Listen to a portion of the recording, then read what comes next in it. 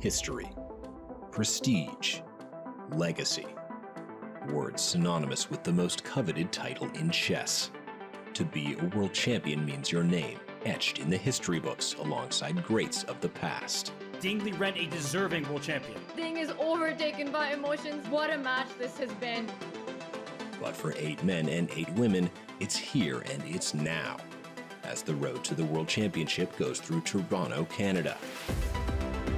Over 3 weeks, chess's elite compete for their right to challenge for the crown. For some, it's a story of redemption. He knows this might be the last few moves of his world championship. Oh my god. There's experience, there's youth, and for one nation on the rise, fortune could favor indeed. An amazing day for Indian chess, making their way into the Candidates tournament. Only one will advance. Only one will play for it all. Watch the 2024 FIDE Candidates on chess.com.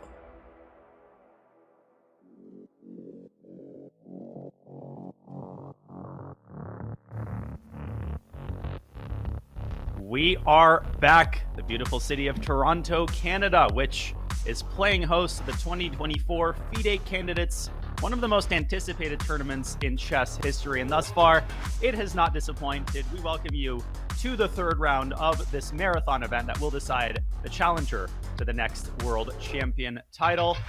I've been watching from the sidelines. Now I get courtside seats. It's a great honor to be bringing you coverage of the 2024 Candidates Round 3. I'm Grandmaster Daniel Naroditsky, and alongside me today, an all-star crew indeed, International Master Tanya Sachdev and Grandmaster Peter Leko. A pleasure to be commentating with you both. Tanya, I will start with you. I'm sure we've all been watching. How are you feeling? How excited are you? What are your instincts going into round 3 of the Candidates? And welcome to the show. Thanks, Daniel. Hi, Peter. Hey, everyone watching. I am super pumped, super excited. You're absolutely right. No sleep at all in India for the last 2 days with the candidates on. I'm going to let you guys in on a secret. This is my absolute favorite tournament. I love the candidates. There's one big prize everyone is fighting for. The money doesn't matter. Nothing matters. It's all about the first place. We get these incredible dramatic storylines. It is the ultimate chess showdown. It is indeed. Peter, we've commentated quite a bit previous tournaments. This tournament, in terms of its hype level, in terms of how much people are looking forward to it and how much it has delivered thus far with 2 very interesting and extremely different rounds.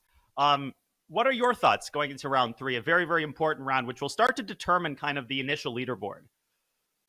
Yeah, hello, Daniel. Hello, Tanya. Hello, everyone. I'm also super excited to be here. Yeah, those first 2 rounds were incredible. Yeah, especially yesterday. Okay, but already the first day, yeah, all the draws, but we already sensed it that something very special is building up here at the candidates. Like Tanya said, yeah, this is the candidate. This is the tournament, and we see that everybody is bringing his incredible will to fight into the storylines. And okay, yesterday was a very special. Well, round 1 featured 4 out of 4 draws, not for lack of fighting. That's just how the games turned out. Yesterday featured 4 decisive results. There's just so much to talk about and so much to unpack, so many narratives, and we won't have time to talk about all of them because we're about to play another round of chess. But first, for those who want a quick refresher on the bloodthirsty events of day 2, let's take a look at our round 2 recap video. Yesterday, it was a very great start. The games were really exciting. We are going to see some great follow-ups. Look at Vidit. This is somebody who is determined. He's out-prepared Hikaru Nakamura, and he's just unleashed a sacrifice on H3. Hikaru Nakamura is in big trouble. How many games do you think will be decisive? Oh, Bishop B6 was just played, so he's not even giving Hikaru a chance to get back in the game. Does trade. What? Wow. Said that this would just give white a winning attack, and in brutal fashion, rook f1, e6. I can't believe it. Did you see that, David? Not only did he resign, he kind of was like, what was that? Unbelievable defense from Gukesh throughout this game. I think many of us would have crumbled. I think this is the last few moves of this game. It's lost control, great competition, and ultimately it came down to having no time. It's Gukesh who wins the battle of the youngsters. You see Firouzja, he plays queen g6, and the bar shoots all the way up, And we see Jan Nepomniachtchi. He wins the game. There's the handshake. It is over. Jan Nepomniachtchi joins a four-way tie for first place after 2 rounds. Muzichuk has 15 seconds 13 left. seconds. Move 27 as well. And the game Position is falling totally apart. changed. I think she's just made a mistake as well. I think she can take the bishop on e7. She put her rook on d8, and there is a pin. Very impressive display there from Alexandra. And now f5. Look at the evaluation bar. There's a tactic. It has to be a tactic. And we have a resignation. So Tang Zhongyi gets off to a blistering start. 2 points out of 2.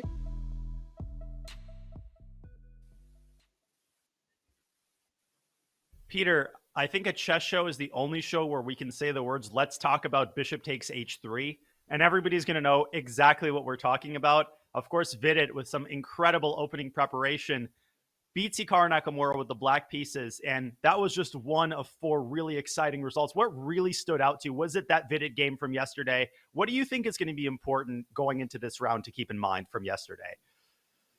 Well, to me it was like a big shock, because bishop takes h3, suddenly when it happened, I mean, there was a chance that it might happen. I thought, like, I know this is some deja vu, and I opened my files, I checked my old files from 2018, and there you had it, bishop takes h3. But, you know, highlighting that I'm not even sure that black needs this. Yeah, it was very interesting. But the real shocker for me personally was the c6 move order. So that was kind of the surprise, which I did not have back then in 2018. I was reaching this position from a slightly different move order. But yeah, it was kind of shocking that Hikaru was not ready for it. And if you are not ready for it, it's just so difficult to navigate over the board. Tanya, the all-Indian matchup between Pragg and Gukesh was a wild game. It seems like Pragg's long no-loss streak, that's in the past. He's lost some pretty important games recently, and the loss of the white pieces in those crazy tactics. Is that pretty revealing of Gukesh's very strong mental state, able to keep his composure? And of course, not to ignore the other 2 results with Fabi taking care of business and Jan defeating Ali Reza also in a time scramble. How much are nerves playing a role in these results? Fabi said it right in his interview, that it might not be as much about the difference in strength or experience.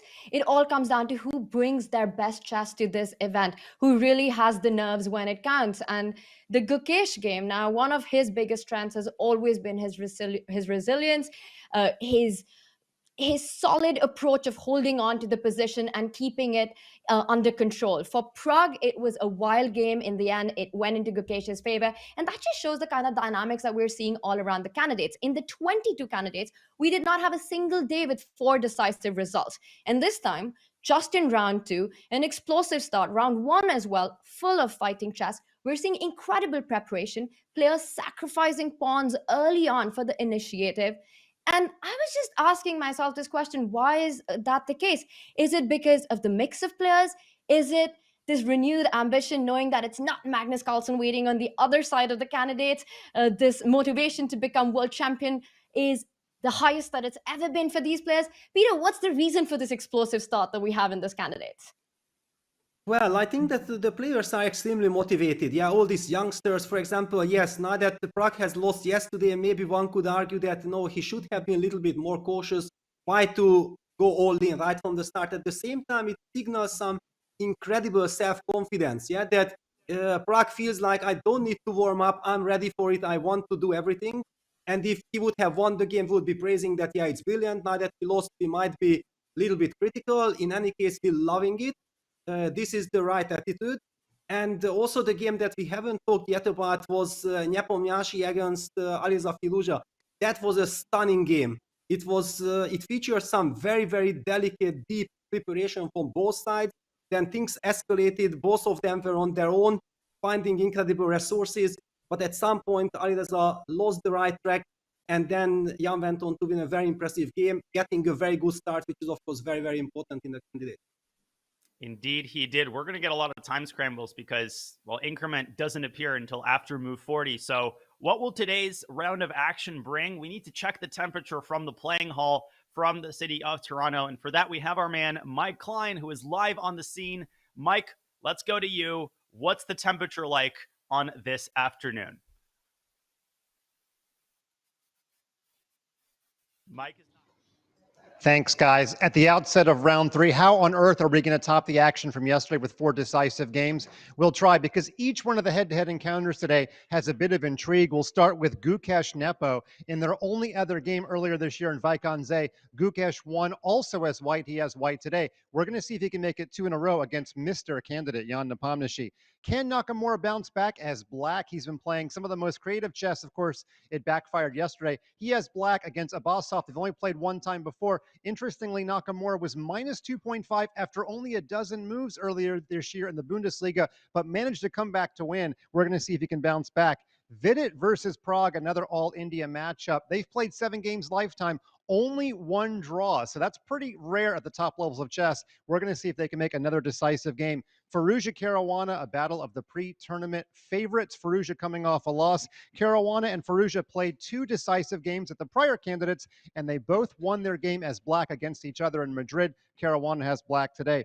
Over on the ladies' side, Tan Zhongyi is a woman on a mission. She has 2 wins in her 2 games. She is black today, though, against Humpy Kineru, the veteran. She has a very poor lifetime record, only scratched out 1 draw from their 4 games. A draw will be just fine as black to protect her tournament lead. We'll see what happens there. So another great day. The sun is shining. Back to you in the studio. Thank you, Mike Klein. Excellent coverage as usual. And in front of you are the pairings for today, as well as their head-to-head score.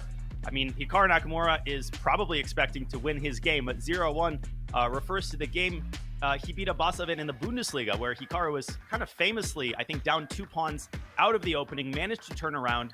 So that's going to be kind of a psychological block that Abasov will have to deal with, especially after the loss yesterday. It's Firouzja versus Caruana. Gukesh Nepo is a very exciting matchup. They have gone with a Gukesh victory and 1 draw, and 3-3 between the All-Indian matchup, Vidit and Pragg. They have split their head-to-head thus far. Some fascinating matchups, a lot to dig into. We don't have time to talk about all the narratives because the games are about to begin. But Tanya, let me start with you. What matchup jumps out at you? What do you see when you look at these pairings for today? Just all of them top to bottom, such incredible storylines. And I'm going to push back a little bit on the Hikaru narrative there. Their match in the Bundesliga, it was Hikaru who chose to go in with a novelty very early on, sacrificing a pawn. And though the compensation was never clear, he just kept the game going. And at some point, it felt like he outplayed Nejat in that. And Hikaru right now is a wounded beast. To me, this is a very critical match for Hikaru in his pursuit to get to that World Championship, to keep his chances alive. Peter, I know it's early days, but is it really too early to say that this is the pivotal game for Hikaru? I think, Tanya, you're absolutely right. I have very much the same feelings, like when you are losing, like Hikaru did yesterday against Vidit. Yeah, in a way that happened, it's not good. Then you have tons of negative emotions. You have to try to turn them into positives, right immediately, because otherwise all the sleepless nights, they will eat you alive from inside. And that's one of the things that the fans who are just looking at the games don't know, that what kind of demons the players are fighting with. Hikaru needs to bounce back. He needs to get back to 50% so that he can just calmly focus on chess instead of all this craziness. And Alireza Firouzja, he might be in the same boat. He suffered a painful loss yesterday to Nepo. That game kind of flip-flopped. There was a point where I thought maybe Firouzja's taking over the initiative, but now it seems like Jan's in the better form. Firouzja got himself into horrific time pressure that nobody, not even Alireza, one of the best blitz and bullet players in chess history, could get out of, and a big win for Jan in the early going of the tournament. Let's talk about Alireza and his mental state.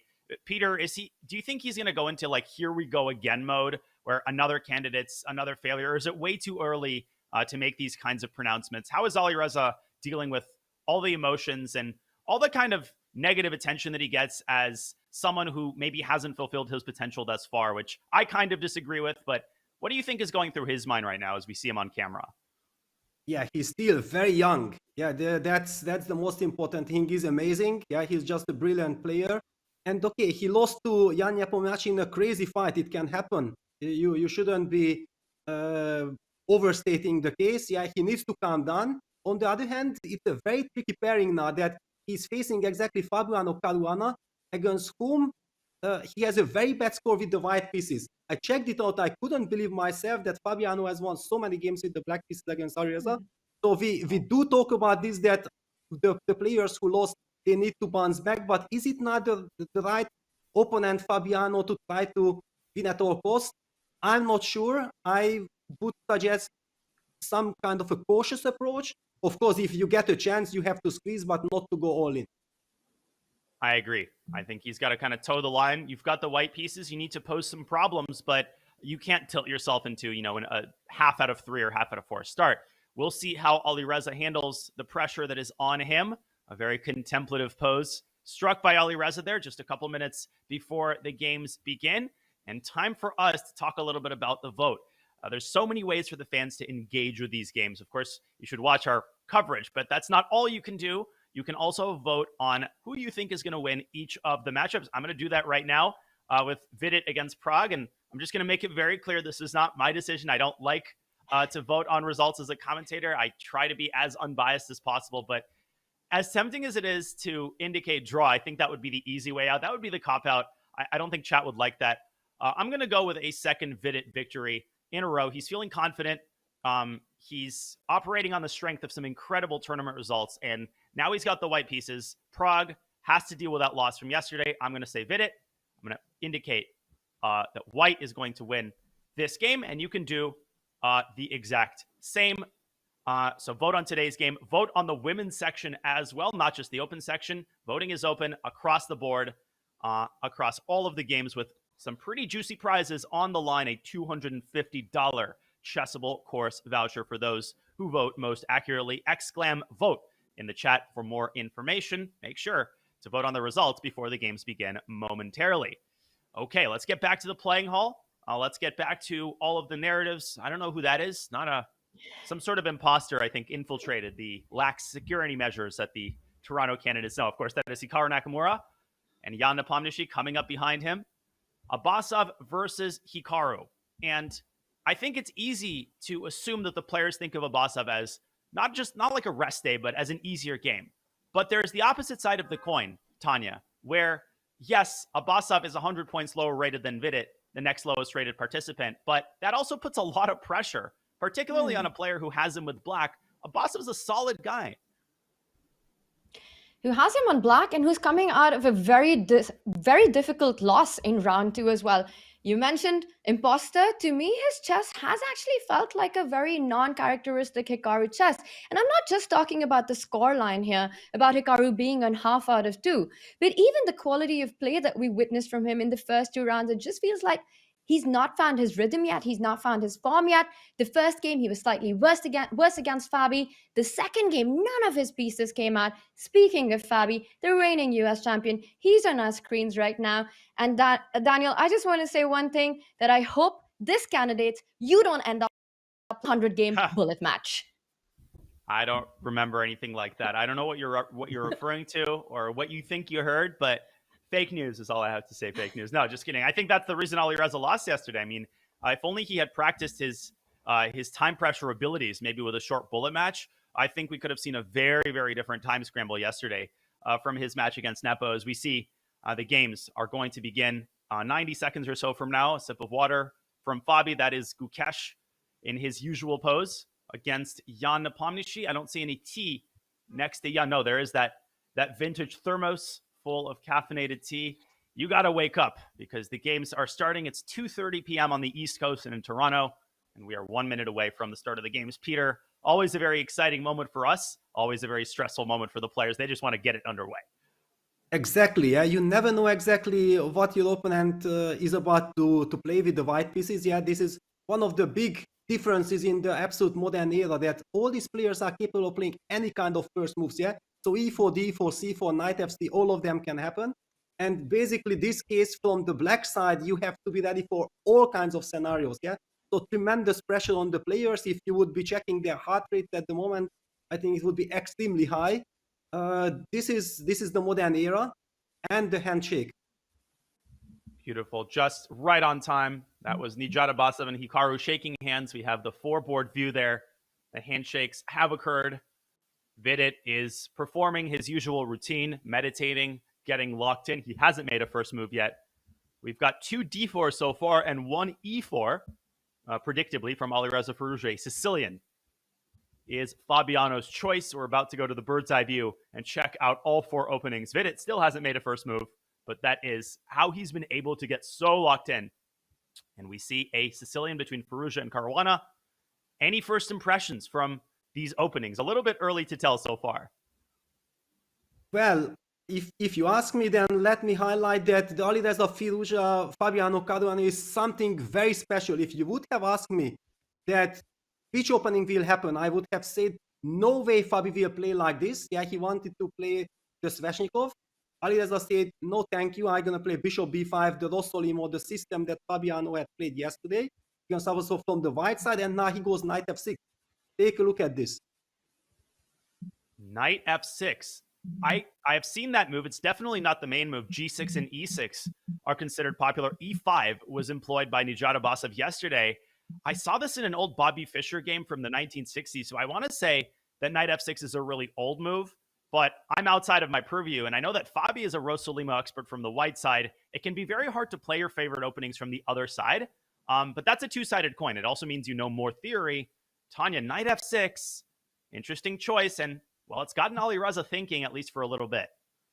Yeah, we're not the only ones surprised here. Alireza definitely was also not expecting this move. And Fabi has, and I know, Peter, you mentioned this earlier, has such a big plus score against Alireza in different formats, actually. Recently, he had this incredible win in the Norway chess.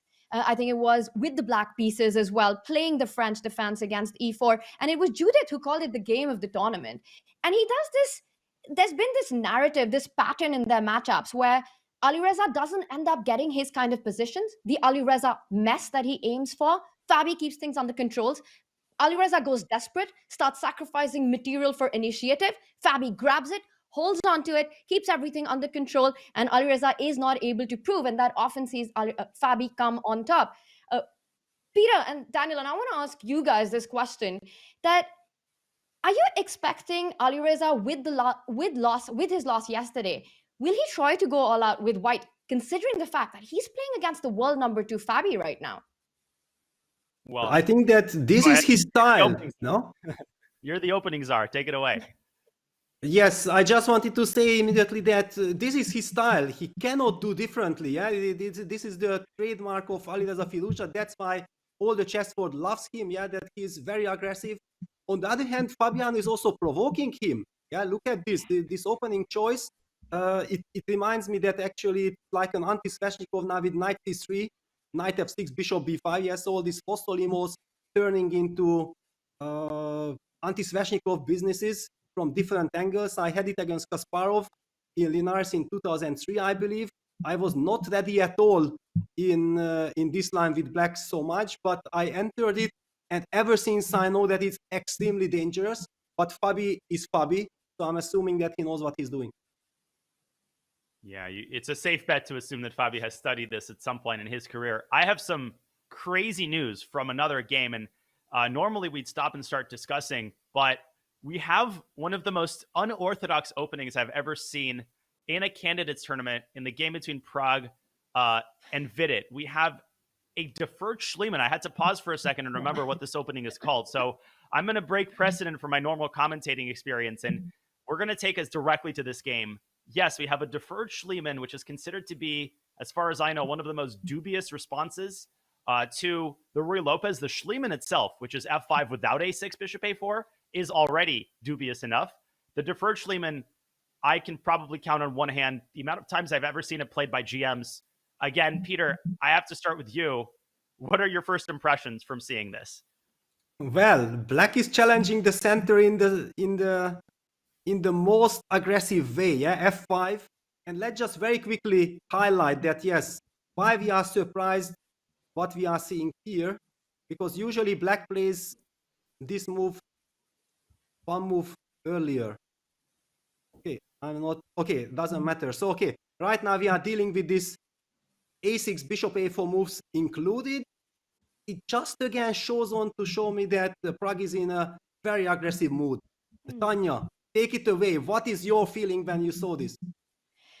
This has to be Peter Swidler preparation, right? He's over there. We've been seeing some incredible prep being even played out by Pragg in round 2. Yes, it did not go his way, but it was a wild fight starting from the very beginning, sacrificing pawn after pawn. And here he is again on move 4 with black sacrificing another pawn. Now, my knowledge of this opening, Peter, when black does play f5 on move 3 is that there are different ways for white to react. Yes, you can get greedy with the pawn on f5, but that's never been my favorite way to react because it allows a free flow to black's center. The mobility with the black pawns in the center, the d and the e pawn, give enough compensation. White can, on the other hand, keep things solid with a move like the d pawn moving forward to d3 or the knight moving forward to c3. You continue with developing, or you go all out, also challenge black's center with the move, and let's just have that on the board. And after f5, we were pointing out that white can go d3, d4, knight to c3, just keeping the center under control. Grabbing that pawn on f5, for me, Peter, would be the least likely option here because I just feel I'm giving too much control in the center. So go ahead, Peter. Sorry, Danya, because I have the analyzing board and I already highlighted this, that I believe this is kind of the trick that in the real Yenish Gambit or the Schliemann, as you said, we know that knight c3 and d3 are the two main options and they are very reliable, nice lines for white. But with the inclusion of a6, bishop a4 and f5, and now I'm going to toss it to you, there are, I believe, differences, isn't it? Major differences, and that's exactly what I was going to ask you, Peter. What is the difference between the regular Schliemann and the deferred Schliemann? And in this case, it's huge. I actually think knight c3 and 3 are both considered to be very bad moves. And in the case of knight c3, I think it might be because I'm not exactly sure, but after f takes e4, knight takes e4, you see the eval bar dropping precipitously. It could be that the placement of the bishop on a4 is somehow awkward. Maybe fe, knight e4, d5 is now just bad for white. Knight takes e5. This is the main line without the inclusion of a6, bishop a4. Apparently, it's not that. This is still good for white. Peter, I'm not sure what it is, maybe knight f6, but there is a reason that you're not supposed to go knight c3. And Vidit has just played the most often recommended move. This is what's supposed to, quote unquote, refute the Schliemann, and that's the move d4. But here the theory only begins and the chaos only begins because after e takes d4, I think I remember e5 being the main move. Black typically plays b5, and after bishop b3, we get a position that's just like total anarchy. You have no idea what's going on. You only have the computer evaluation, and I think Pragg is taking the Hikaru approach from his game against Fabi. He believes that he has studied this opening a lot better than Vidit. He's got the surprise value on his side, and I know for a fact that if white is not ultra precise, it's not that, oh, white loses his advantage. White can actually end up much worse here. Yeah, well, now that when f5 happened with a6, bishop a4, f5, I was also thinking like, does something from the childhood ring a bell? And I had this feeling like d4, f takes e4, bishop takes c6, d takes c6, knight takes e5 is something that I can relate to. Yeah, this looked somehow familiar. But after d4, e takes d4, it's just a completely different planet. Yeah, there is so much tension, so much imbalance in the position. And of course, white has to play e4, e5. Isn't this some kind of an Albin counter gambit? Very similar. Yeah, or Falk beer. In the King's Gambit, you have this line where black plays d5, ed, e4. Crazy. Yes, absolutely crazy. And we're really seeing Vidit with his Vidit 2.0 approach here. He definitely slightly surprised with Pragg's opening choice, but goes for the most dynamic counter there with d4. And in these kind of structures, very often white doesn't aim at recapturing that d4 pawn. You're actually looking at even potential sacrifices. Once the bishop falls back, you see it's on this really nice diagonal, stopping black from completing kingside development. The king might be stuck in the center for a while. And Peter, there are always these ideas of actually, instead of recapturing the d4 pawn, you can start targeting it with a move like c3, offer a pawn sacrifice, and it's all for development and initiative. The one thing I've noticed about Vidit in this tournament so far has been that he's really playing for activity. We see him wanting to give up the pawns, wanting to get the tempo going, and he seems to make it work so far. Wow, but take a look. take a look. Pragg has absolutely no intention of holding on to that pawn. He wants to target, he wants to eliminate that monster bishop, the soul of the Ruy Lopez, the bishop on b3, immediately with knight a5. And things are heating up. I'm kind of speechless. I'm supposed to be a Ruy Lopez expert, but I'm not sure if I have. Definitely, I haven't seen this position the last 25 years.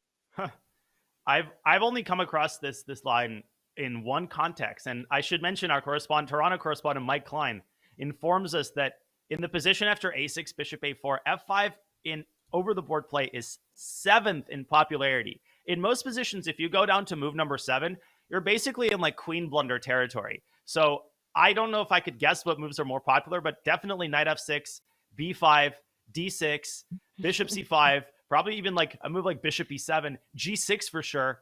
I don't know, maybe g5, but f5 is an incredibly obscure line.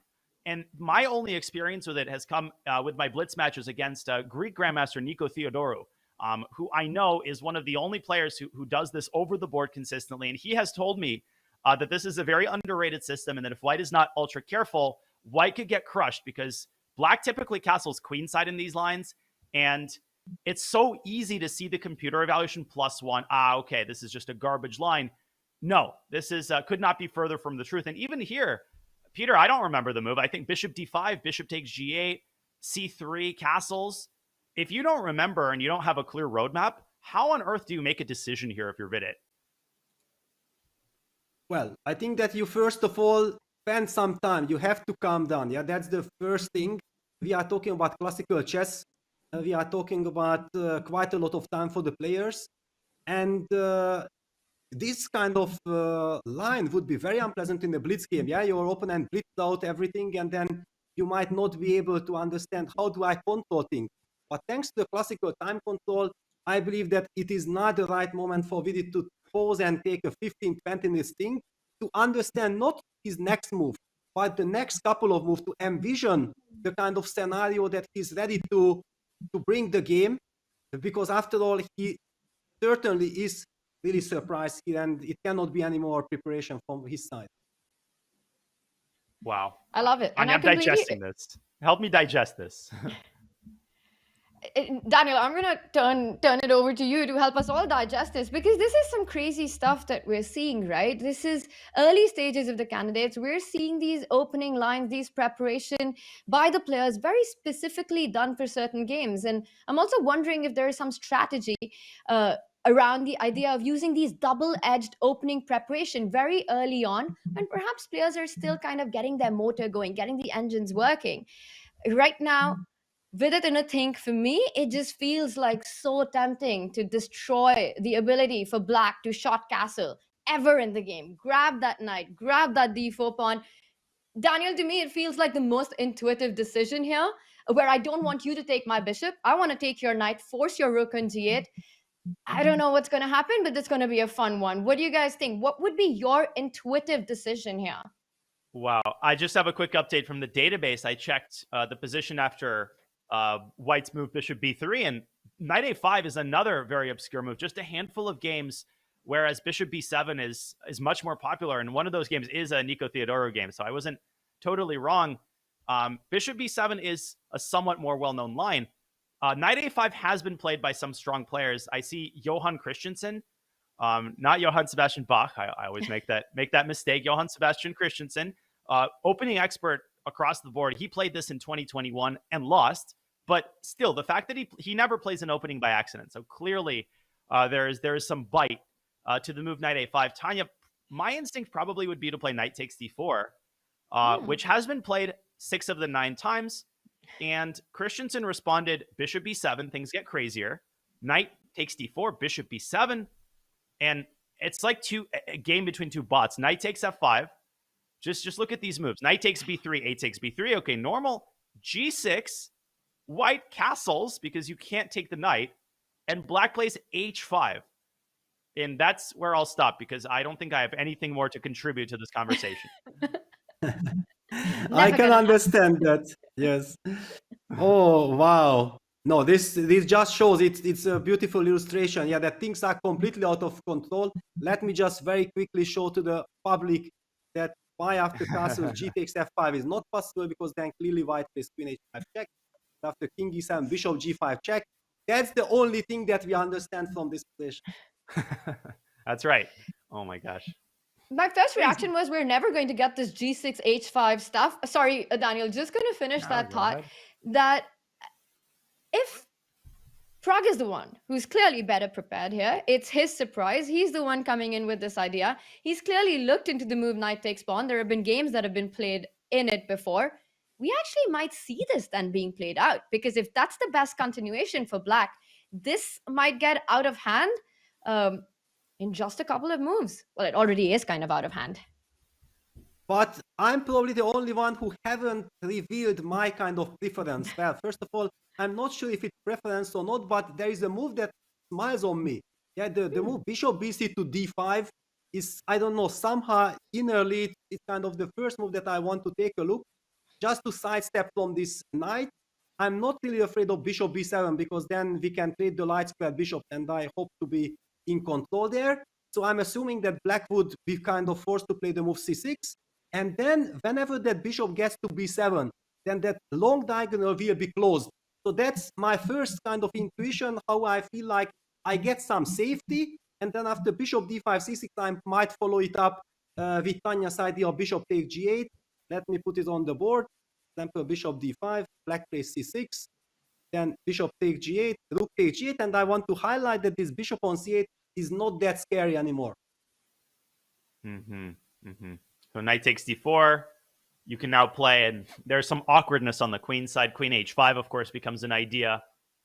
And the eval has stayed the same. It's about 0.8, which tells us, absolutely nothing, just because white has so many decisions to make on every move. And Peter, I think you called it. I think Vidit is definitely going to take probably at least 15 minutes. And he knows that the price of a move right now is very, very high. He needs to maintain accuracy, and he is walking on hot coals. Because Pragg has studied this position. He doesn't know for how long, maybe for many weeks. And it's a pretty terrifying sensation. You have no idea how well your opponent knows this position, but you know that he knows it, and you know that he studied it. And it's a very disconcerting sensation, Tanya, to be in your opponent's preparation and to be in territory where you have nothing to cling on to. You're lost at sea, and there's no flotsam to grab onto. You're on your own. I completely agree with everything that you've just said. Psychologically, it's such a difficult situation to be in when there is this dynamic opening. There's a sacrifice on the board. Your opponent's king is in the center. It's something that you're not familiar with, and your opponent is just blitzing out the moves. And every move, like you mentioned, is really a high responsibility move. Things could go from having, a slight advantage as white is expected to have in the opening, from not just equalizing, but just being worse. And I want to come back to Peter's point of actually provoking that c-pawn moving forward with the move bishop to d5.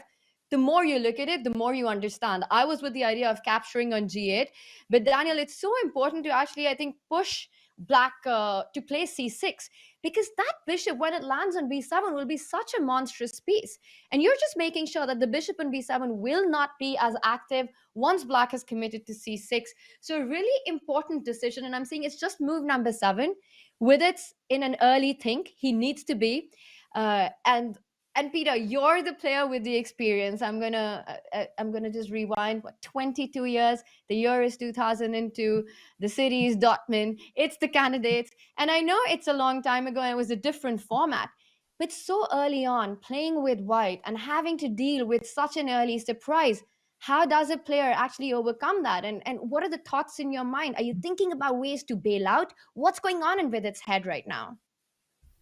Well, first of all, the good news for Vidit is that he is sharing the lead with a +1 score after his yesterday's sensational win. So he's in a very nice tournament situation. I think this helps. This clearly helps to navigate, because, okay, you understand that it's a surprise. On the other hand, if this line is supposed to be so good for black, why is it so forgotten? Yeah, this is kind of the thing that should give actually the energy and the positive direction for Vidit. Yeah, that, okay, after all, Pragg yesterday was also doing something very interesting, but it was risky for him. Yeah, so there is also a chance that if Vidit keeps his nerves and finds a good reaction, then he might get another chance to win another game. Of course, it can also work out in Pragg's favor. However, also what I would like to say that this is classical chess now. Vidit is taking his time. It also gives us, the commentators, the chance to navigate towards the other games, yeah, because this got all our attention, but I'm pretty sure that there is quite a lot of action in the other games as well. There most certainly is, and we don't get an opening like this every day, but we also know that there's fans of every player here, and we want to be fair and equitable. So here we have a bird's eye view. We will go on a break, but first a quick update here on all the boards. The most kind of mundane opening is in the top left. Abasov playing an exchange Slav with Hikaru, so clearly pursuing that campaign of playing very solidly, harnessing his advantage as a player that that everybody wants to beat, and maybe tempting Hikaru into overpressing. So that position on the top left is very symmetrical. We started out with Firouzja versus Caruana, which now is in a very interesting, unconventional structure. Definitely something to explore after we come back from the break. And on the bottom left, we have Gukesh versus Nepo in kind of a Catalan-ish position. Also a lot to discuss on that board. So we're going to go Firouzja versus Caruana and Gukesh versus Nepo. And of course, we'll take a look at the Abasov game as well. But first, we're going to go on our first break of the day. You're watching round 3 of the FIDE Candidates live from Toronto, Canada. And we'll be back with more coverage of this very exciting tournament and very exciting round on the other side of this break.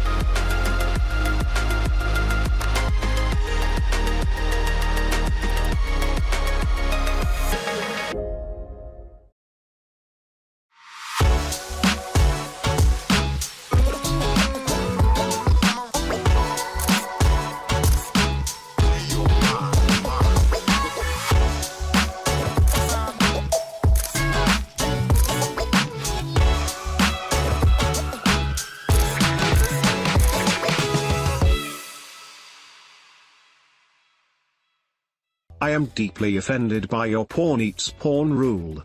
I think that sort of thing is cannibalism and must be stopped. Let's have a Zoom discussion about it. And he includes the Zoom link. I love it. Can we open that now? Oh, is he there? God. That'd be great. I love the tone of that. Like it's cannibalism. Let's have a Zoom discussion about it. Here's a link. Like that is so good. I was sure that was going to be an en passant ticket.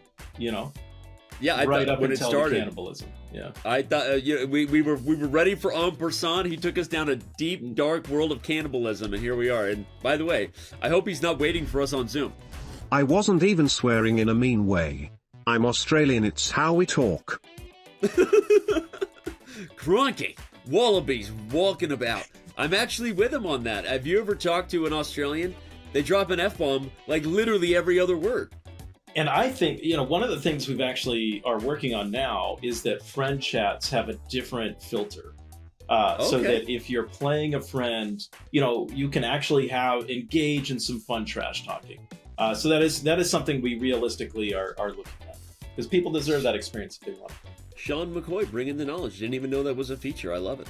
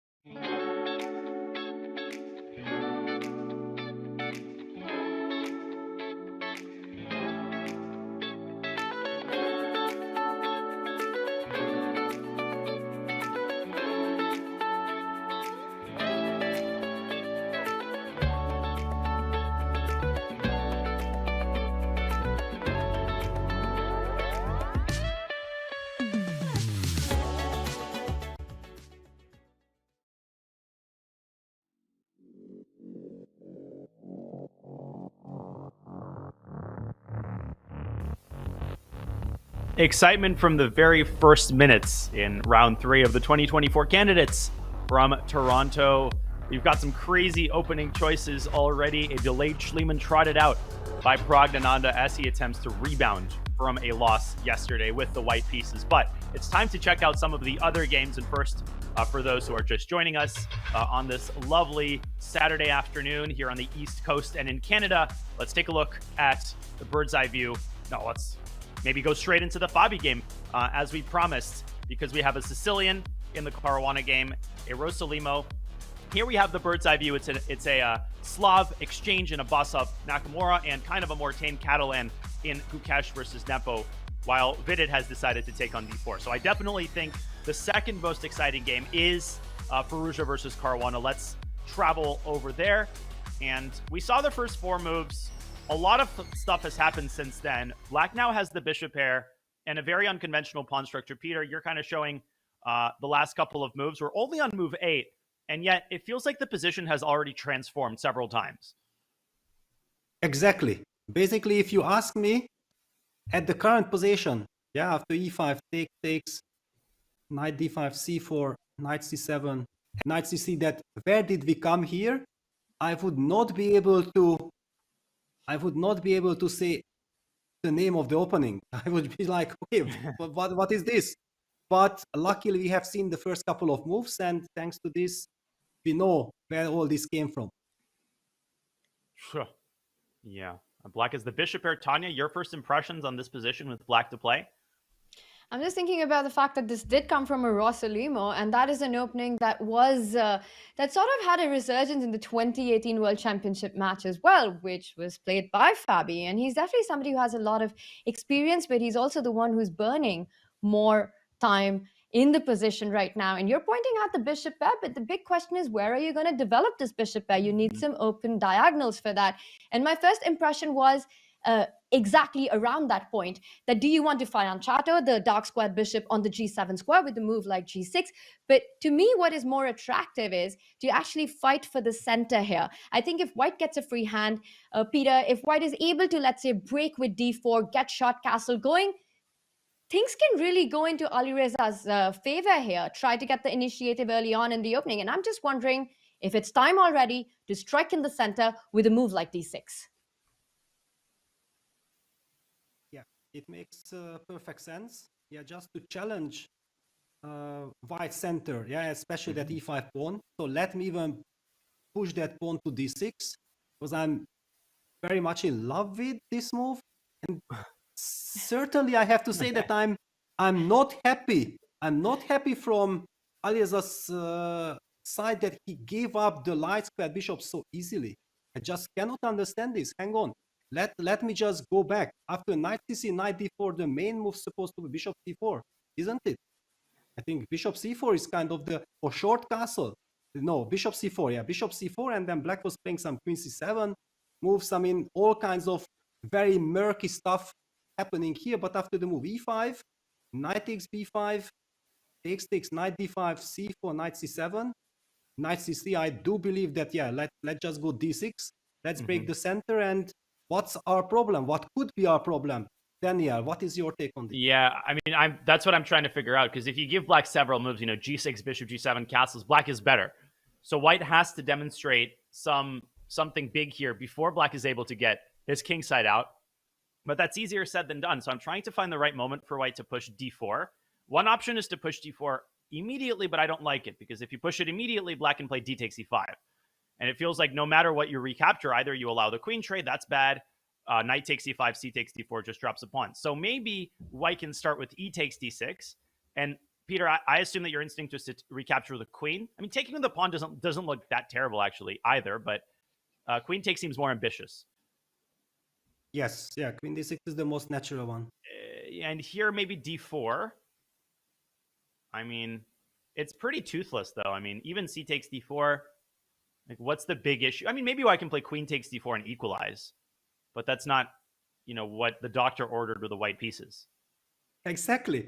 I'm completely puzzled, yeah, because I was saying that Alireza is very aggressive and this is his trademark and everything. And what I see here, giving up his light squared bishop, I mean, we are not seeing something, we are misunderstanding something, but right now I would be very happy to be black. Wow. CD. Wait, CD queen takes d4. Is that endgame? Are we sure that endgame is so easy for black to play? Queen takes d4, queen takes d4. I mean, maybe you're playing something else here. But queen d4, knight d4, this knight on c7 is a little bit awkward. That was what my one kind of point. Bishop f4 could come with tempo. On the other hand, there's absolutely no way that black is actually worse here. Yeah, but the knight on c7, yeah, is slightly awkward. But okay, we have so many different choices. I think Fabiano is doing the right thing. He's pausing, he's taking his time. He understands that this shouldn't be critical. Yeah, he knows that this should be kind of fine. That's why actually he's also out of preparation anymore. Yeah, because normally there are so many critical lines nowadays to take care of. That lines which are not that scary, you just don't analyze. You think like, okay, I'm gonna handle it over the board, and he should be happy now. Agreed. And it makes me think about what we were discussing earlier, that Fabi has this incredible ability to just not let Alireza get his kind of positions, his type of positions out of the opening. And to me, this feels like a similar narrative of what their past recent games has followed. And it's a good thing that Fabi is thinking right now. Completely agree with the point that you just made, that he knows that black should be fine here. You've got the bishop pair. It's about development. It's just about handling this e5 pawn. And Fabi does take a decision. And I believe he played the move d5. So not d6, but a more aggressive approach with the same idea while allowing en passant. So we could get the position that we were discussing if Alireza did go for capturing the pawn with the en passant. I don't believe, Daniel, that you want to take c takes d5, allowing the knight to jump in, that problematic knight on c7 getting activity. Yeah, this is basically, old wine in new bottle. I think we're going to get the same position because, well, maybe Fabi wanted to limit Alireza's choices because after d6, maybe white could have castled. Here, it's just important to point out CD, knight takes d5, queen a4 check might seem exciting to some players, but after bishop d7, oh, you can take the knight on d5. That's a legal move. It's not a very good move, and we're not going to see that move at the candidates tournament. So this is a dead end, and as is d3 in response to d5. Keeping the tension is totally toothless. It's just a terrible move for many reasons. I mean, DC at the very least is a good endgame. But am I seeing this correctly? Is the eval bar shooting up a little bit after d5? Could we just refresh to the live position for a second? And it can't be because of e takes d6 en passant, because that would have been, that's equal. Maybe a move like d4, just blasting open the center, can be considered with the idea of meeting DC with d5, kind of like that Albin idea that we saw from Vidit. Peter, your take on this wild move? Yeah, well, thank you very much for pointing it out. It's very attractive, especially because otherwise I just don't believe in white's position. And once we see this d5, d4 narrative, you know which opening comes to mind? The Caruana, the advanced Caruana with e5, bishop f5. There are lines where white is trying to use his development. And yeah, this brings some life. And why did Fabiano then let this happen? Yeah, this is quite a big puzzle. Huh. DC d5 looks scary. So Tanya, he was trying to limit Alireza's options, and ironically, it seems that he's allowed an option that could have been prevented. And d4 is exactly the kind of move and the position that you have in front of in our analysis board, sacrificing c4 to allow d5. It's exactly the kind of stuff that Alireza wants to aim for in his opening. This is exactly what he wants. And the big difference from moving the pawn from d7 to d6 instead of d5 is that d4 could have been just met by capturing that e5 pawn, leading to a queen trade, which would have solved all of black's problems. d4, I'd love to see it happen on the board, and I think it's exactly what Alireza will do. It's so important that after you've had a difficult loss in the previous round, to bounce back immediately in such kind of events. And I know this is something, Peter, that you have spoken about as well. And of course, against Fabi, it's not as much about results, but at least getting a position where you're the one who's fighting for an advantage with white. Yes, exactly. Basically, after the loss, not necessarily you need a win. Yeah, and let me come back even to, you mentioned this candidates tournament from 2002, 22 years ago in Dortmund. I started with 2 black games, I played a horrible game against Michael Adams in the first round. I was very nervous. He also played wonderfully, put me on the ropes, and I was defending, finally surviving thanks to some time trouble trick. In the second round with the black pieces, I lost a horrible game to Barayev. And if somebody would have asked me what are my thoughts at that point, I would say, okay, they have to calm down. The tournament is almost finished. I haven't stepped my foot yet on the tournament, and I need to calm down. And I remember that I played the third game with so much nervousness. Yeah, and it was all about the result, trying to bounce back. It did not happen.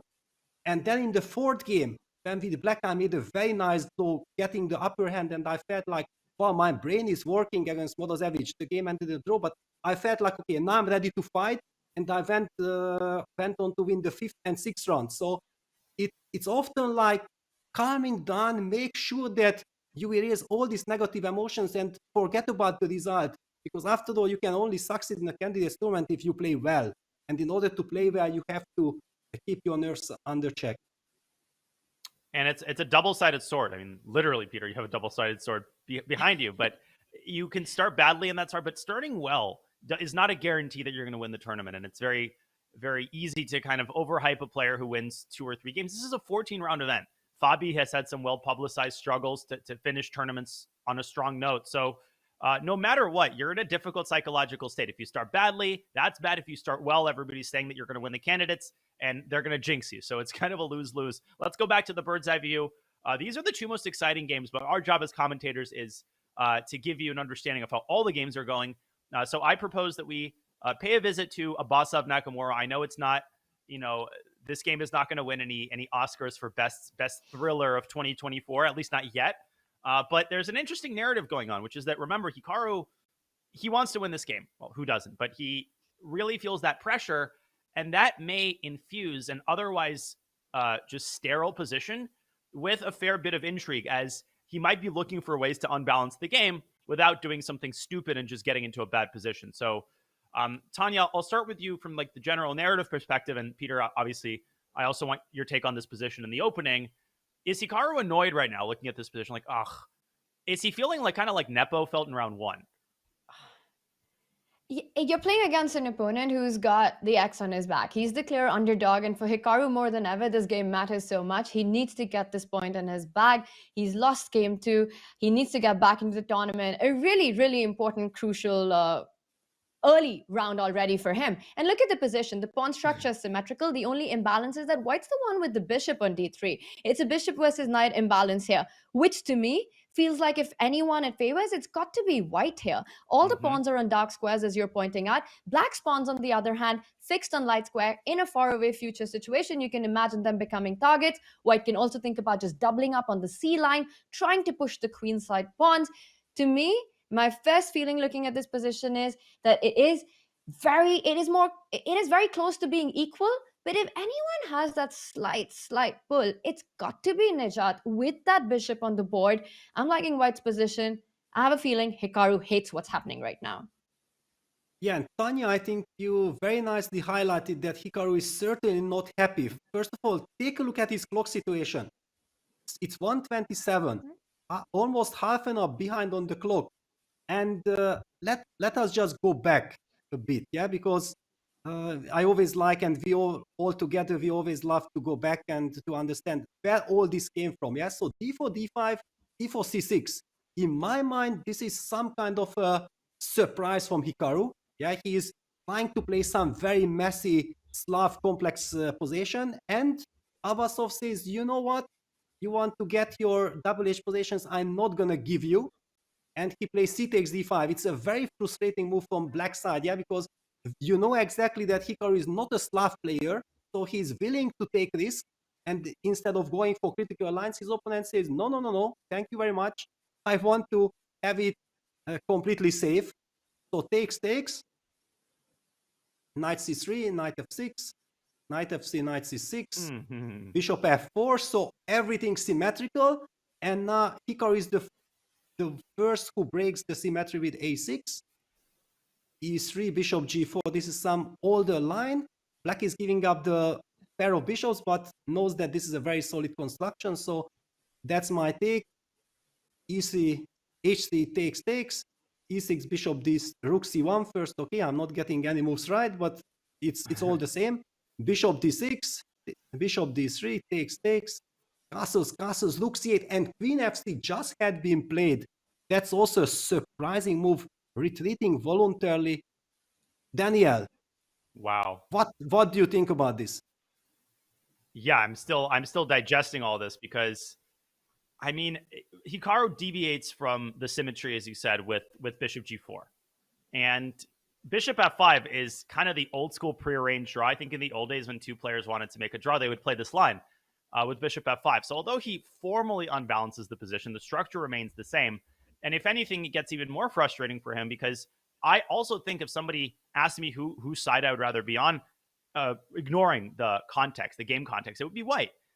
White's got the bishop, as Tanya pointed out. There's this knight a4, knight c5 maneuver that could kind of tickle the queen side. And Hikaru's taking all this time, I think, not only to figure out a way to unbalance the game, but it's not like Abasov is incapable of punishing a bad move. He also has to be careful not to slide into an objectively worse position. So maybe he's deciding whether to play b5, b7, b5, which could be a little bit too committal. It weakens the c5 square. The move e5, breaking in the center, also needs to be calculated, although in that situation, you could get saddled with an isolated queen pawn. That's exactly what you want to avoid. Pawn takes e5, knight takes e5, the queen moves up to f5, for example, and, you know, after the smoke clears, it's exciting for a moment, and then once you trade on d3, you realize that you're going to be struggling for the rest of the game. So Hikaru's not only thinking about how to win this game, he's also thinking about actually what move to make in order to keep the balance. That's might be the top priority right now for Black. Absolutely agree. I think for Hikaru, it's so important to just keep the game going, to find ways to actually make sure that there are chances for just a long game. And I love the fact that there is a player like Abasov in the mix at the candidates. Yes, he's rated maybe more than 100 points below the rest of the field. He's a clear underdog. But he's also somebody who is a very strong grandmaster.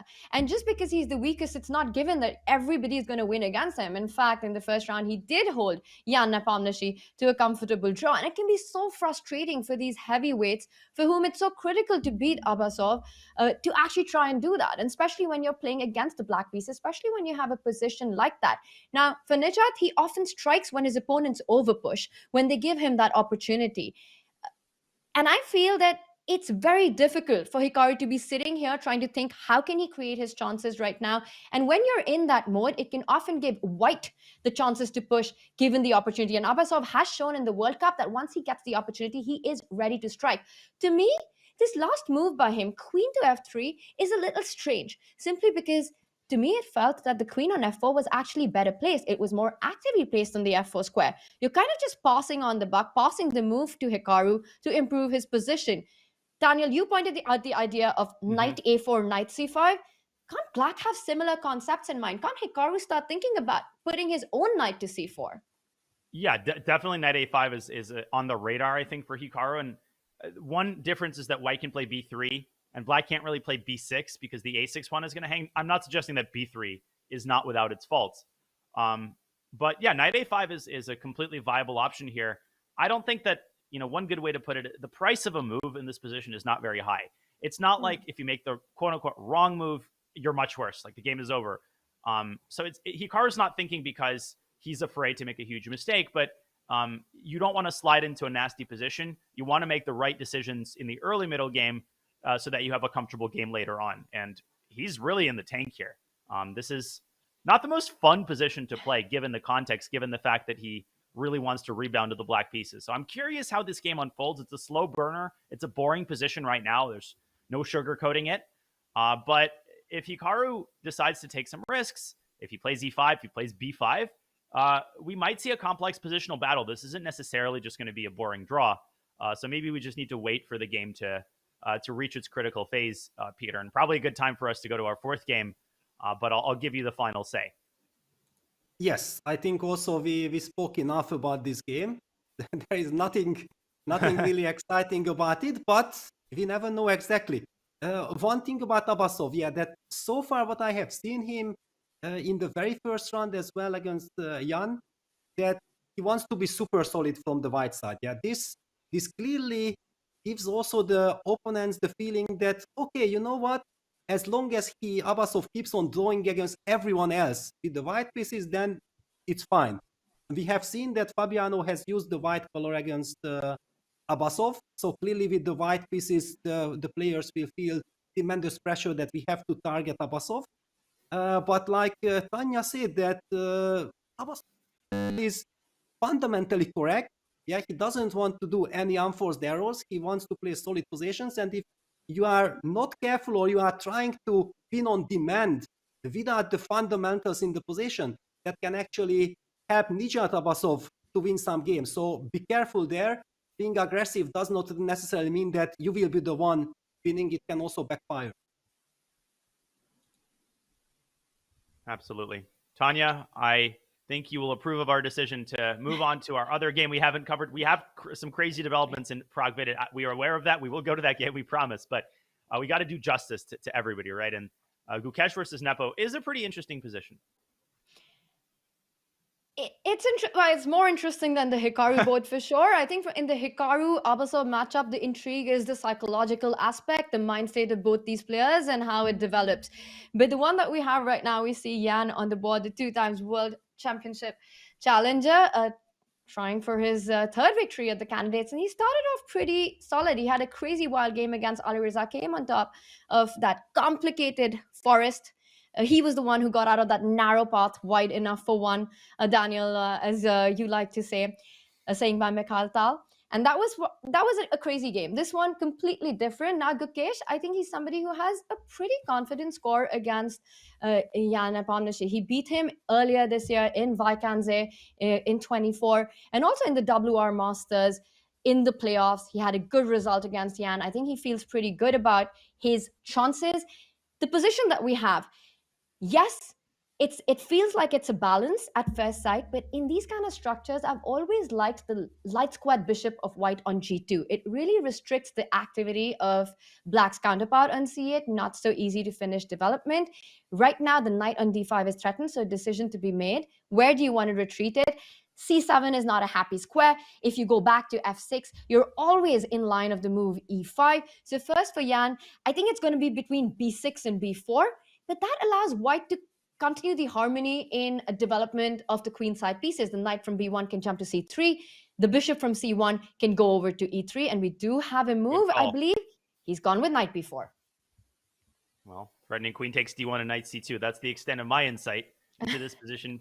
Peter, probably queen e2, rook d1 comes to mind. Jan has played the Catalan extensively with the white pieces here. He faces it with black. Is this a balance? Like, what do we make of this position? The pawn on e4, double-edged pawn because you're controlling squares, but that bishop on g2 that Tanya mentioned, I love the Catalan bishop, who doesn't, but once you play e4, it starts to complain, like, what about me? Am I included in the party as well? Yeah, absolutely. e4 is a very ambitious move. Let's just very quickly also go through the opening moves because we have been missing out on them. Yeah, we already have also development, knight c3 had been played. Yeah, just quickly to see that, because this is a very special Catalan line, gc d5, bishop g2 and c5. So this is where it came from. Okay, this is a very rare move order because usually we do get the Catalan from knight f3, d5, g3 when black usually develops the bishop from f8 somewhere or grabs the pawn on c4, but we definitely don't see those c7, c5 moves so early. So Jan is trying to mix things up, surprise his opponent with c5. C takes d5, knight takes d5, knight f3, takes, castles, bishop c5, knight takes d4, short castle, knight b3. Okay, so that's how White's knight landed on b3 because it came with the tempo. The bishop retreats to e7, and now there are different ways. For example, the more thematic move like knight c3, I will not go into the depth, just to highlight that knight c3, knight takes c3, b takes c3, opening up that bishop is very much in the Catalan spirit, but on the other hand, it also comes at the cost of damaging the pawn structure. Yes, so this is one of those difficult decisions that White has to make. Gukesh did spend quite a lot of time. We see that he's half an hour behind on the clock and went for e4. I kind of like the spirit of it. Again, fearless. youngsters feel less challenging the opponent to the maximum. Of course, the knight jumps to b4. It's very important to control this d3 square, I believe. If white sets up queen e2 rook d1, it will be very bad for black. So clearly black is relying on this queen d3 resource against queen e2. And that's why white first continues the development with knight c3 and makes sure that, you know what, okay, if you trade queens, like let me even put it, queen takes d1, rook takes d1, then white might be able to target that knight on b4 because the d3 square is under control with the rook on d1. So a to a3 might be unpleasant. I'm liking this move. And Daniel, what is your take? How do you feel about this? I would be slightly uncomfortable with black, and that's why my bishop is usually on g7 because I'm a King's Indian player and not on e7. So anytime the structure is semi-symmetrical like this, I'm a bit out of my depths. But yeah, the Catalan is a slow burn opening. The danger isn't that you're going to lose in 15 moves. It's that you're going to lose in 75 moves, but you're still going to lose. So I agree. I think black needs to be very careful to make these strategic decisions wisely. Knight 8 to c6 would be my instinctive choice, just keeping the tension, passing the ball back to white, and white could pass the ball back to black with bishop e3, for example, and we could get this interesting tension down the d file. Eventually, black could play the pawn up to e5 and try to open up the light squared bishop, but that also has some drawbacks.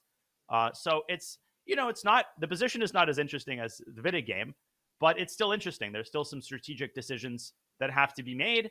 But right now, I would say the onus is on Jan to show that he can equalize in the next few moves. I think white's position is a tiny bit more preferable, just maybe from a practical standpoint. Tanya, I think you agree with that from the gist of your earlier statement.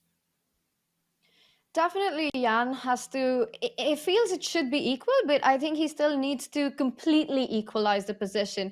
And one can imagine white's ideas of developing that bishop from c1 to e3, the knight from b3 jumping to c5. If at any point white is able to get a bishop pair in this kind of a position, then we're talking about a real advantage for white. So Jan needs to watch out a little bit, though on the screen he looks completely chill about his position. I don't think he's feeling that chill, but the position that has no chill at all right now, Daniel, it's got to be the Vidit board. Beautiful transition. Let's go right there. That's our delayed Schliemann, and we have some developments. Peter, we actually started by going down that Johann Sebastian Bach game, but so we come back to this one, and black has just played the move d6. So let's rewind a couple of moves, as you like to do, back to knight a5. So knight takes d4 was played, bishop b7, knight f5. This is what we talked about. The Johan Christensen game was g6, and here knight takes b3, ab, and d6. What is going on here? Well, things are going exactly the way as we expected, that Pragg is very well prepared. Yeah, so in the most critical line, he will certainly know exactly what to do.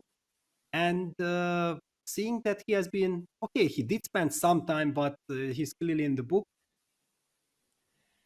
And what do we make out of this? Yeah, I simply love that black has this light squared bishop. On the other hand, white is a pawn up. Clearly, black's king is more in danger than white's. White can just very quickly castle whenever he wishes. But Tanya, what is your feeling, and how do you relate to that in this all-Indian duel between Vidit and Pragg? Things are escalating right from the start. For the Indian fans, this is just such a big game. I mean, how much this candidate means to India. Peter, the fact that at 4 a.m. yesterday, Vidit for the win was trending in India. It just says how many people are involved in this, invested in this. And it's so hard to actually, for the Indian fans, to root for any one of these three Indians. And I think Vidit's win yesterday against Hikaru was really a big moment. Pragg has been a difficult opponent for Vidit in the past. And I remember it was back in 2019, the first time that Pragg actually scored a classical victory against Vidit. It was in the Asian Championship. Pragg was just 14 years old. Vidit, of course, a stalwart of Indian chess already. That was the first time that it felt that the youngsters, they're coming. And here they are. And Vidit, even in the 22 Tata Steel, he lost to Pragg. He was slightly better in that game with the white pieces, but in the end, it was Pragg who prevailed. Right now, it feels like the opening battle, at least bringing on the first surprise, Vidit in the think, has gone in Pragg's favor. This last move, d6, is just such a shocker on the board because when I first saw it, I'm just thinking that white can actually capture the d6 pawn, and there's really no good way for black to recapture it. That bishop from f8 is tied down to defending the g7 pawn. The queen can't recapture it. If you take it back with the c pawn, white can simply go short castle, and I'm bringing my rook to e1 on the next game. That king on e8 would be in big trouble.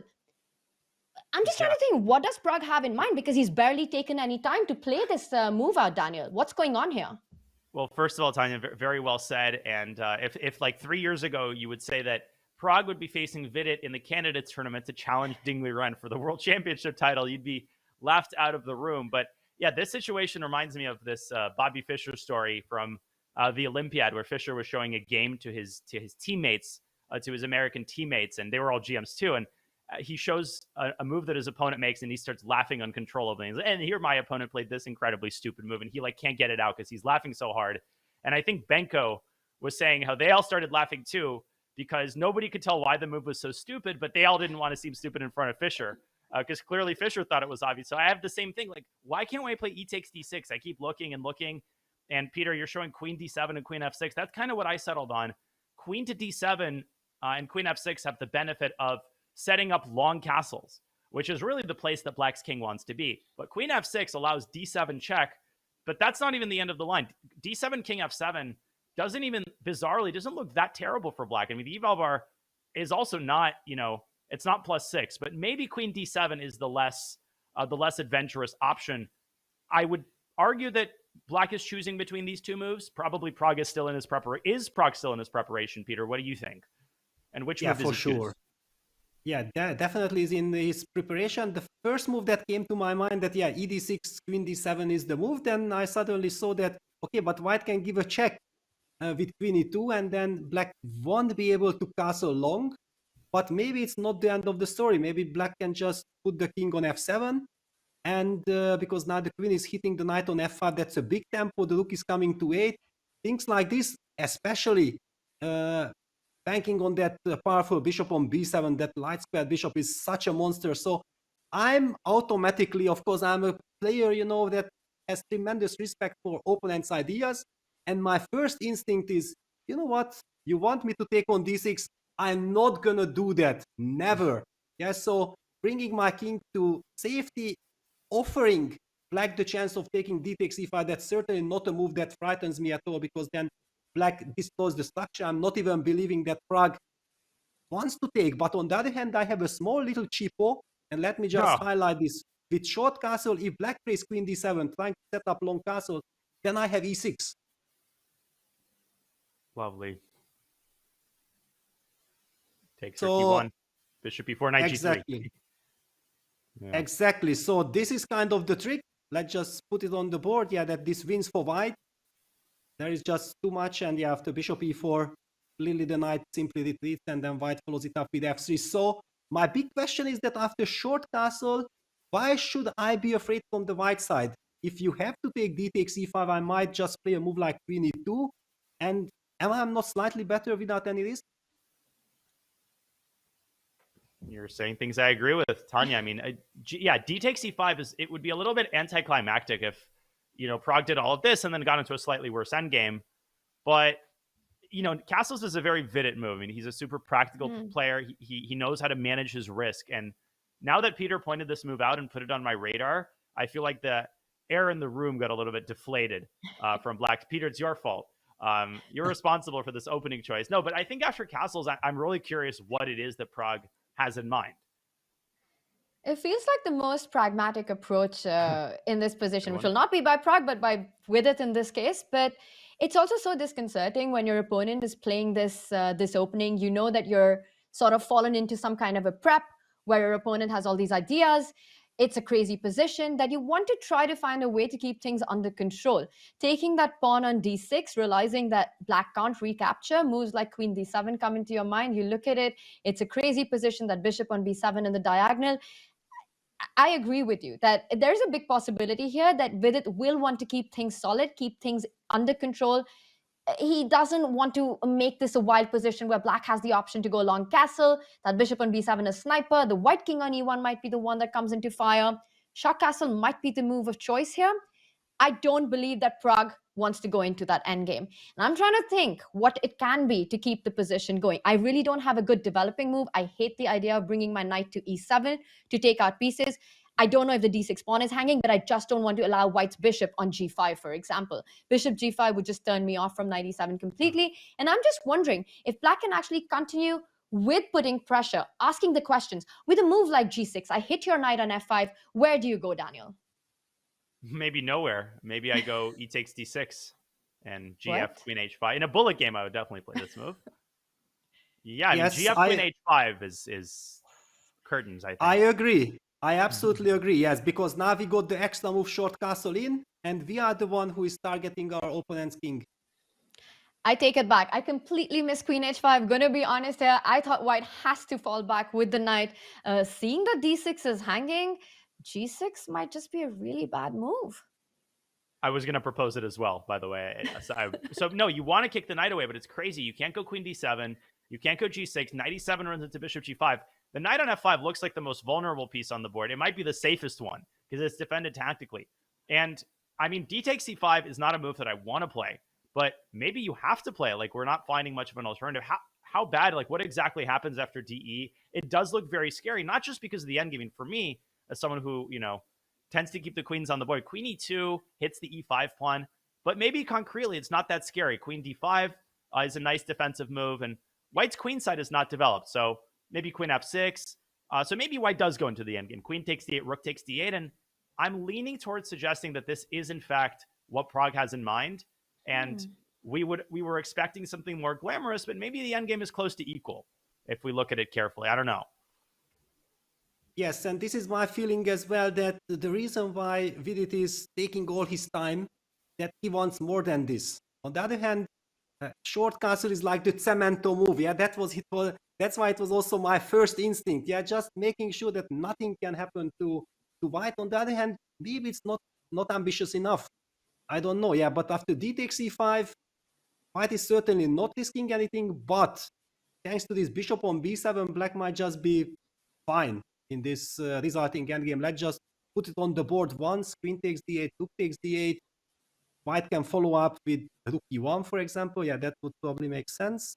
Targeting the pawn on e5, and then black can maybe just treat it with a martial spirit. Just forget about the pawn. Let's just get activity, get our pieces out.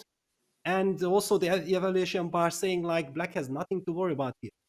Even king f7 defends the pawn, gets out of the danger zone. I think it looks fine upon closer inspection because white doesn't really have that many targets. So, Tanya, yeah, go ahead. Yeah. I don't know what ending you guys are talking about, because I am looking at d takes e5. I want to make the move queen to g4. I don't want to trade my queens. I'm attacking your g7 pawn, and that's what I would like to see in this game. I'm going short castle. I'm bringing my rook, from f1 to d1 or to e1. I'm putting the threats in. No endgame. Thank you very much. Yes, I perfectly hear you. That's also my kind of spirit. But it was you guys who started first talking about the endgame. I was the one who was saying queen e2. Yeah, just nicely to queen e2. I had queen g4 in my mind as a next move. And I'm loving queen g4. I think that queen g4 is kind of the principal move. It's not only hitting the g7 pawn, but also this queen from g4 x-raying eventually the c8 square. Yeah, so black will not be able to castle long because of discover checks. We have seen the power of discover check yesterday, actually, in the game between Vidit and Hikaru Nakamura. That knight f1 check was the final move of the game. And yeah, let's take a closer look. How does black react to queen g4? We'll see. And this position might appear on the board. First, it requires Vidit to castle, but I got to be the bad guy in the room and take us to another break. We've got lots of excitement on all four boards. Lots of committal decisions to be made as we exit the opening phase in some of our games. Round 3 of the 2024 candidates. Don't go anywhere. We'll be back with more coverage in just a couple of minutes.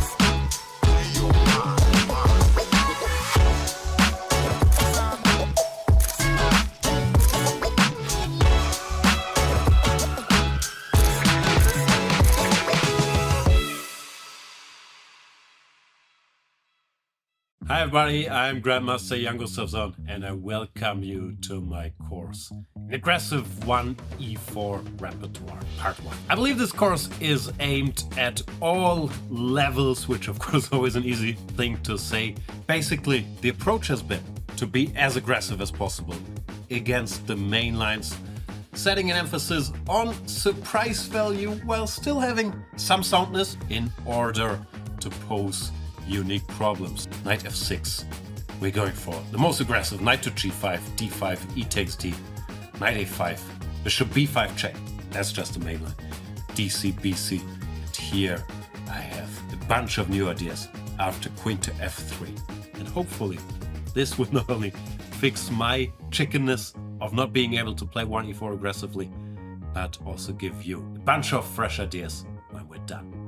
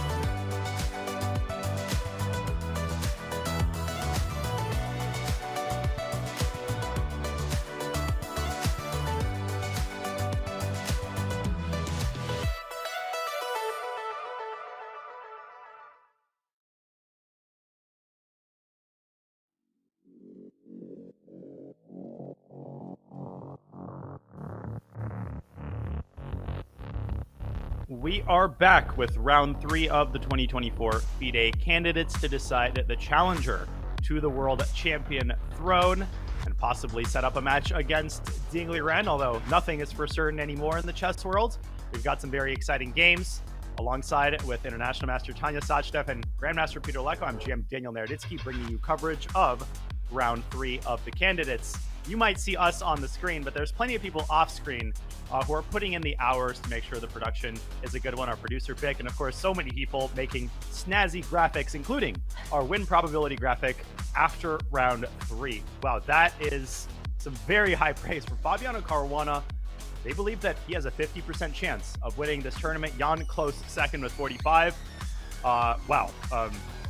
This is a lot to digest, and Hikaru is in the rest of field category, which means he's got 20% or under after that loss in round 2. Peter, is your instinct to suggest that it's way too early to make these kind of prognoses, or do you think that it is fair to say that an early loss, especially with the white pieces, is that significant? No, I never like this kind of statistics because I'm deep inside the player, yeah, and I always feel like if a player gets back to his strengths, then he's capable of everything, yeah? And it cannot be that in a 14-run marathon, then we know exactly that how much nerves will be in play, yeah? We have witnessed this in the Madrid Candidates 2022. Ding Liren was coming back from absolutely nowhere. He was in a clear minus score. And Hikaru also did lose the first game there to Fabiano. It did not stop him of getting a very good tournament. Of course, the problem is if one of the players runs away with the tournament, then it's a real problem. But at the moment, I don't see it happening. Fabiano is under pressure against Alireza Firouzja, and Jan Nepomniachtchi is also under some pressure against Gukesh. So forget that statistic. Oof. And in the 22 candidates, as you pointed out, Ding Liren actually lost the first game to Jan Nepomniachtchi. Went on to become the world champion. So definitely early days. But the one player who's got to be feeling the pressure of losing a round 2 has to be Hikaru. And once again, it's not just the scoreline. It was playing with the white pieces, feeling that where is the chess that you want to bring on to the candidates. He's playing against Abasov. We see that, Daniel, on the top right, and it looks like the position is still balanced. Yeah, I mean, they've traded a bunch of rooks, have Abasov and Hikaru. I think that game, we need a recovery period from that game. I promised that something interesting might happen in the middle game, but we skipped from the middle game right to the end game. It's like those players who don't never become an IM. They just go FM to GM. So we'll keep an eye out for that one. But I want to revisit the second player who has the onus on his back to recover, who is Alireza Firouzja. Yesterday's loss with the black pieces to Nepo. A painful one, given what happened in the Madrid Candidates. And amazingly, we weren't the biggest fans initially of his opening treatment, this Rosalimo, where he gave up the bishop pair. But that decision by Fabi to play 8d5, I think he outsmarted himself, but not for the reason we thought. I mean, Alireza took on Passant, and Fabi recaptured with a pawn. A pretty serious positional concession, trying to accelerate the development of his kingside. He was falling behind in development, but we didn't see anything wrong with queen takes d6. I am very surprised to see pawn takes pawn. Peter, I feel like you probably are a bit surprised as well. Now, it's not a catastrophe for black, but after d4, they both bring their king side out. Alireza establishes his bishop on f4, and the bishop pair is not the big factor in this position anymore. It's black's very flimsy pawn structure. The knight on c7 is bad in terms of its placement, and also because d takes c5 might open up some tactics. This is looking rather unpleasant for black. Fully agreed. That's also my take. I was completely shocked when we suddenly got the chance to look at this position, and I was like, wow. Just a couple of moves ago, I was saying that I would take black any day, and now there is no way I would be black here.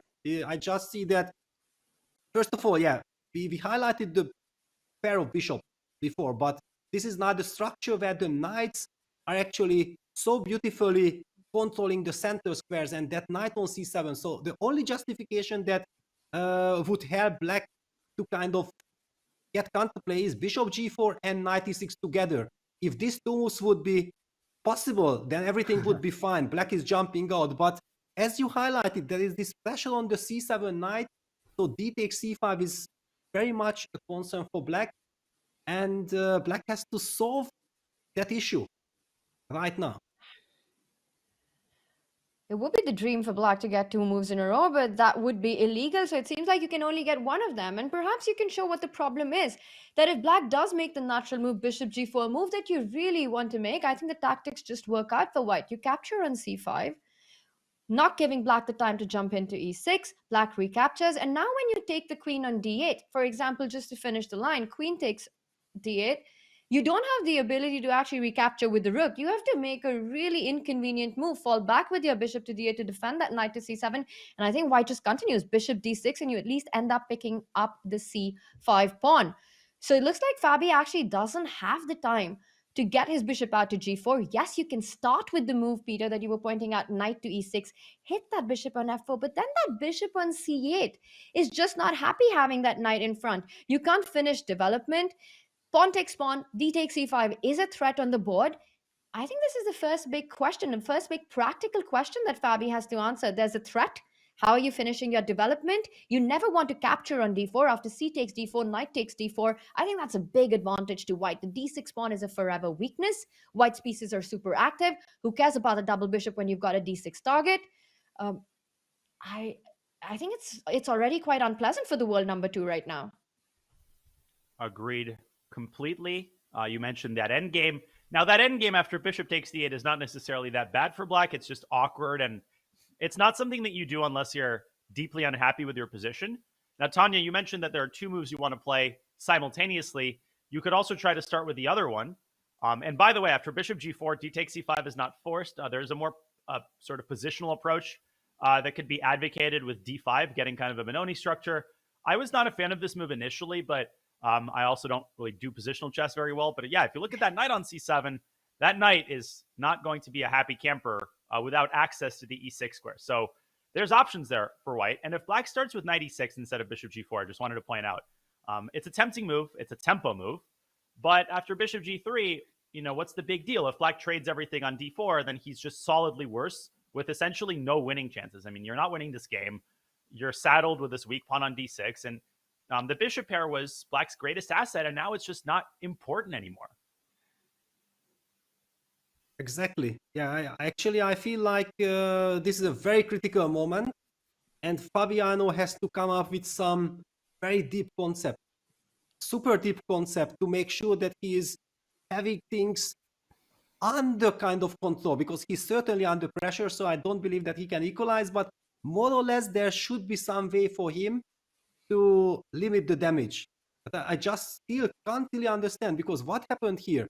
We have had this position, and after knight c3, we talked about d6, e takes d6, queen takes d6, and I still can't really believe, okay, after queen d6, d4, we did talk about some issues that, yeah, things are heating up, it's not that simple, but okay, come on.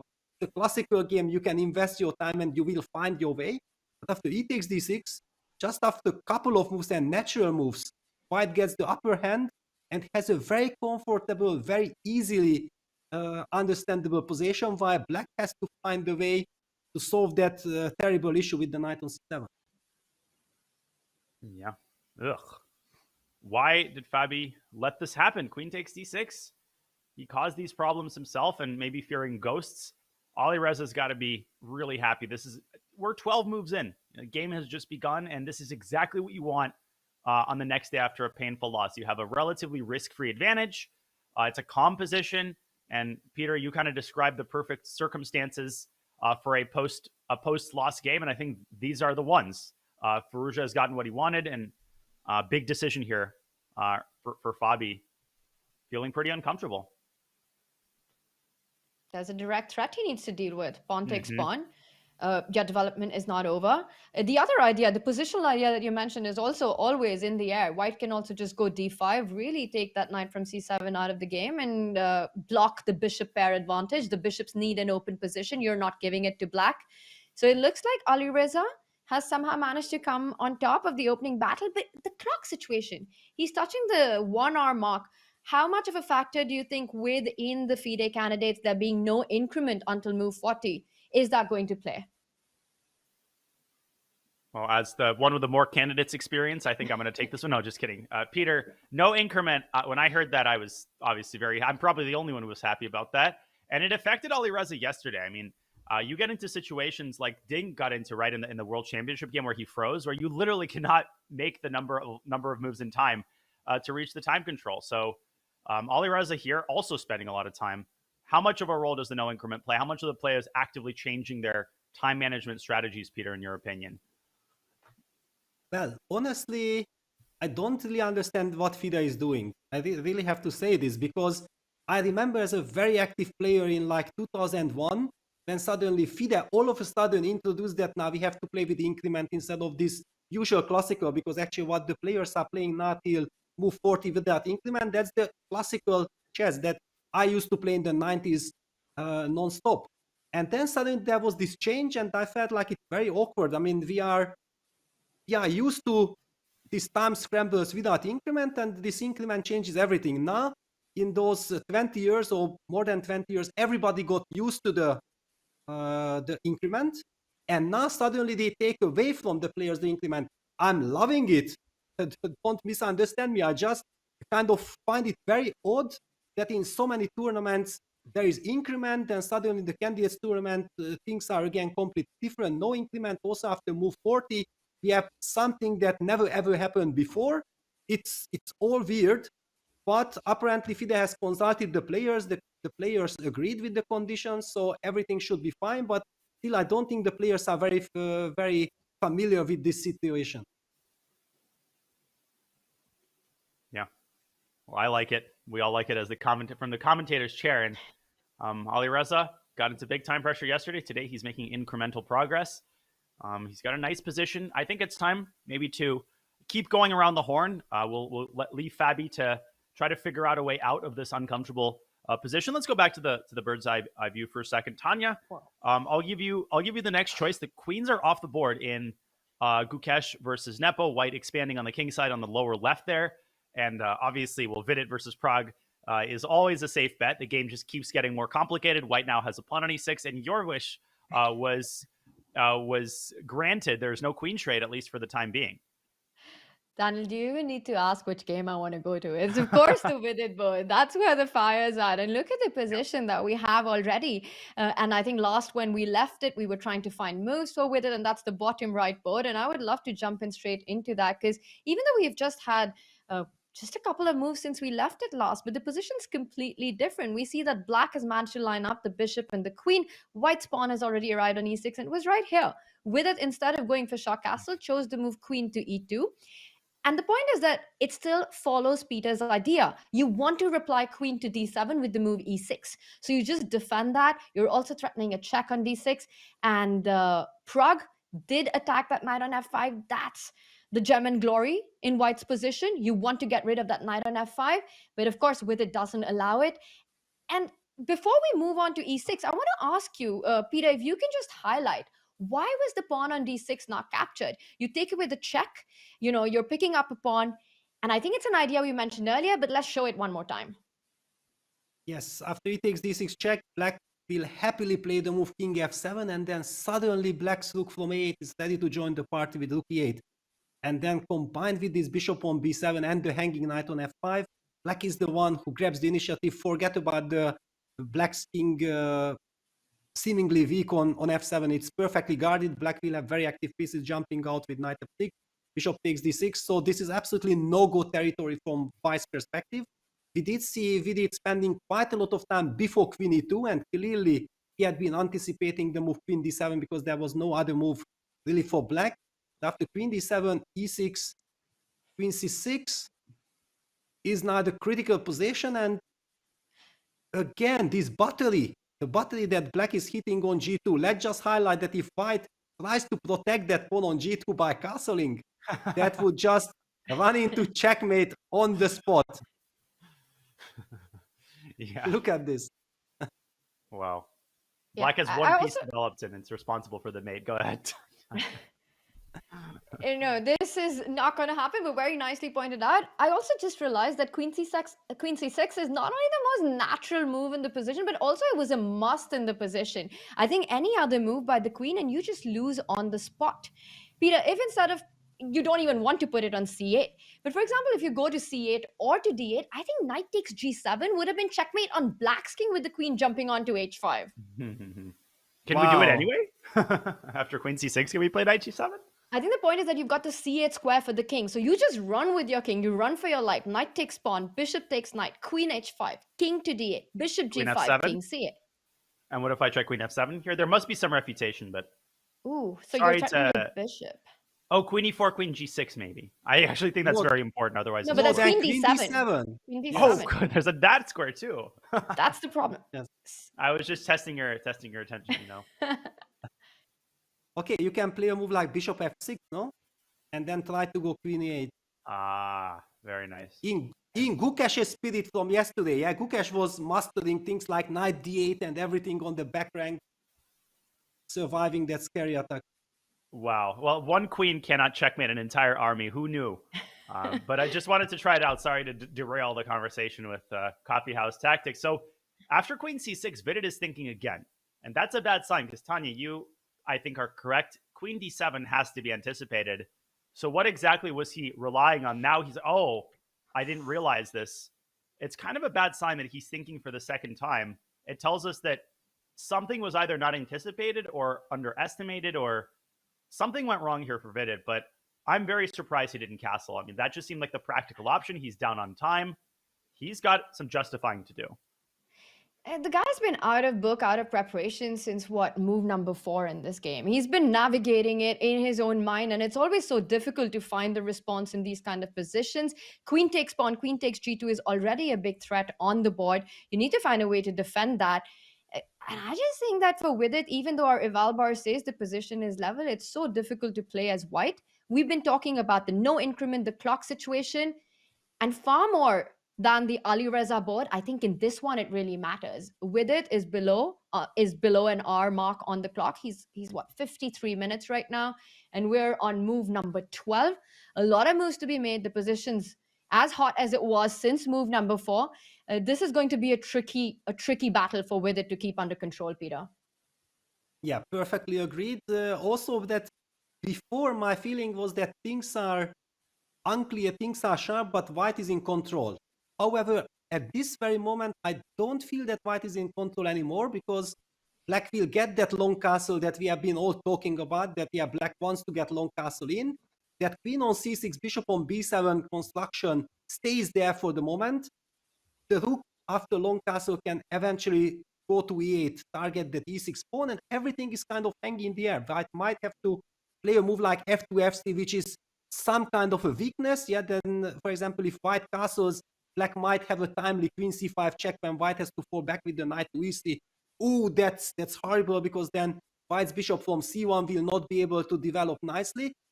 I'm actually very worried for Vidit right now. Mm-hmm.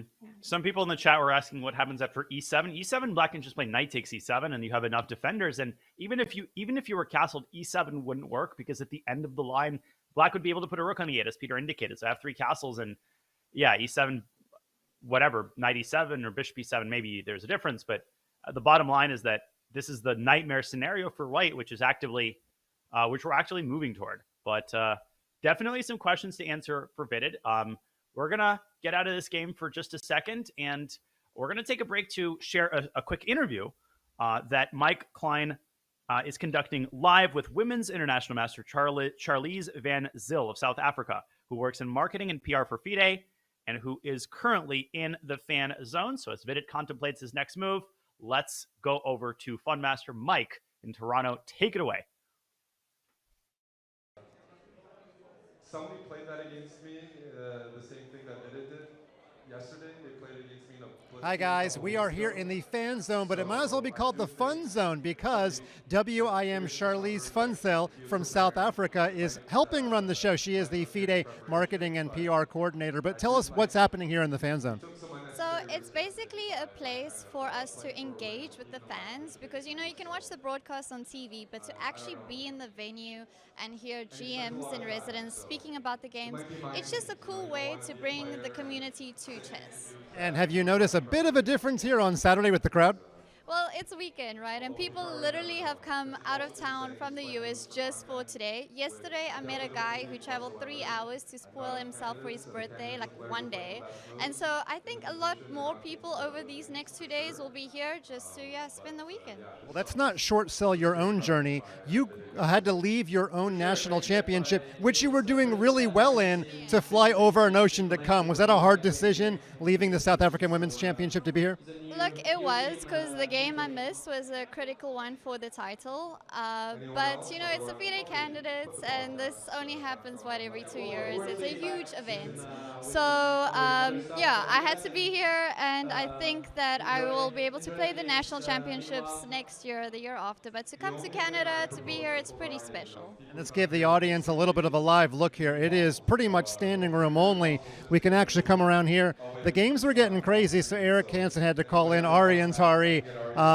And luckily that other website we took off the screen, so that works out well for us. But the fan zone is totally packed. And let's just go back. Let me ask you, when it comes to the fans here, are you actually getting in some of the games, or are you just observing? I guess I'm just observing because, like, at any moment I have to do an interview, so I can't play. But they've got the chess bros here who are playing Blitz with the audience. So yeah, people coming in and playing themselves. So yeah, and they're also going to do like puzzles today and like some more engaging content. So I guess it's a place to be. All right, so if you have a ticket to the main event, you're always allowed back in the fan zone. There's 3 more weeks of chess here in Toronto. Now back to you guys in the studio.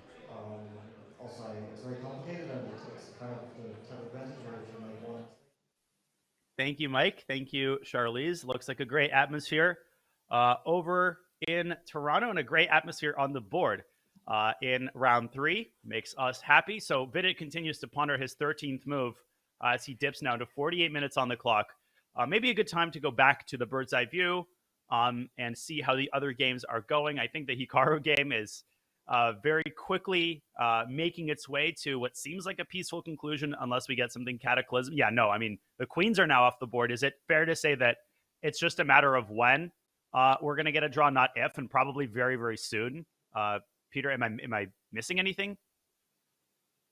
Well, not necessarily. It's a very fair bet to assume that this will be a draw. But on the other hand, I would caution everyone thinking like this is completely dead, because we did talk about in the middle game that maybe the knight and bishop combo can help White to try to squeeze something out of the position. Clearly, it wasn't Abasov's intention. He traded everything, and all of a sudden I see that actually, if we are remembering some Magnus Carlsen games, and I did comment that game between Vidit and Magnus Carlsen from the Rapid World Championship, and there, okay, it was a rapid. Yeah, it was some severe time pressure. Actually, we did lose against Magnus's magic. So there are some scenarios when, I don't know, Black goes King F8, King E7, King D6, makes everything sure that he's completely compact, nothing can happen to him, and then with the 2 knights starts to jump around. Okay, in a classical game with 1 hour 26 minutes for White, I don't see it really happening. But, for example, in a blitz game, I wouldn't be ruling out that Black would have some practical. Yeah, in a blitz game, I mean, I would take the side that Hikaru has, and there's definitely ways to go wrong. But yeah, 90 minutes for Nijat Abasov, and I think he's definitely happy with the draw. So I think there's a 40-move draw rule in effect. So I don't know what the fastest way is of ensuring a peaceful result, but there's 2 possibilities. It kind of reminds me of that Abasov Nepo game from round 1. Either Hikaru gets stubborn and tries to, extend this as long as possible, or he kind of accepts that, all right, this position, given the time situation, is kind of dead. Let's find the fastest way to go home. I would probably vote for the second option, given that he has the black pieces. Tanya, what do you think is going to happen here? I'm gonna go with the other option. I think draw is the most likely Commentator result. fight. But I would usually agree with everything you say, Daniel. But on this one, I just feel that Hikaru, if he feels that until the position's completely neutralized, the knight versus bishop dynamics that we're talking about, there are always these ideas of the knight eventually jumping onto the light squares on c4 as well. I think he's going to play on. He knows that, yes, it's perhaps going to end in a draw, but I don't expect this to end anytime soon. And I just don't mean from the 40 rule perspective. Hikaru is going to try. Well, first he starts with taking the c5 square under control, because I think after the move king to f8, which you really want to make, it gives this additional option to White to actually offer a knight trade with jumping onto c5. So first Hikaru says no to any of that. Peter, you've got to break the tie. Do you think Do you think that Hikaru Bishop in his D3 mind knight has... before Bishop E1. Bishop D3 knight before Bishop E1 knight C6. I'm telling you that, Oh they my will gosh. repeat like that. I spotted a repetition. I'm serious. Hikaru's not going to have the patience to do this for 4 hours. What, Peter? Sorry, continue. Yeah, well, my feeling is that if Black plays the move b6, then he's kind of settling in psychologically for a draw. That's the message I'm getting from this move, because b6 weakens the light squares on the queen side, so clearly you never really want to play bishop d3 a5, because then white's bishop comes to life. That would be very unpleasant. Let's just highlight this, that why a move like a5 would be horrible. Then white lands a bishop on b5, and all of a sudden we are talking about a very strong bishop. Of course, black position is very solid, no big issues, but suddenly white is perfectly happy. So in my mind, what Daniel is mentioning, that bishop d3 knight before bishop b1 could be a nice kind of bailout for both players, looking at each other, that yes, it's logical, it makes perfect sense, kind of. But okay, let's see if Abasov suddenly gets motivated and will try to play a move like a3, setting up the bishop d3 next. Oh, bishop d3 on the board. That's just step one, though. Maybe Hikaru plays knight b8, or maybe after knight before bishop b1. The problem is white's threatening a3, so it's not like you're knight before I got an outpost. It's just the draw is too tempting, and it's early. No, I mean, I can totally see the case being made for Hikaru playing, but I think Abasov's just a really tough guy to beat with the black pieces. I think this is what we're seeing. He's not going to win the tournament, sorry, but he can play spoiler, and that's often overlooked. The role of a player who might not be the highest rated as someone who influences the tournament standings, Tanya. 100%. I think he's gonna throw in a punch or two on his way out, and it's also this place for him to be in, right? He has this incredible experience, this incredible opportunity of a lifetime, and he's just enjoying it, taking it in, while the pressure is on his opponents to actually try to create some chances. And it's easy to forget that Nijat, he's a very strong grandmaster. It's very difficult to actually get something to actually get the whole point against him. And in this game, he never lost control. Bishop d3, yeah, it breaks my heart, but I think you might be right, Daniel, that Hikaru has perhaps given himself to the fate that, with the black pieces, he didn't get an advantage, he didn't get anything to fight for, he didn't get his kind of position, and it's time to get ready to play a game with white. Will we see knight b4? Daniel the Prophet, will he strike again? And it's on the board. But on bishop, the board. Bishop e2 maybe, but why would white play bishop e2, Okay, step one. Step two. Now step three, Abasov has to step back with his bishop, and then Hikaru they have to exchange the glances, the GM look that, okay, let's go to dinner. Or bishop lunch, b1, or 20. a5, is that anything to keep the game going? Yeah, but then you weaken the b5 square, yeah? Then the same issues will appear, yeah? That white will play a3, and knight will be kicked back to c6, then white's bishop falls back to d3, and nothing really changed, only that, okay, it's clear that black can never really play for an advantage. Yeah, I can see the headlines tomorrow. Commentator claims that Abasov will not win the candidates tournament. Of course, my intention is not to offend the Azerbaijani fans. My mom is from Baku, so I definitely, nothing personal. I just think Nijat himself would probably agree. His intention here is, to gain rating, obviously, to score some upsets, but you got to be realistic. And I wonder if he is looking forward to this opportunity of playing in this event. Is he nervous? What is the prevailing emotion, Peter, in your opinion? He's the lowest seed. Bishop b1 is on the board. Oh my! How is he approaching this event? Knight c6. There we go. Yeah, and now we're gonna see the repetition. Yeah, now bishop d3. Things are speeding up. There it is. I think we're gonna see handshakes. It's got to be frustrating for Hikaru, though, this one. Yeah, Abasov has made 2 draws out of his 2 white games. Solid. Against 2 big favorites in the tournament. Hikaru's frustrated. Yeah, the clocks are stopped. The arbiter is called. It's a 3-fold repetition. So yeah, if the arbiter comes and confirms, then game is over.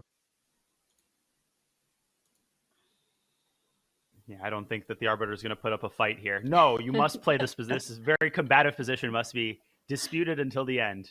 And the handshake happens. Our first result is a draw. Abasov draws Hikaru, who now has 2 out of 3. So, Peter, your immediate reaction to this result, and in general, how Abasov is feeling with 2 draws out of 3 games, pretty solid thus far for Hikaru. The disappointment sort of continues. He needs that rebound win at some point. Yes, but at the same time, I think it's the correct decision. Yeah, because he did try something with the Slav, but if your opponent shuts the game down and makes sure that you will never get any winning chances, yeah, then basically one can say that Hikaru made a very quiet, simple draw, kind of calmed his nerves down. He definitely saved quite some energy from today's game, and he will be monitoring, channeling all his anger and energy into tomorrow's game, where I believe he will have the white. Indeed. Okay, let's go back to the bird's eye view and take a look at our remaining 3 games.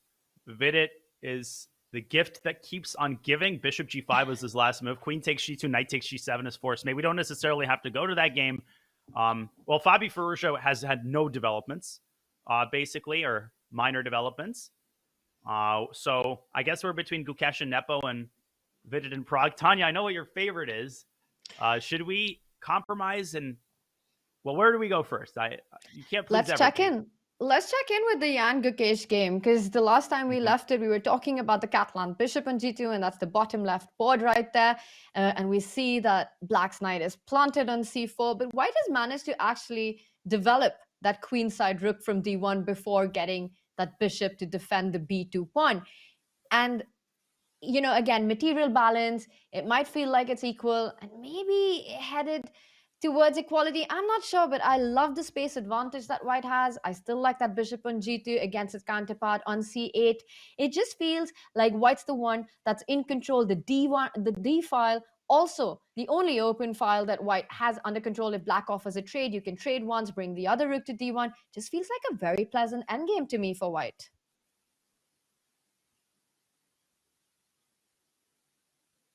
Daniel, what is your take on this? Yeah, I'm trying to figure out this. I was calculating this dumb line that I'm not even going to mention, but I was looking for some tactics here, like e5 and f5. No, that doesn't work. The problem for White is, well, both sides have kind of the reciprocal problem for different reasons. It's the problem of the bishop.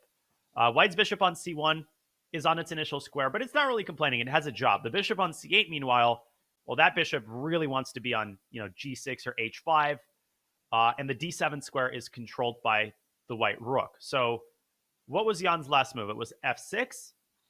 Is he preparing e5? Probably not. I think he was trying to stop White from playing e5 and opening up the bishop. So it's more of a prophylactic move.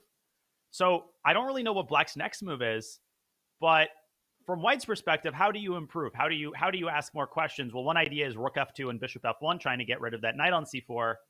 Peter, you're definitely the endgame player that I would trust. Definitely White has a pull. I don't think we're arguing that the position is dead equal. How does White keep confronting Black with new problems? Yes, my feeling is like, show this position to Boris Gelfand. And Boris will say, give it to me. This is my territory. White has the upper hand. I know exactly how to play these positions. On the other hand, of course, f7, f6 was a nice little touch by Jan, feeling that, yeah, he has to stop e4, e5 at all costs. I would say that the bishop on c8 is perfect if the rook would be on d8, right? Exactly the same scenario like White. Yeah, that the reason why we don't mind the White bishop being on c1, because the rook is already activated. The bad news for Black, however, is that it's simply illegal to jump over the bishop, and there is no real good way, and any kind of b7, b6 might run into this e4, e5 idea. Also, the pawn on e6 would be soft, like you highlighted, Daniel, that the d7 square actually needs to be guarded by the bishop, and rook fe1 on the board, setting up bishop f1. Yeah, like, what is Jan's response? You would want to, playing against the space advantage, you would want to try to trade off as many pieces as possible. And I did mention about the move rook d8. It doesn't really help because White will still have control over the d file, but I'm also struggling to find another move. You always have to watch out for e5. Bishop f1 is coming in next with another question. Rook d8, it feels like a hand move, but does it really help Black's position, Daniel? Yeah, that's the thing, because even if you play rook d8 and bishop d7, you still haven't addressed the problem of the other rook. You want to go rook a to d8. But yeah, rook d8 still white can play bishop f1. The eval bar is only showing that the tiniest of tiny pulls, which is a little bit surprising to me. If you look at this with human eyes, I think Black's position is uncomfortable.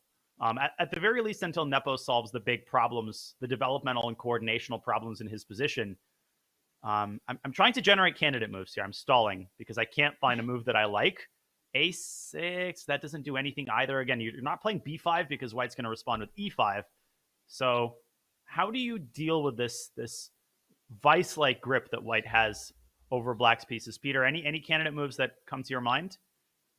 Well, Daniel, you know how relieved I was when Tanya addressed her question to you, not to me, because I know exactly, you know, what I'm gonna do with white next. Yeah, but what to do from the black side? It's very scary, and that's why this little move, rook f1 p1, it's definitely very useful, setting up bishop f1, and it's all lies on Jan. Yeah, he needs to find some very delicate way, which is kind of invisible at the moment. Yeah, that how does black really solve his problems? I'm really worried for black here.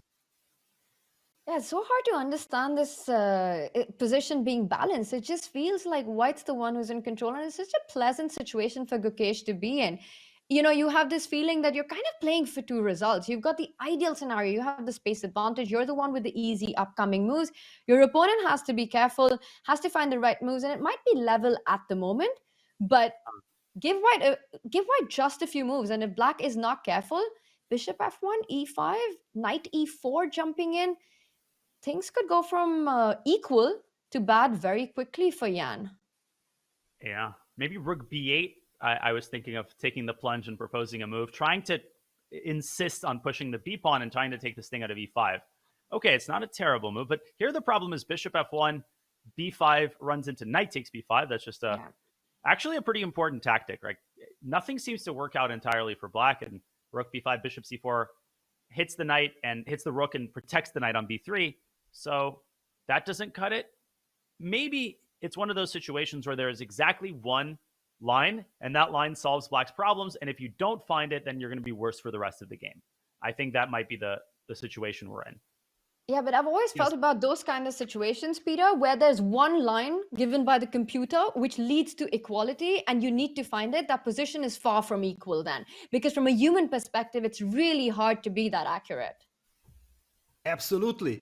It's one of the most scariest things in chess that, only computer, because if you look at the position for the human eye, it's so clear that the only good piece in black's position, the knight on c4, will be addressed with bishop f1. And all of white's pieces make perfect sense. Everything is ready. The only good news for black is that there is no clear target in black's position. So that's why we are not talking about some really huge, big advantage for white. But things can escalate. And if that knight will be forced away from c4, then we will get access to many active possibilities from white's perspective. I'm really struggling. I'm hoping that somebody might help us and tell us that, guys, you know, thanks to computer, we know that maybe this move limits the damage, because at the moment I just don't see it. Yep. Yeah, but it's always anticlimactic. The move is always like a5 or like some pawn move. Also, I should mention knight d5 might be in the air. Another, thing that black has to be worried about in some cases, ed, and that doesn't seem pleasant at all. And knight d5, bishop d8, and the knight can drop back to e3, and you can try to trade off the knight. So this is both a tactical and a positional move. No, the computer is wrong. This is not 0.2. I would put this at like 0.6 or 0.7. If you ask Jan, what is the eval here? I think he would argue it's a clear edge for white, and he's just made a move. He's just made a move, and it is... We could take a look here. Rook b8. Your move. Ooh. Your move. Okay. But we felt tactically this doesn't work after bishop f1. You want to play b5, but knight takes pawn just picks up a pawn. Yep. Or maybe he's just coming out of the... Yeah, he'll have to move the knight, and the idea is just to step away from this long diagonal h1 to a8. And once you move the knight, but knight a5, you can take and go e5. I'm still liking white here, Daniel. Black is under very serious pressure. Knight d6, I would imagine. And there's lots of problems. Knight d6, knight b5, maybe bishop e3 first. Knight b5 is my sort of instinct.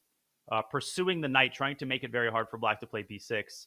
So Jan is really walking on a hot coals here, Peter. And rook b8 just doesn't seem to solve the major problems in the position at all. Yeah, well, I don't really believe that the black would have solved the problems. Maybe a super engine running on 100 cores and not caring how badly it looked, and then somehow by some magic survives. But humanly speaking, this is very unpleasant. And rook b8, bishop f1. My first intuition was that maybe black will try to play a move like knight a5. But I see that the computer hates it. I don't know why. For example, knight takes a5, knight takes a5.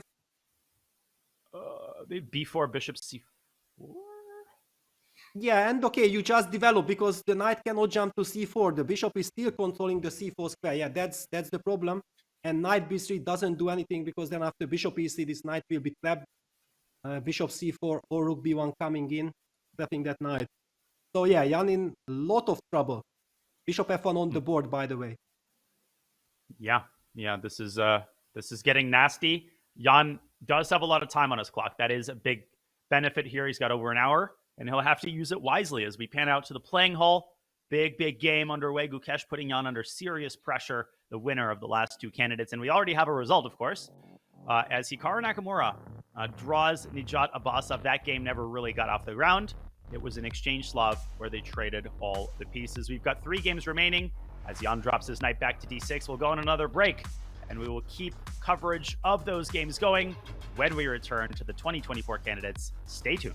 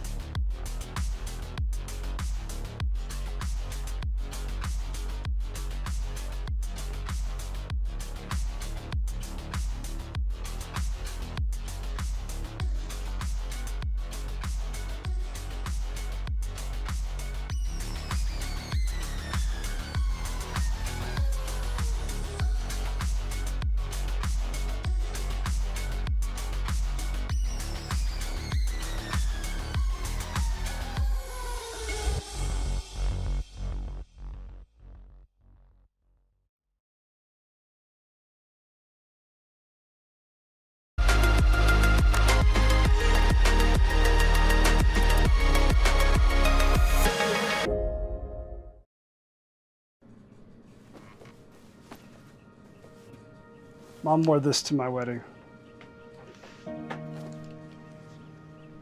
Yeah, she did. We'd each make one move every morning before starting our day.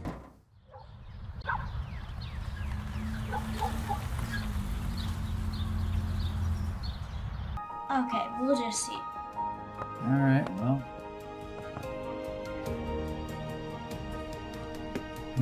Gotcha. Oh my. Oh. Smart kid. How did she do that? That's incredible. Nice going. You underestimated her, Grandpa.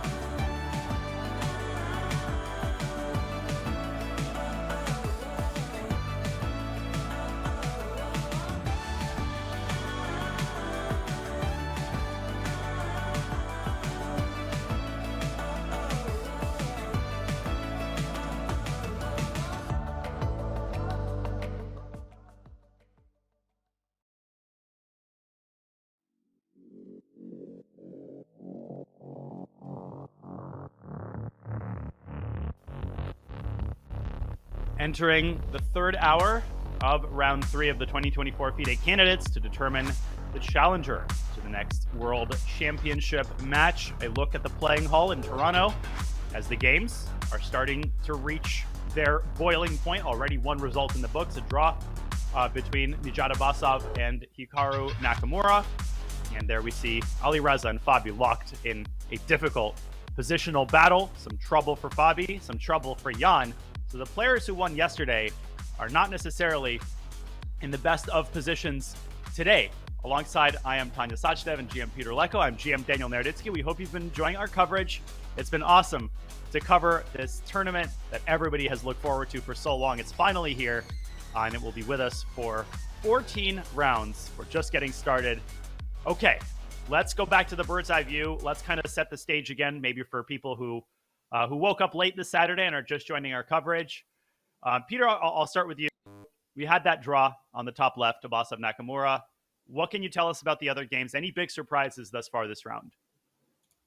Well, the big surprise for me is clearly that Pragg's surprise that delayed Schliemann, not thanks to you, I know the name, has actually worked to perfection. It's not only that Black is way up on the clock, but if we look at the position, I feel like I would be so happy with the Black pieces. Still this battery, this lovely bishop on b7. I also see some ideas from Black to play somewhere some queen e4 targeting the e6 pawn. It's also tempting, but maybe when Praggnanandhaa wants to do something more fancy, like trying to leave that pawn on e6 and going for some rush development, yeah, he finally kicks the bishop away with h6 first. I'm just loving Black's position here. Let's take a closer look. Tanya, I know you're not going to complain if we do that. It's got nothing to do with the fact that it's the match between two Indians, but it is the most exciting position that we have on the board. 8-6 played, like you're pointing out. And I just realized that, it's so easy to forget that Vidit actually has an extra pawn at this point. That pawn which was picked up earlier on in the game, and I hope I'm doing my math right, and I am. White is up a pawn, but development is an issue. That e6 pawn is a bit weak. 8-6 g6, it's moves that I would be scared to make, just simply because you're weakening your king side pawns. I like that Vidit has picked up speed, by the way, because we see he's touching the 30-minute mark. He falls back with that bishop on f4. For Black, for Pragg, it's all about getting his knight and bishop going in the game. Bishop g7, knight e7, get those pieces into play. Vidit will not only have to take quite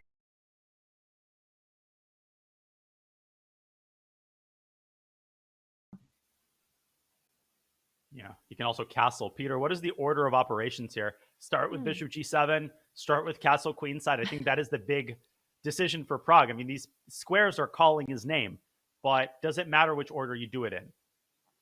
Well, I think that his only problem is that he's spoiled with choices, yeah? That it's sometimes so much nicer to have one clear-cut way and exactly you follow that path and you are super happy. Here you have to pitch that, okay, I can do this, it looks promising, then you calculate, then you might think like, yeah, it's promising, but after all, maybe it's not that ambitious, maybe I should be doing something else. Then you start calculating another line, then you calculate that line, then again you are not happy, and because you might already want more from the position that the position allows you. You also look at the clock of your opponent, you really want to play the most critical option. This is the only confusion. Otherwise, Black should be super happy, because really the only good news for Vidit is that by now he knows what he has to do. He has to try to stabilize, he has to speed up, and he should be forgetting about playing for an advantage. Yeah, just trying to neutralize Black's initiative. That's the main target, but whether he has the chance to do that is another question. And one of the arrows that you have on the board is a move that was earlier not on my radar, queen to e4, nice centralizing square. And right now it makes even more sense because you're not only hitting that pawn on e6, you delay your development, yes, but you're also attacking the bishop on f4. So almost by force picking up, regaining the material. And before we deep dive into variations, I really want to ask this question, that how much of a role does your past result against a particular opponent play? Because to me, it feels like Vidit was scoring quite well against Pragg, well, earlier on, a few years ago, but their last few encounters have often gone in Pragg's favor, even if Vidit has had the upper hand in the game, the better position. And how much does that really weigh in on your mind in such a critical matchup? I defer on this one. I just don't have enough. There aren't a lot of GMs whom I've played against, more than 5 times. There's a few exceptions. I think Sam Shanklin, Ray Robson, some of the top American GMs. Sam, I've played probably 12 or 13 times. And we've gone pretty much back and forth. Is there a player you absolutely hate playing against? Oh, many. In fact, the proper question would be, is there a player I don't hate playing against? No, I mean, there's someone like Sam has always been a pretty uncomfortable opponent for me, but it wasn't like I always knew what the head-to-head score was. Like, oh, I'm -3. I'm going to lose this next game. It's more like you said. It's more that with certain opponents, I just don't like their styles. Off the top of my head, I mean, I'd have to think, but someone like Wesley was always a difficult opponent for me. I think I have 4 losses against him and 2 draws because of his ultra positional style, and because he's also 2780 and I'm not. There's that, but definitely, I think that plays a role. But for these top professional players, it's not like they're crying too much over a bad head-to-head score. Of course, there are some famous instances of a matchup where one player just can't get on the board. Peter, what are your insights? Any stories of uncomfortable or, on the contrary, ultra comfortable opponents for you? Well, I think that one of the most important narrative is that if you have a good score against someone, you don't really think about the score. You just have this positive vibe. You really believe in yourself. You know that if things are going in your way, then actually you have all the chances to win. Yeah, when you play against someone against whom you have a bad score, then I don't know how much of a winning position you have to have in order to start believing that actually you might be able to beat that opponent. Yeah, so this is kind of one psychological impact. And I do believe that also Praggnanandhaa's choice of opening, that exactly this delayed Schliemann he plays against Vidit, is very much connected with this, that he feels that if he gets a murky type of position, that is maybe the best way of disbalancing Vidit and then create very good practical chances for himself. But that's also Pragg's style, right? He loves playing those kind of positions. He really enjoys to get dynamics going, combative play, energetic play. And that combined with his razor-sharp calculation just makes him such an exceptionally strong player. It's the kind of positions that he really excels at. Vidit is really known, on the other hand, for just being this strategic, masterful player where positional concepts just are second nature to him. So in a way, I think Pragg's opening choice is also, exactly as you point out, directed towards his opponent. He wants to try to get Vidit into positions that he's not comfortable with, and Vidit's clock tells that story. Exactly. Yeah, I mean, Pragg now has a big decision, though, to just see if we can make a prediction. One idea I just wanted to point out is c4 for white and then establishing a knight on d5. That is one thing that black has to be afraid of, because also after c4, the knight could get into c3, and then white is really biting into that square. So from that perspective, queen e4, Tanya, as you indicated, and Peter, you pointed out, is maybe a way to try to solve the problems immediately. But I would be very tempted to play either bishop g7 or knight e7, just to get the minor piece development underway. Peter, Daniel, after queen e4, is knight c3, queen f4, knight c d5 an idea to try to get some tactics in? And can white actually ignore that the bishop on f4 is hanging? I'd have to take on e6, but that's a lovely concept. So we can show that.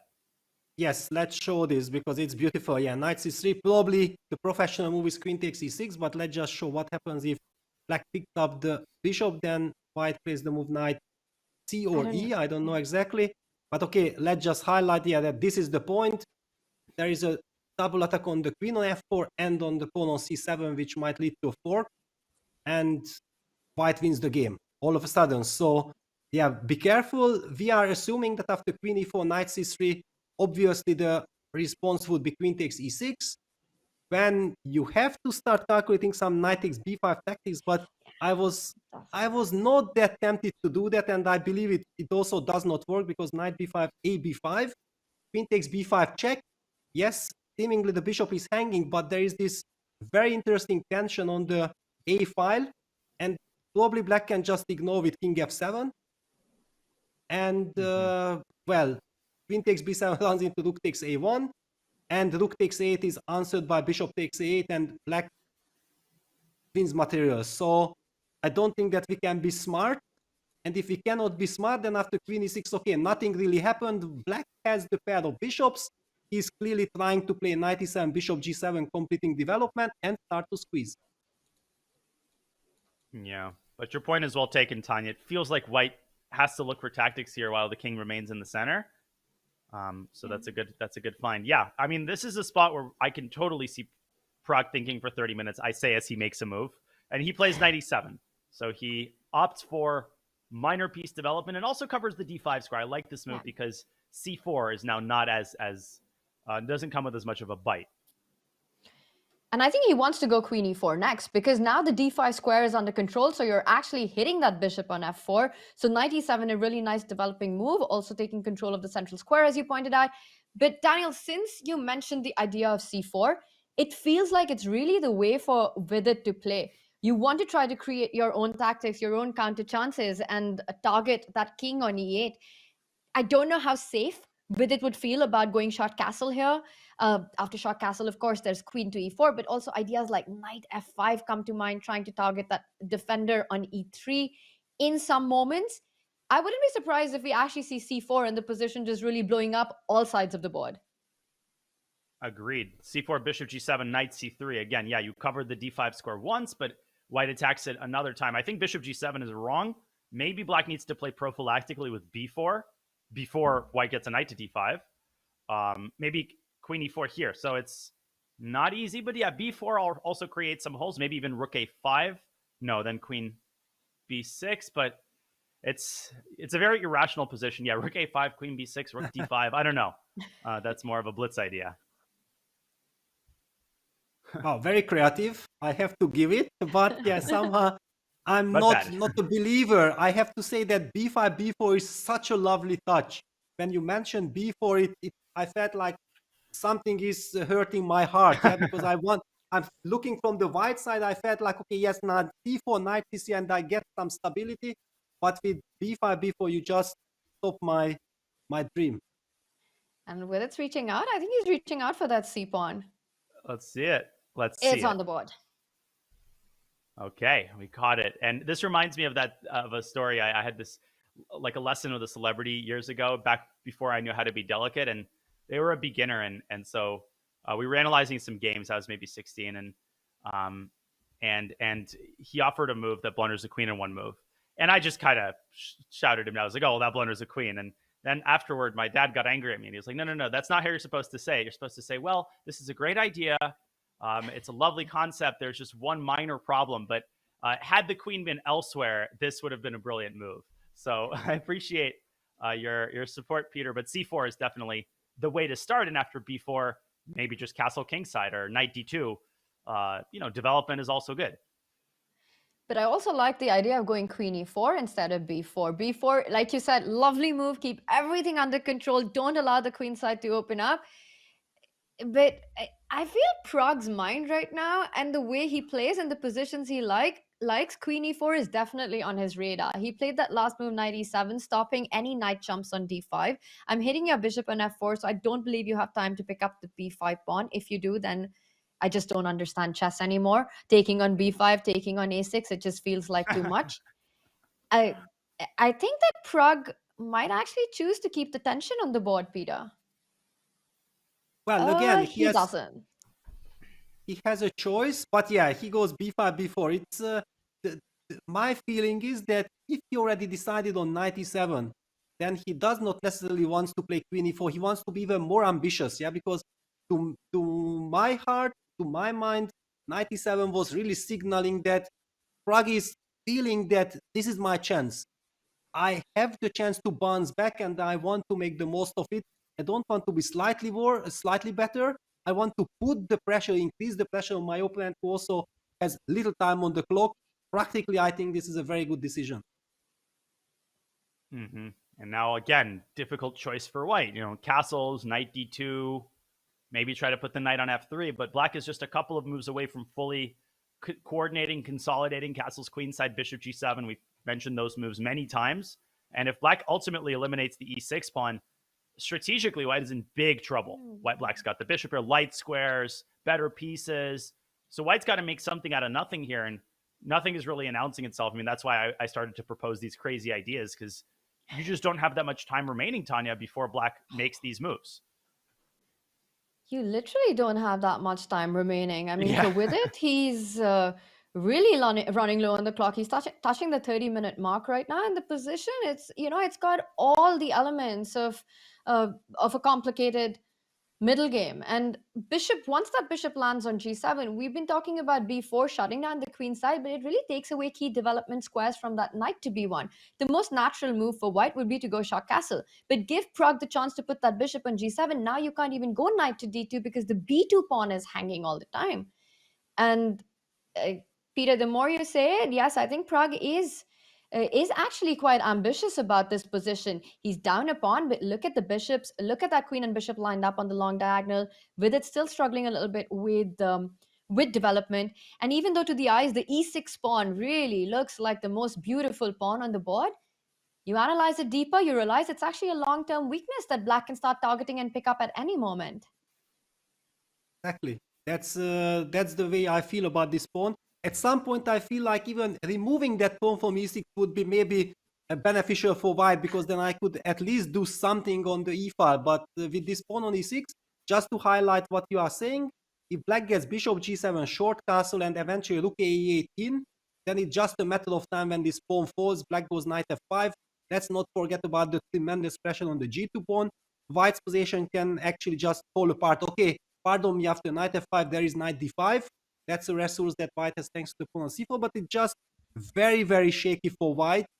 I also believe that it's so nice that we have this camera feed, yeah, that we see Vidit being very displeased, very nervous, because he's such a fantastic player, but he feels also that there is no stability in his position, yeah. He would love to be black here, and Pragg, on the other hand, senses this moment, yeah, when we had him on the camera, that, yes, this is my chance. Daniel, there's definitely nervous energy right now. You can see him, he's shaking, he's pulling his hand back, there's hesitancy on Vidit, he doesn't know the way forward, he decides not to go shot castle, and I think that's important. He needs to try to be very active in this position, give Pragg a few moves like you showed, and black is completely dominating. So Vidit eventually puts that queen on g4, the knight on e7 now tied down to the defense of g6. But black can still continue with bishop g7. Or are there tactics like knight f5? Knight d5 maybe? E4. Yeah, because knight like f5, queen e4. I don't know. Bishop g7, knight d5 has to be calculated. Also, black can start by castling here. Well, then still maybe knight d5. Okay, Vidit it's a deep move. He's trying to set up some, as Peter would say, chipolitos. But also maybe these chipolitos are hard to deal with. Yeah, actually, first when we saw queen g4 and automatically we see the evaluation bar, and the evil bar clearly did not like the move queen g4, then the first take is like, oh wow, what is this queen g4? And it's so nice that suddenly humanly we start to think and we start to appreciate the idea behind the move queen g4. Yeah, this is the only weak spot. The g6 pawn is the only weak spot, and trying to get that knight d5 motif tactic in before black is able to evocate his king from the center. Practically speaking, it might be such an important issue. It's the first question that actually Vidit has asked in this game, right? Queen g4, and there's a big threat of knight d5. Sorry, Daniel. No. You're totally right, and please go ahead.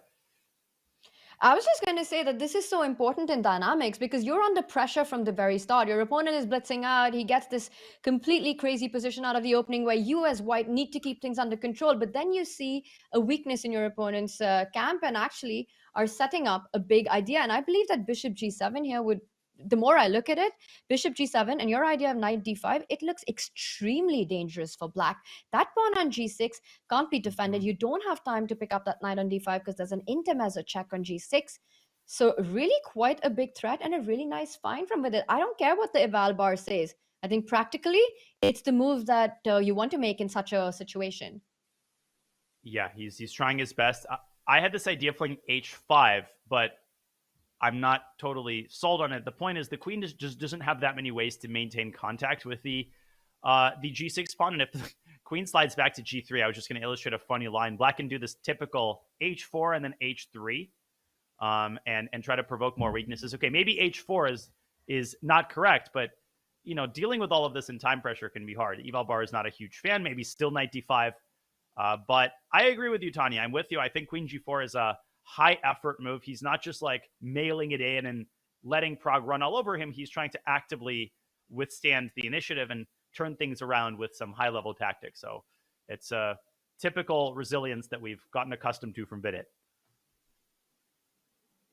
Yeah, exactly. Now the question is, also let's just highlight this other tactical motive that we discussed, like long castle. Still, white has this idea of going knight d5, but does this really work? Yeah, okay, let's just highlight that after knight takes d5, do we go e7 immediately or do we just take back?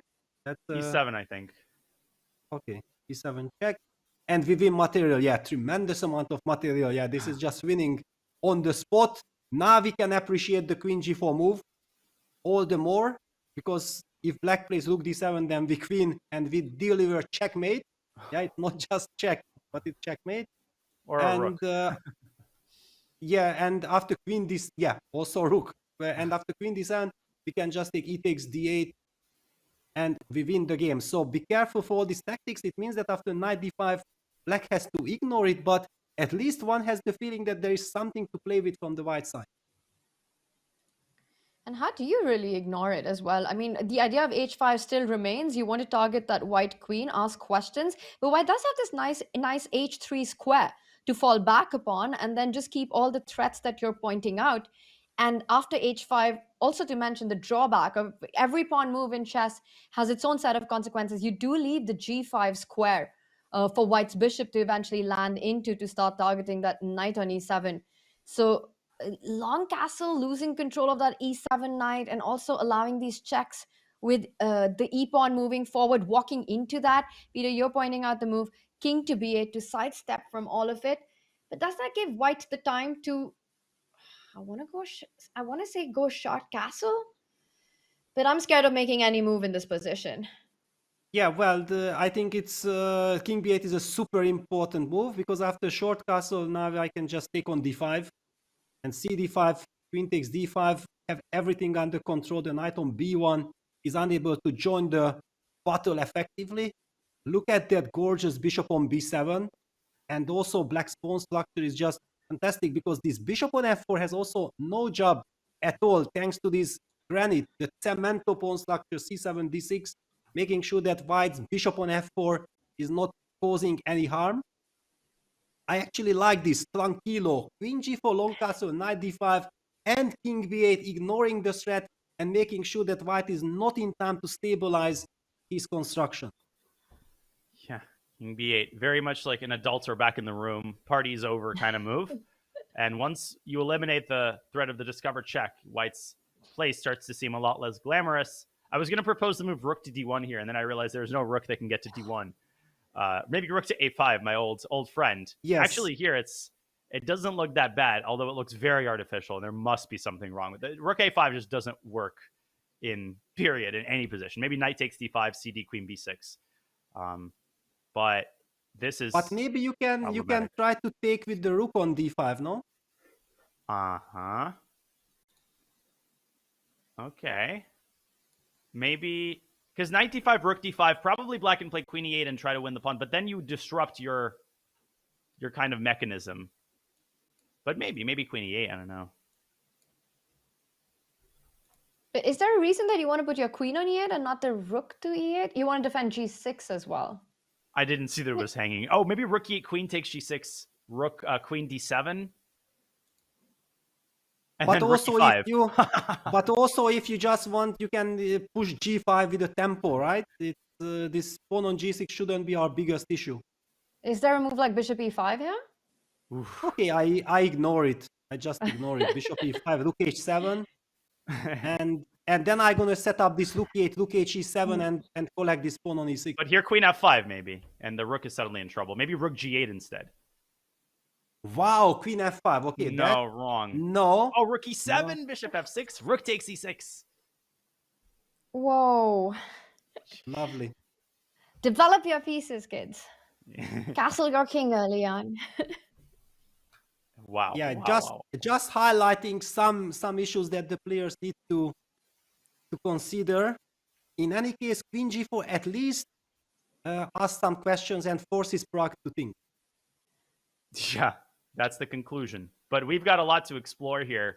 We're going to wait for further developments. While we do that, while Pragg is thinking, we also have developments in the Nepo game. We're aware of that.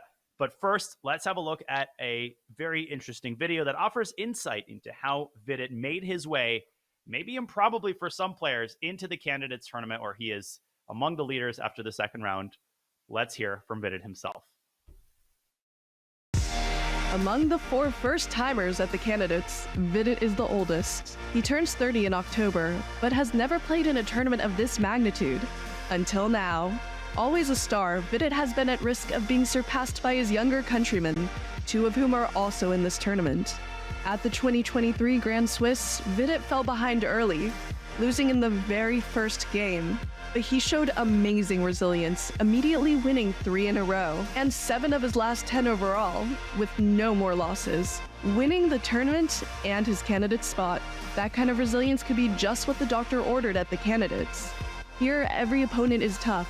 Setbacks can and will happen. It's all about how you respond. How will Vidit?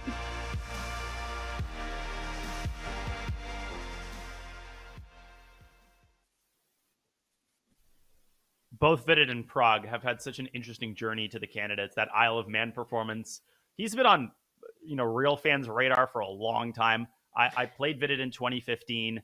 I've been aware of his talent for many years, but to put it all together like that, as player of the older generation, which is kind of absurd how in the chess world we call anybody like over 25 old, but it is what it is, and it's great to see him thriving on the world's biggest stage. Speaking of thriving on the world's biggest stage, we have big developments in the other 2 games. So Peter and Tanya, if that's okay with you, I think most of the fans want us to go straight into the other 2 games. Jana's in huge trouble, and there's an exploding center in Firouzja Caruana. So Peter, I'll give you the say. Where do we go first? What's the hottest game right now?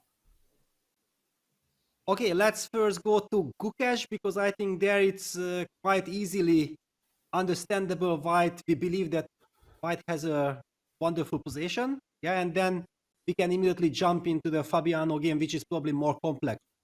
So let's take a look.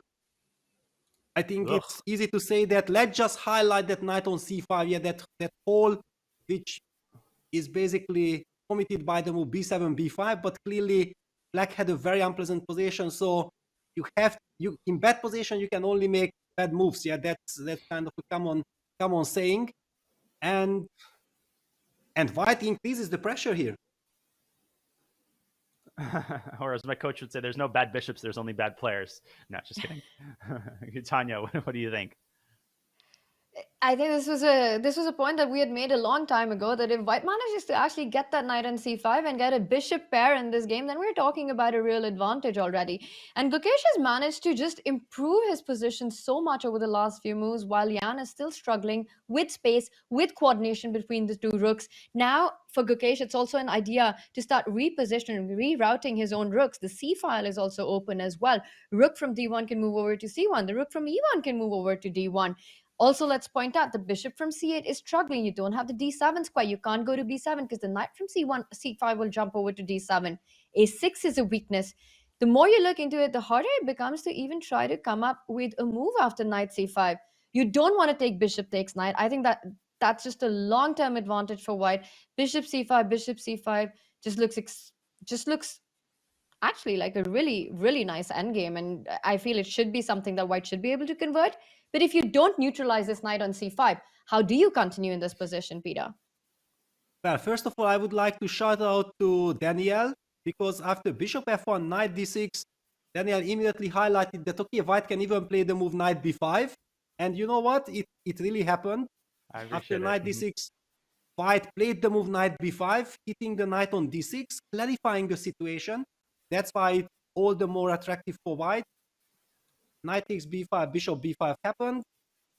Jan is trying to get his king closer, defending the vulnerable e6 pawn, and also the bishop on e7 in case of any invading rook on the 7th rank. at some point bishop e3, and white systematically builds up the position. Yeah, that's why it's so nice to have the upper hand. You have the fundamentally correct position. The moves come by itself. a6, bishop e2, b5. A really weakening move, inviting the knight to c5, and Gukesh says, thank you very much. I'm gonna jump right in there.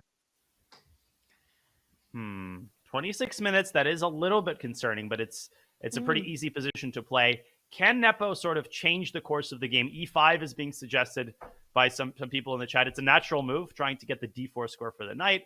On the other hand, it makes more weaknesses. You weaken the d5 square. So it doesn't necessarily solve black's problems. Yeah, but I wonder what white's response is to e5. The sort of natural move is f5, but maybe that actually allows the knight to jump to d4. And even at the cost of a pawn, if you could take some of the pressure off, that would greatly assist in the defensive task. I don't like f5 at all from white's perspective. I think white should just keep the tension because e takes f4 is not a dangerous threat. But maybe reinforce the knight on c5. I don't know exactly how to do that. b4, maybe still knight d4. I'm not sure exactly. So this will require a lot of technique. The game is not just not over, but it's way too early to talk about, decisive advantage, I think. It's a big advantage, but not a decisive one. Completely agree with you. I think e5, the suggestion by chat, it makes a lot of sense because you want to try to free up your position a little bit, gain more control over the center, open up that bishop in c8, and very importantly, gain control over the d4 square. Because I was thinking about the idea of moving that rook from d1 to c1, but that just allows black now to jump in with that knight to d4. And if you have to trade with the bishop, then that's at least something that will give some relief to black's position.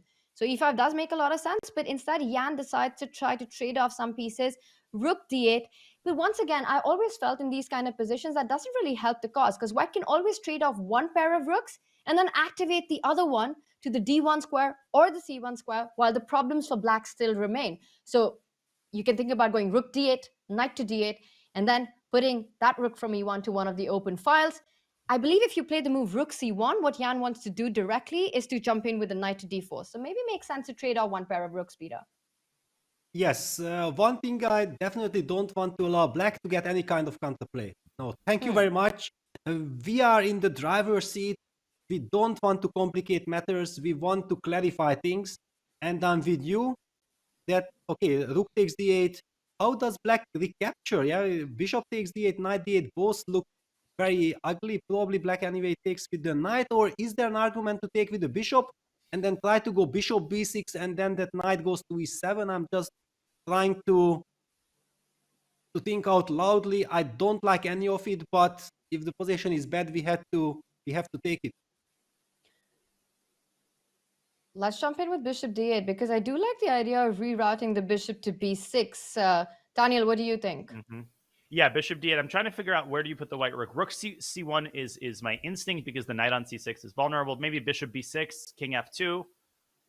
It's also easy to kind of let things slide here, but something like this, yeah, and maybe knight d8 now because knight takes a6 is now an actual threat.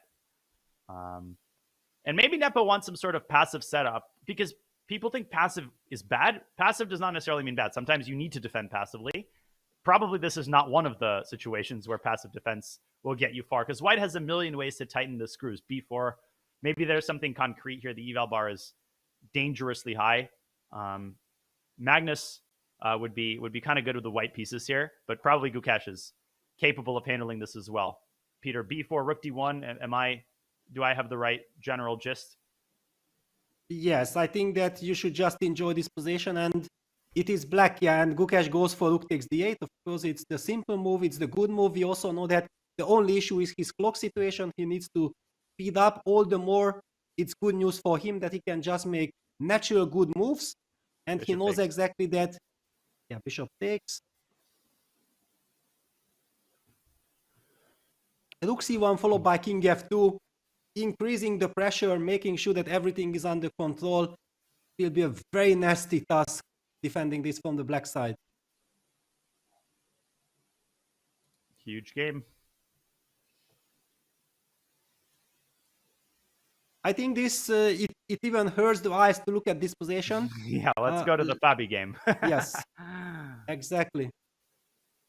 Oh my gosh, this is so nasty because the FIDE game has had some big developments again. just when we think we know who's better, the evaluation flips again. So, Peter, I think you would be an advocate of going back and seeing how, because again, you show this position, you have no idea this started as a Sicilian. It looks like some sort of exchange French or English. So what happened here? Well, actually, Fabi came up with a stunning kind of defense. He played 96. Okay, I think we were thinking like maybe bishop g3 is more to the point. Alireza played the move bishop e3, and now Fabi falls back with the knight to c7, and that's why I was praising 96, because he had foreseen that, okay, I go 96, but I'm actually willing to retreat with the knight to c7. It is just so important for me to kick that bishop away from f4. White plays the move h3, making sure that bishop g4 is covered. Black plays bishop f5, rook e1, rook e8, queen d2, and d6, d5. There is the break. Let's just appreciate all this chaos that is happening in the center. And then after c takes d5, the point of Fabi was to play the move c5, c4. This reminds me of the Battle of Spirit. And we know exactly that Fabiano has been and is one of the leading experts, if not the biggest expert of the Battle of. And then you recapture the pawn in the next move. And is everything fine? Alireza says, I'm going to give this pawn away. He has no choice. And rook e5, indicating that he is not ready to just accept that Fabi has solved his problems. Bishop e6 now? What is, Tanya, you have some ideas here for black. It's hard to say who's in the driver's seat. Maybe still white by a little bit. It's very energetic play by Alireza, but that's exactly what we expect from him. Rook e5, so there's a threat on the board. Not only the bishop on f5, the knight on d5 hangs. I think there are two candidate moves in this position, right? You either fall back with the bishop to e6, defending that knight on d5. The other move that comes to my mind is grab that bishop on f4. And that I'm relying on the idea that if I take the bishop on f4 and you grab the bishop on f5, the knight from f4 can actually jump over to the d3 square that is nicely supported by Fabi's pawn on c4. And let's not forget that the last few moves, that d4 pawn, it can be a bit of a long-term weakness that white might need to be careful about.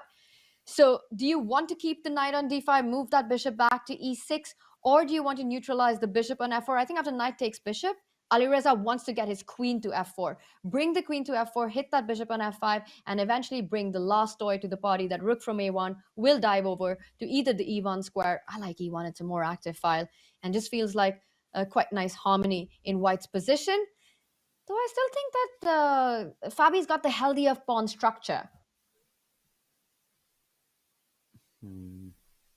Well, my take is the first option, yeah, that I really would love to cement, yeah, just stabilize the construction with the move bishop e6, and if tactically it works, in a sense that if there is no refutation of the move bishop e6, then of course I would be tempted to make this move.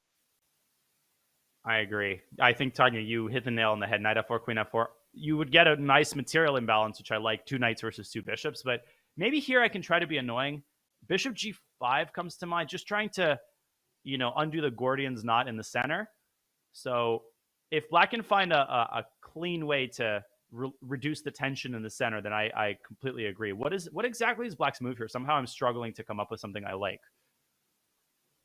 Nice move. It's trying to trade the bishops and loosen black's central construction. Yeah, it's not easy to find a good idea for black here after bishop g5. Maybe you can play it simple. Just bishop, knight c. I'm not sure the order, but knight c3, bc, bishop takes g5, knight takes g5, and bishop d5. And just say, all right, all the pieces are off the board. No big deal. It looks a little scary, but black can play f6 or h6 and chase the knight. The bishop on d5 is so nicely centralized. Well, if black survives the next couple of moves, it's fine. But yeah, the position is really very shaky at the moment. But maybe there is no good follow-up. Yeah, then it kind of stabilized. Yeah, f7, f6 comes. White's knight on g5 will be targeted. Okay, looking at these lines, we understand perfectly why Fabiano is taking his time. Yeah, then it's not obvious at all. Yeah, making up your mind between knight takes f and bishop is. Yeah, with the and engine, I don't see a easy. third option here. Offer draw, but you can't do that. Well, a Fabi. third option would be just to take on c3, but it looks so weird to release the tension and the blockading blockading piece from d5. You never want to really allow that B pawn coming towards the center, getting rid of that D4 weakness, unless you're absolutely forced to do it. Exactly. So yeah, it's clear that, okay, most probably bishop e6 is the most professional one, but yeah, you really have to kind of make up your mind how you're gonna deal with the move bishop g5. You can't just play bishop e6 assuming that, okay, I'm gonna be thinking after bishop g5. No, you have to be thinking about this issue right here. And there's another possible annoying line. Bishop e6, maybe white can play knight takes d5, bishop takes d5, rook a e1. Because at first it doesn't seem like anything special, but you can't move the bishop from e7, which is always disturbing. White is threatening to triple on the e file, and bishop takes f3, you know, congrats, you've ruined my pawn structure, but then you might lose the bishop on e7. So I'm sure there's probably, this is actually bad. The bishop on d5 is not a piece that can be given up for anything. So again, Fabi has to find some concrete solution, maybe f6 and bishop f7, but it's not easy. Yeah, not at all. Yeah, so now we also kind of understand why Alireza actually felt like he can be energetic, yeah, with rook e5, and it's so nice that we are talking about all these lines, because it would be so easy, so tempting to just look at the evil bar saying that 0-0, nothing is happening, it's equal position. No, it's not equal at all. It's a thrilling position, which is maybe dynamically equal with best play, but there is so much tension here. Now, this is a very critical moment for Black, because this is really Fabi's chance that he either picks up the bishop on f4 or allows this pressure along the e file, or that bishop from f4 moving away. So a critical decision here, which perhaps both are possible, but I just get the feeling after analyzing and looking into these lines deeper, as you both are pointing out, that after bishop e6, Fabi will need to be a little more precise. He'll have to rely a little bit on calculation. I would be very tempted to actually just snap up that bishop on f4 and get rid of this tension on the board, knight f4, queen f4, and then just fall back with the bishop to e6. But then new tension appears, no? How you want to get rid of? Or maybe to g6, because I'm scared of d5 after bishop e6. But then I double, and again, this problem with that bishop on e7 in no man's land. Okay, apparently not, but here maybe f6 again, and suddenly F6, the bishop connects to the rooks. Exactly. Wow, but it's not easy it to looks spot. so scary. Exactly. But if you take if you actually take that bishop on f4, you have to kind of fall back, I think, with bishop g6, because bishop e6 sort of allows this d5, and that's not pleasant either, right?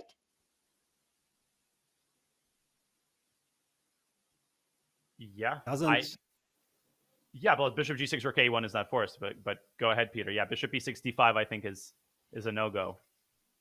Yes, but actually also this bishop g6, and that after bishop g6 you will be able to play f6 and the bishop protects the rook on e8. This is a very, very special kind of motive. It's not easy to foresee at all. Easy to play it when bishop is already on g6 on an analysis board and you see that it's defending the rook on e8, but he's got to think of all these ideas and variations and difficulties at this moment where rook e5 is on the board. So quite a decision for Fabi right now. And Daniel, I'm still thinking about the other boards and the action on it. Do you think it's a good time to take a look? It is, but first I'm going to be the bad guy again, and I'm going to take us to another break. But I will mention before I do that, for those just joining, we have one result. Abasov and Hikaru draw their game. We were just looking at Firouzja versus Caruana. Vidit is struggling, and Gukesh is seemingly outplaying Nepo. But it's time for a break. Remember that there is a very new, exciting product called Chess Up. Chess.com is so excited to support the launch of Chess Up 2, a revolutionary smart chessboard that will change how you learn and play the game. With technology such as touch-sensitive pieces, which will trigger all legal moves to light up on the board when you pick up a piece, and optional AI assistance, Chess Up 2 meets you at your skill level and supports training and growth. Chess Up 2 even allows you to play Chess.com bots on the board. If you're ready to learn more about Chess Up 2 and save $100 when you pre-order on Kickstarter, head to go.chess.com/chessup2 or use !chessup in chat. And we will bring you more action from the candidates. and the 3 exciting games that are still ongoing in round 3 when we come back from this short break.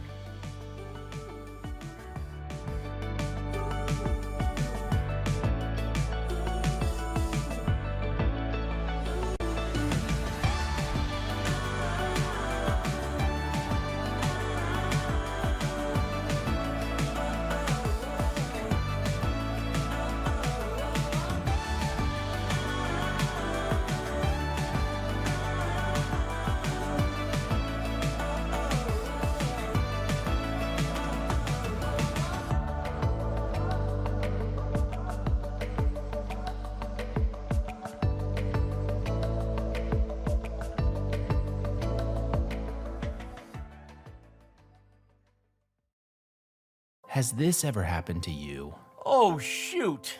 Another mouse slip. What about this? Oh, well, holy bishops en passant. I think I'm getting carpal tunnel. If only there was a way to play online chess with a real-life board. What if I told you you can with Chess Up 2? That's right. With Chess Up 2, you can now play over the board online. Wow. Simply connect your chess.com account to our state-of-the-art Chess Up 2 and get a game started. Every time you move, our revolutionary board will transmit the data online directly to your opponent. And as soon as they move, squares will light up, signifying which piece is going where. Well, shucks. This Hikaru guy seems pretty good. With Chess Up 2, mouse slips and sore wrists are a thing of the past. My carpal tunnel is gone. Well, this sure is fun. I'm playing online against my new friend Hikaru. Who needs a family? But I sure do miss clicking on a piece and seeing all of my available moves, like they have on chess.com. Well, Danny, you're in luck. This feature is totally available on the Chess Up 2 as well. Wow. Well, I'm convinced. But hey, what if I don't just want to play an opponent online? What if I want to use one of chess.com's other great tools? I thought you'd never ask. With Chess Up 2, you can fully take advantage of the chess.com integration by playing bots, analyzing your offline games, and even using our optional AI assistants to visualize the quality of moves with color-coded hints. Well, holy Chess Up, you did it. You made IRL chess cool again. You got it, Danny. And how do you know my name?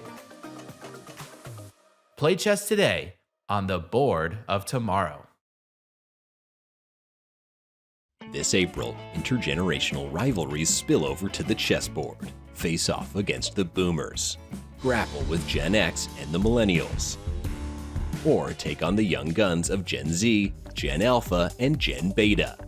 And then the mighty Martin? Play them all on chess.com. Are you struggling with chess? Is your only hope of beating your opponent by using a big stick? A really, really big stick? Introducing Aim Chess, the revolutionary solution for those suffering from chess-challenged syndrome. Aim Chess provides a unique blend of concentrated tactics, opening training, and deep analytics to help you claw your way out of sucking at chess. Say goodbye to bishop blunders, knight nightmares, and queen catastrophes. Master the fundamentals of chess and learn how to turn your chess frown into a chess crown. The Aim Chess secret formula is made with real grandmasters. And magic. Thanks to Aim Chess, I've learned how to do a smothered mate. They never see it coming. I didn't have any friends before I used Aim Chess. Now I can play chess. So try Aim Chess today. What could possibly go wrong? Consult your doctor before using Aim Chess. Do not use Aim Chess if you are pregnant, allergic to Grandmaster, operating heavy machinery, operating light machinery, or enjoy sucking at chess. Side effects may include nausea, dizziness, loss of hair, excessive celebration, increased ego, and an uncontrollable desire to challenge people to games of chess. Taking Aim Chess with alcohol may result in false confidence and massive rating crashes. Please consult your opponents before consuming Aim Chess.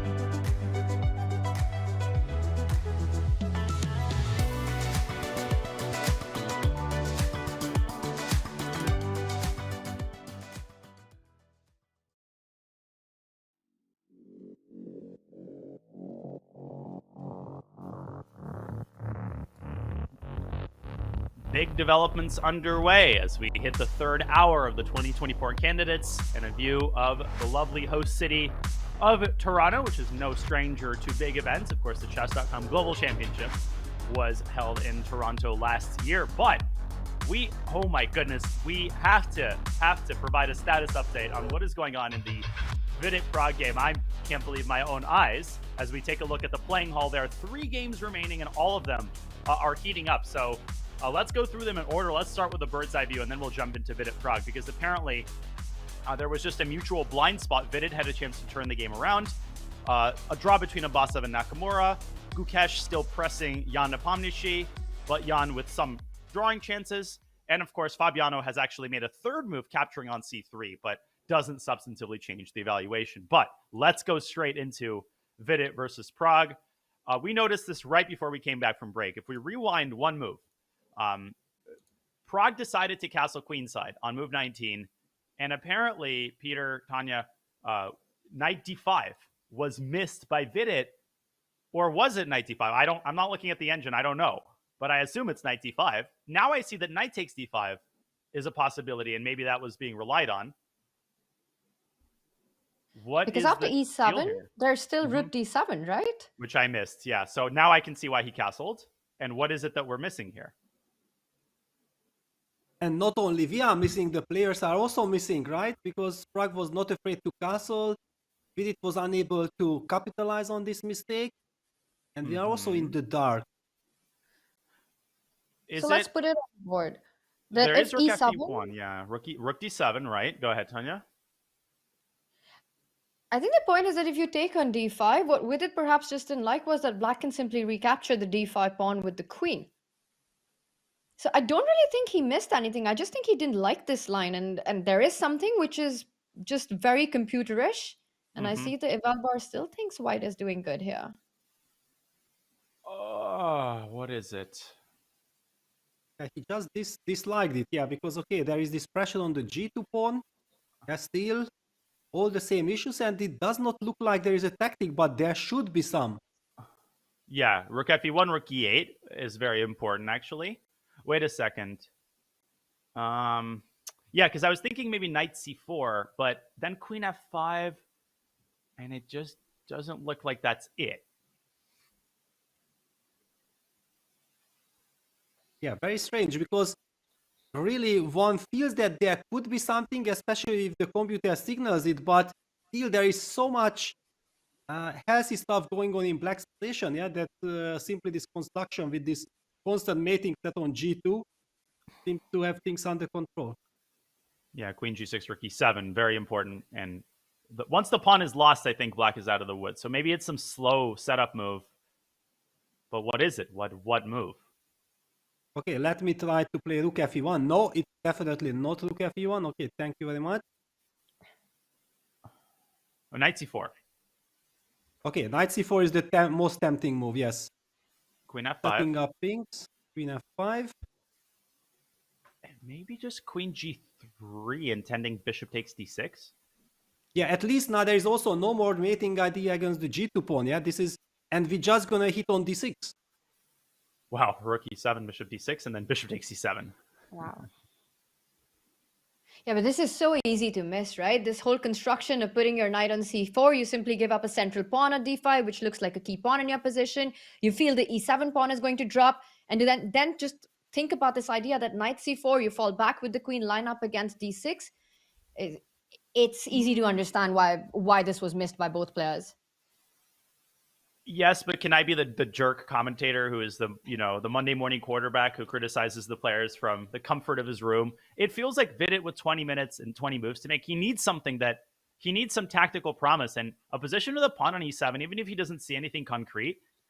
It's hard for me to look at this position because I already know the eval bar, so it's hard to know how I would react without it.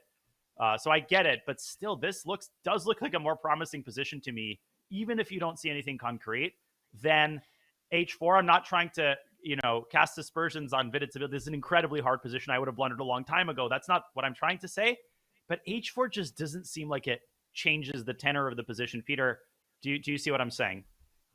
Yes, I perfectly get it. Because the problem is that black has this lovely construction in long terms. Look at those knights on e3 and b2. They have nowhere to go.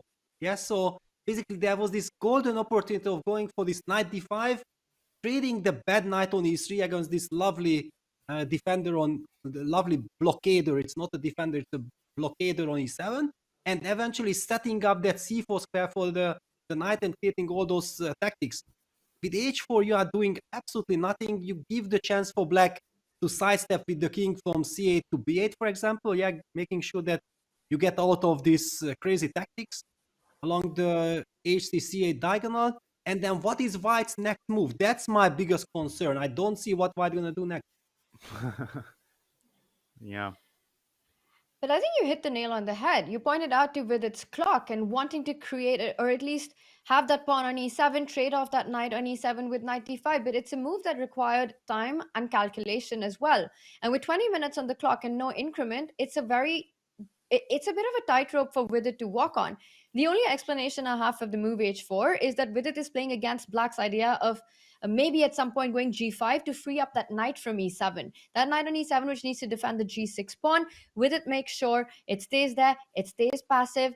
The next moves that you were pointing out for white, Peter, which are a bit of a challenge to find, Vidit might be aiming and getting that rook from f1 to e1. I think he wants to keep that e pawn alive at any cost. Rook fe1, rook to d1, and maybe eventually trying to get knight d5. I'm not really sure, but I think my next move would be rook to e1, which gets me to the question: can Pragg actually get greedy with the b2 pawn? Is bishop takes b2? Because I'm also hitting your rook. It's a tempo. Completely forgot about that pawn actually. Yeah. What are you going to do after bishop b2? I also am not sure. And it's to your point, Tanya and Peter, I want to hear your take on what black should do here, but it's almost like you've got bigger priorities in this position than stopping g5. You know, Rome is burning. The position is not good. The state of affairs is not healthy, and knight d5 at least was a chance to change the nature of the position. It's like how I approach my to-do list. I have like, do your taxes, join candidates commentary, and I'm like, let me make my bed and play some bullet. Let me knock off the easy items. And he's doing something with h4, but I don't think he has the right focus. And I thought that's why he played queen g4. It was to set up knight d5. And when he's got the chance to do it, he kind of gets cold feet. So big moment potentially, although not to suggest black is winning. Peter, what do you think black should do? Should you grab b2? As Tanya pointed out, should you maybe do something on the king side? Or king b8, quiet move. Yes, well, I'm the king b8 guy, but I did notice that the pawn on b2 is hanging. And that was also the reason why I was really and Pragg was rook d8. Rook d8. Even something else. But okay, he anyway sidesteps this knight d5 idea.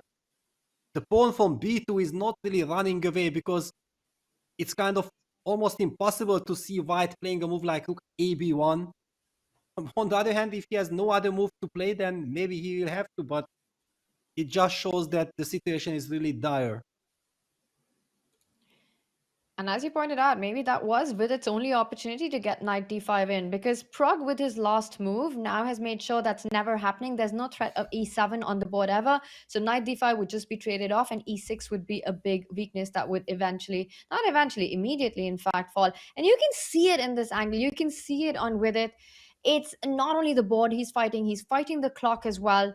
A very complicated position right now. I'm looking at natural moves that one wants to make when they're low on the clock. Rook from f1 to e1, as I pointed that out before. I think that would be the move that I want to make. Yes, black can still pick up the pawn on b2, maybe just sidestep.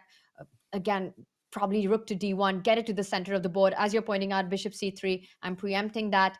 Trying to really hang on to that pawn on e6 somehow or the other after I move my knight from e3. Maybe that. Yeah, wow. And yes, exactly. Yeah, the evil bars suddenly gave some hope for white. Maybe somewhere, because always any hope should be connected with the move knight d5. Yeah, otherwise we cannot be freeing our pieces. I still prefer, of course, black, but yeah, maybe white has some tactical. Yeah, so maybe bishop f6 can be considered, because knight d5, knight takes d5 here. There might be knight e4. That might be part of the problem. Actually, maybe bishop all the way back to g7. Nope, never. Whoa, how dare I? Oh, knight f6. Knight maybe. f6. Yeah. How could I miss that? It's such a simple move. Yeah. Maybe I need to. Where's Robert Hessen? You need him. It's a tricky position. It's a tricky position, but yeah. And Vidit did play, I think he moved the rook from A1. I felt like he made a longer move. Yeah. Rook to D1. A1 to D1. Rook T1. Setting up knight D5. He's like, no. I actually, wait, can I get that back and play that move again?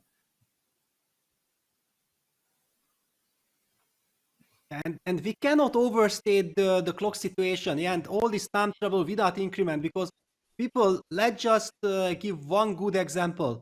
I listened into the lovely interview of Fabiano against Hikaru, yeah, after the first round, and there was this very interesting remark that when Fabi just had 10 minutes, he played this very unfortunate move, rook d5 to f5, which he called a lazy move just to make sure that with little time on the clock, he can never blunder.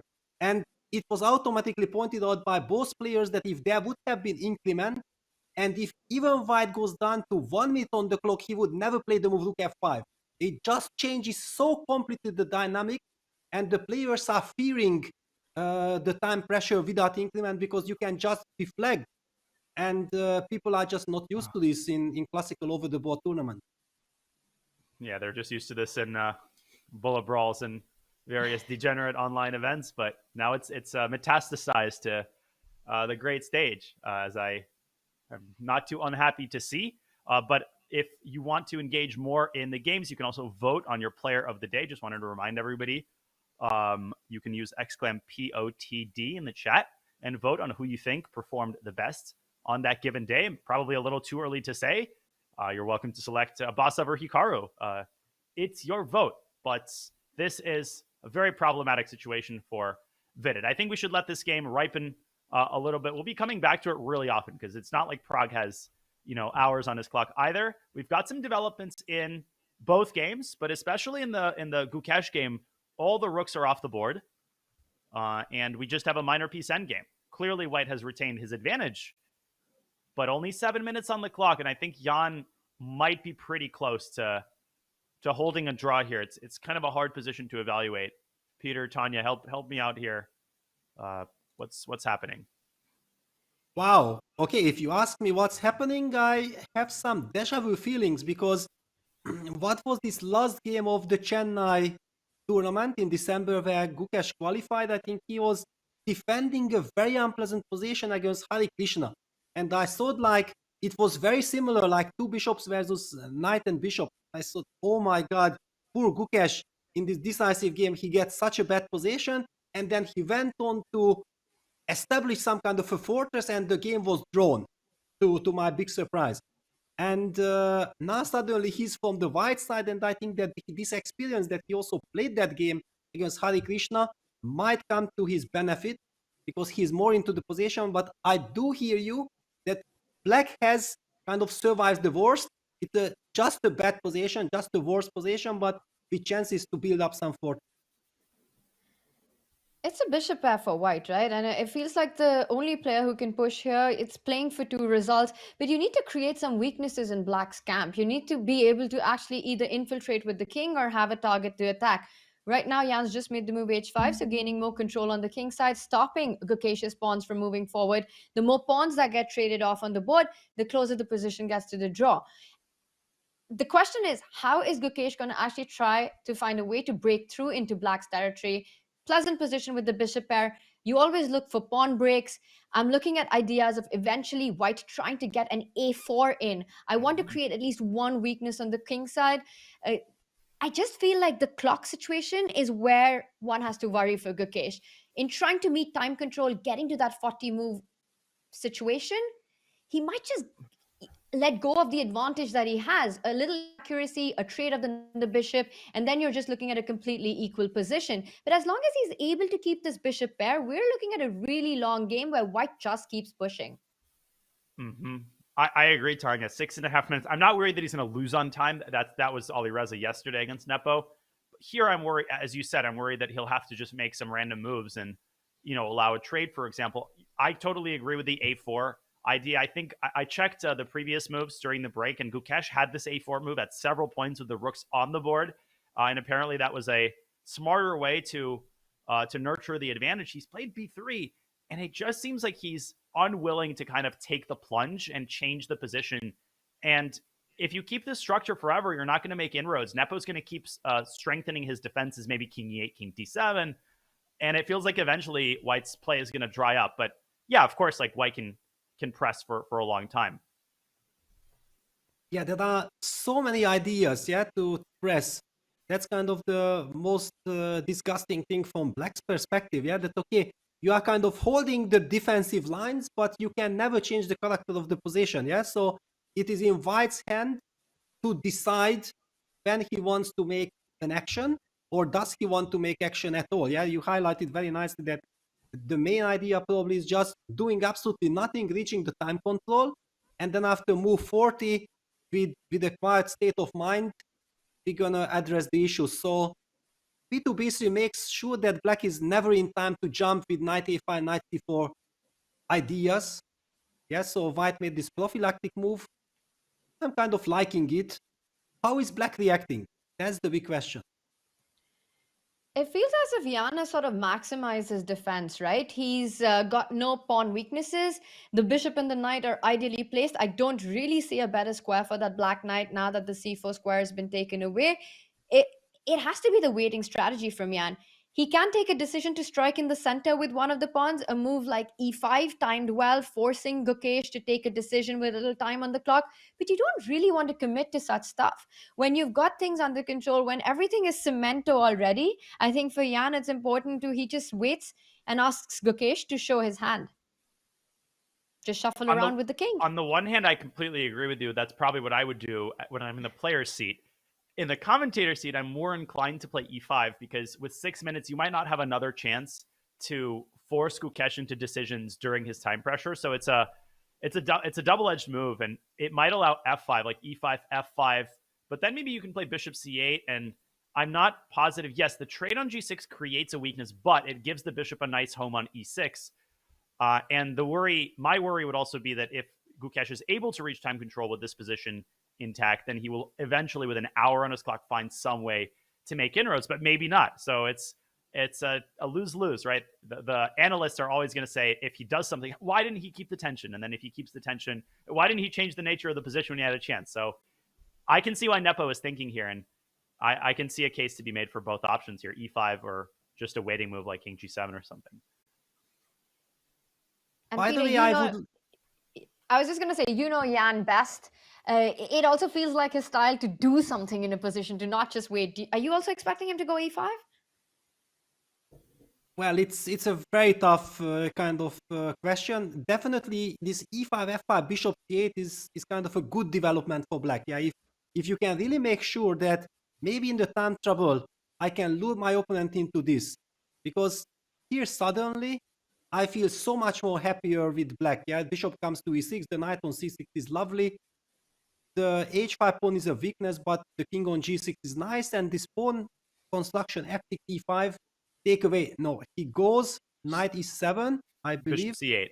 No, bishop c8 first. Okay, so this move hasn't given up on the idea of going e6 e5. In fact, maybe it prefers it. Yeah, that's the only reasonable explanation. I mean, unless he plays knight b8 and king e8, then he's setting the pieces up for the next game. But I don't think he's ready to admit defeat just yet. I agree. Tanya, e5 is being prepared. He's putting the heat on Gukesh. He's like, okay, get moving, or else I'm gonna keep improving. So maybe it's time for a4 or b4 or something. In 5.5 minutes for Gukesh, he's got 7 more moves to make. Or maybe g4. The only one that you didn't mention as well is an option. h4, f5.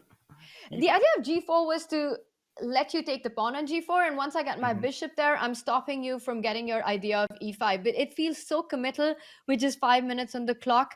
But I do believe we have a move from Gukesh, and he does go for the idea of a4. So he was preparing his own pawn break. It's one that we've been talking about. He's trying to create a weakness, an inroad on the queen side. And does Jan have the time to try to get e5 in? Why not? Is there a specific issue with e5? Does Black lose that b5 pawn, or can he defend it tactically? Peter, what do you think? Yeah, that's the big question. Yeah, so the first thing we have to address is e5, ab, bishop e2. Do you have the move knight a5 or not? Yeah, I think this is kind of a key question. Bishop b5, knight b3, bishop c4, bishop e6. Haha. Exactly. That's exactly. Jan's not going to say that, but he's going to think that.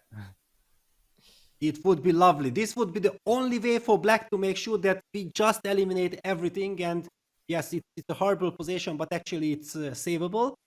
So it could be very tempting, seeing that this could be a resource to go for it. Well spotted. Yeah, e5 makes it very, very tempting. And if Jan plays it fast and then loses, people will say, well, typical Jan, very impulsive move. But I could see him playing fast, and I wouldn't really blame him if he played this move in like 2 minutes. Absolutely. You also don't want to give your opponent so much time. Yeah, if you feel that. And one of the big issues for black in this position was, yeah, after h5, that this bishop on b7 is horrible. Yeah, so by making sure that that bishop is activated to the right diagonal, it's kind of very tempting to follow it up with e6, e5. So all eyes on Jan.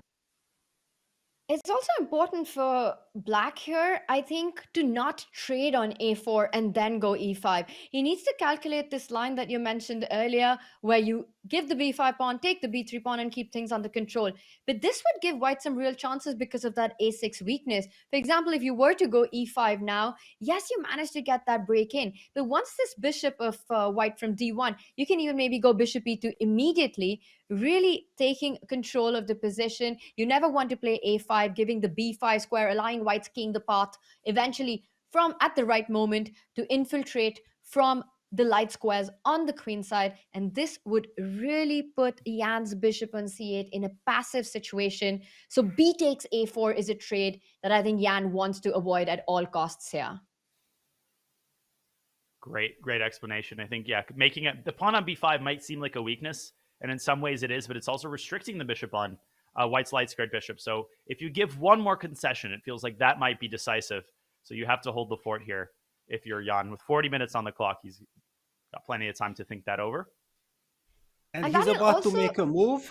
And I saw his hand. Sorry, Tanya, that I interrupt, but I have seen, and he goes for e5. On the board. Yes, Peter, I was just going to say that the structure with the pawn on b5 and the knight on c6 for black is such a great defensive structure because it takes away all infiltration squares from white's king. Notice how it actually defends the b4, c4, d4 squares. So making sure that there's no way for white to actually get into black's camp to start attacking the pawns. So e5, Jan has calculated his way through. Now how does Gukesh actually keep the game going with just 5 minutes on the clock? He just has to find a way to keep the tension on the board. The line that we saw, if all of queenside is dissolved, all the pawns are traded, Jan gets even closer to the draw. Yeah, they're still f5, but again, f5 doesn't threaten anything. It stops bishop b6. f5, black can play bishop d7. It feels like Jan is starting to knock on the door of holding this position. But it's too early to tell. We need to wait until time control to make a clear pronouncement. Yeah, and also the body language. Look at this. Yeah, Jan simply stood up. He went for a walk. This signals also some confidence that I know what I'm doing. Gukesh is left at the board with 4.5 minutes. And I'm not liking this, that things are heating up exactly in the most critical time situation. Yeah, he will have to make super tough and difficult decisions with no increment and just a couple of minutes for the decisive last 6 moves. Yeah, wow. Looks like Firouzja Caruana moving in the direction of a draw, but let's stay on this game for now. Gukesh has to watch out because 6 moves, we're entering territory where he physically will need to be able to execute the moves. And we're not there yet, of course. He's just traded on b5. So we might be headed towards the line that we saw where Gukesh ends up going for the b5 pawn, but that just leads to more trades in the position. Jan's giving him time to think by not being at the board. Yeah, but I think Jan is very happy with a takes b5. Yeah, because a b5 clearly helps the defender task. And this is exactly why I was so worried for Gukesh, that with 5 minutes on the clock, you simply cannot understand the essence of the position. It's just impossible. Yeah, you really need 20 minutes to get into the whole bone of every single finesse of this position. EB5 is the typical time trouble move. Okay, I take on b5, get 1 move closer. It's a normal move, but it might actually help Jan saving this game. And what's your take on b5? The only way that white can put pressure is by getting that bishop on the diagonal. The moment white moves that bishop from d1, black jumps in with the knight, attacks b3. And the point I want to make is that when you play b4, if we can just have the arrows pointing a takes b5, bishop e2, knight a5, b4, it allows black to actually just jump in simply with the knight to c4. And that would just be, I think, immediately on the spot draw if the bishop and the knights are traded. It's an opposite color bishop. The only other break in the position, by the way, a takes b5, of course, immediately blitzed out by Jan, and f5 played. Now it's the big question. To me, it would feel as if for Jan, it's just best to keep the tension, just keep the position as is, maybe shuffle around, find the move. And the first one that comes to my mind, I don't want to take a decision with my g6 pawn. If I just simply put my king on g7, I'm controlling everything. You don't really have bishop e2. Is there a way for Gukesh to put more pressure? f5 on the board. Yeah, so black just waits, right? Bishop d7, for example. Or Yeah, king bishop g7, d7. bishop d7. I like that as well. Yeah, just to make sure that the b5 pawn is already defended. Yeah, it makes perfect sense. So bishop e2 can be met by knight a5 again. And otherwise, we're just going to shuffle. Yeah, we just follow this king g7, king f7. How does white progress? That's the big question. Maybe king d2 and king c3, trying to... I mean, it's painfully slow. And maybe it even allows like gf at some point, but I'm trying to set up bishop e2. My other idea was b4 to stop knight a5. Yeah, Okay, of course, maybe there b4. there are different moves. The big question is that what is the essence? Yeah, how do we create problems? Okay, look at this. Yeah, Jan is really kind of feeling that, okay, my position is better than it was before, but it's still not that great. On the other hand, he has hopes. He really, I know Jan very well, of course, that he senses that I have a golden opportunity to solve my problem still the time control. Yeah, because he knows exactly if this would be kind of a status quo, it would be still heavy suffering. He wants to make sure to survive this position in the next couple of moves and call it a day. Wow. He's breathing a sigh of relief. But the task is not done. His position still sucks. So he has some defending left to do with 4 moves to make until time control for white and 5 for black. Yeah, looks like he's very close, Tanya. I think he's just making sure that a blunder here would be very, very painful. That would just be, drowning just before you've reached the shore. It's the kind of position where it's kind of hard to make a blunder, but you still have to be a little precise, because the ideas that you were pointing out with b4, restricting that black knight, or perhaps getting the king to the queen side, you still have to find a way forward for what with the black pieces. And the one thing that I think could be on Jan's radar is that once he gets this ideal setup of that bishop on d7 and sidestep with the king to g7, he's already eyeing the threat of actually picking up that f5 pawn. So forcing Gukesh into a decision on the king side. Wow, king g7 played. So bishop e2, we still have knight a5. Yes. And gf is now more of a possibility, by the way, because bishop h5 doesn't come with check. Sorry, please continue, Peter. Yeah, wow. So after b4, actually, is there an argument? But okay, no, it's not such a big argument. I wanted to say that after gf, ef, maybe... No, but gf is just bad. Maybe I can h4? even pick up the... first h4, yeah, because here I can also just pick up the h5 pawn. This is not good. And g4, g5 might just be a fortress. H4, G4, wow. G5. What a defensive resource. And this is actually what Jan is setting up with king g7. Yeah, he's a big maestro of defending kind of positions.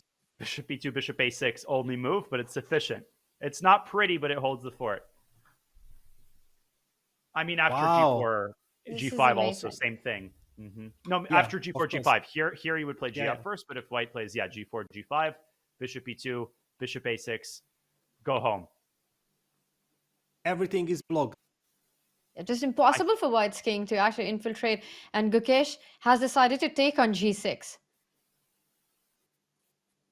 Yeah, wow. I think without the knight, that position might even be drawn. But in any case, it looks like Jan is very close to holding. Should we switch to the Pragg game? There's some pretty big developments there. I'll give you guys the final say. Okay, we can just very quickly check out what's happening. I don't think it's the kind of position that you can quickly check out, Peter. It's absolute madness on that Wow. bottom right board. Okay, but at least knight d5 and knight c4, both these moves had happened. And this is the change of character of the position that we talked about. It might be a bit late, but still, Vidit had to go for it.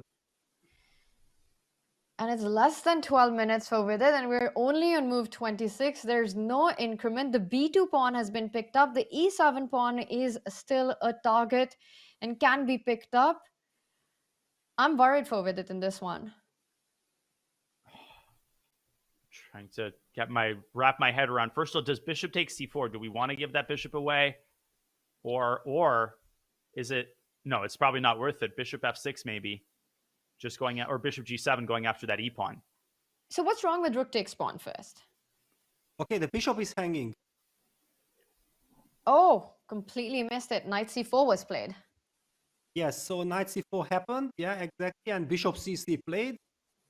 And now the question, is there some tactic or otherwise the pawn on e7 is falling? Where is the follow-up? Yeah. Bishop d4, I thought maybe just try to keep the fire burning, but what does that really accomplish? Maybe, okay, bishop d4, let's try it. Yes. It does, because bishop takes d4, you have queen d4, and you're still not picking up the e7 pawn. Lots of pieces hanging. Uh-huh. Very true.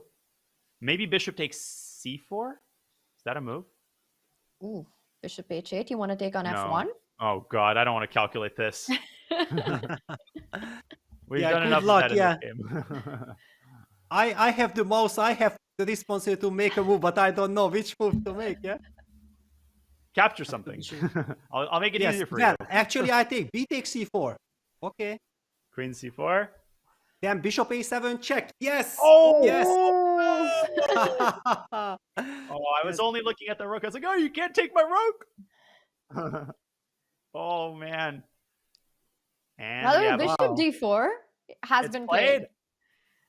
Good call, Daniel. What if we see this? Yeah. Bishop d4 makes a lot of sense. Whoa. Wow, our producer is telling us something. I'm sorry to interject so many times. We have to show this line. If you play bishop takes d4, rook takes d4, rook takes c7, suddenly knight takes d6 is also on the table. Wow. And suddenly rook b4 wins the queen. White's pieces are on the right squares at the right time. You thought king b8 solved all the problems, but it just opens up new problems. Well, so, I'm actually tempted to play a move like rook h7. Just eliminate that e7 pawn somehow. I'm blundering something. Could easily be the case. Nope.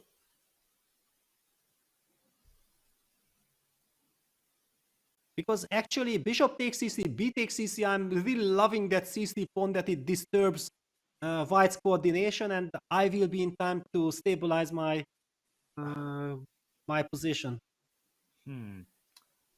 Bishop c3, bc3, rook d4, threatening knight takes d6. I'm only half joking. Yes, I know. What do you play? Maybe I fall back with the bishop to b7. Oh, no. Rook h takes c7, knight takes d6, queen takes and f1. queen f1. Yes, okay, thank you. Yes, God. exactly. Oh my gosh. Come on. Just to highlight. Checkmate. So, okay, bishop d4. Then I really like rook h7 because it keeps the tension and I make sure that I'm actually slowly get good coordination. All right, fun question. Rook h7, queen takes g6. You want to take on e7. Is knight d6 completely crazy there? Well, I see that it is. I hope that sense. It's crazy. Ooh, and we have a result. Hang on. What Queen happened? c6. Queen c6, but we have some developments. We have an apparent 3-time repetition claim. I think. Let's see what happened. Or no. What's the issue? What's happening? Oh. Well, let's hope there was no flagging involved. But why has White's time been added prematurely or something? Because I'm seeing 31 minutes on White's clock and they haven't reached move 40. Could that have been a glitch? No, he didn't flag, I think. He didn't flag. No, definitely, but the players are very unhappy. This is very strange. Because Yes. also Jan, Uh-huh. Jan, what is happening? I think what Daniel said. I think that's what happened. That I mean, the clock just what could added it the be? time prematurely. He didn't flag. He 100%. There's no way Gukesh would allow himself to flag here. That's out of the question. 3-time repetition. No, they didn't even repeat once. Oh, this But they is so keep annoying. the arbiter keeps leaving, and then for they Jan. keep like looking as if the problem isn't solved.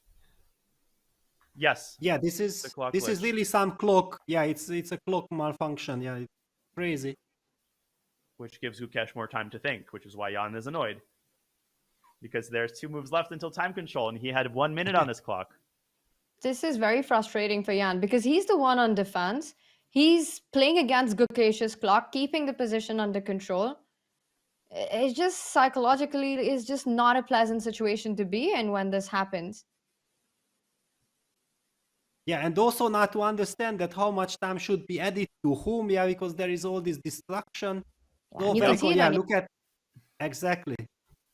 I had a crazy situation like this once where my opponent, it was same time control with increment. My opponent I made move 40.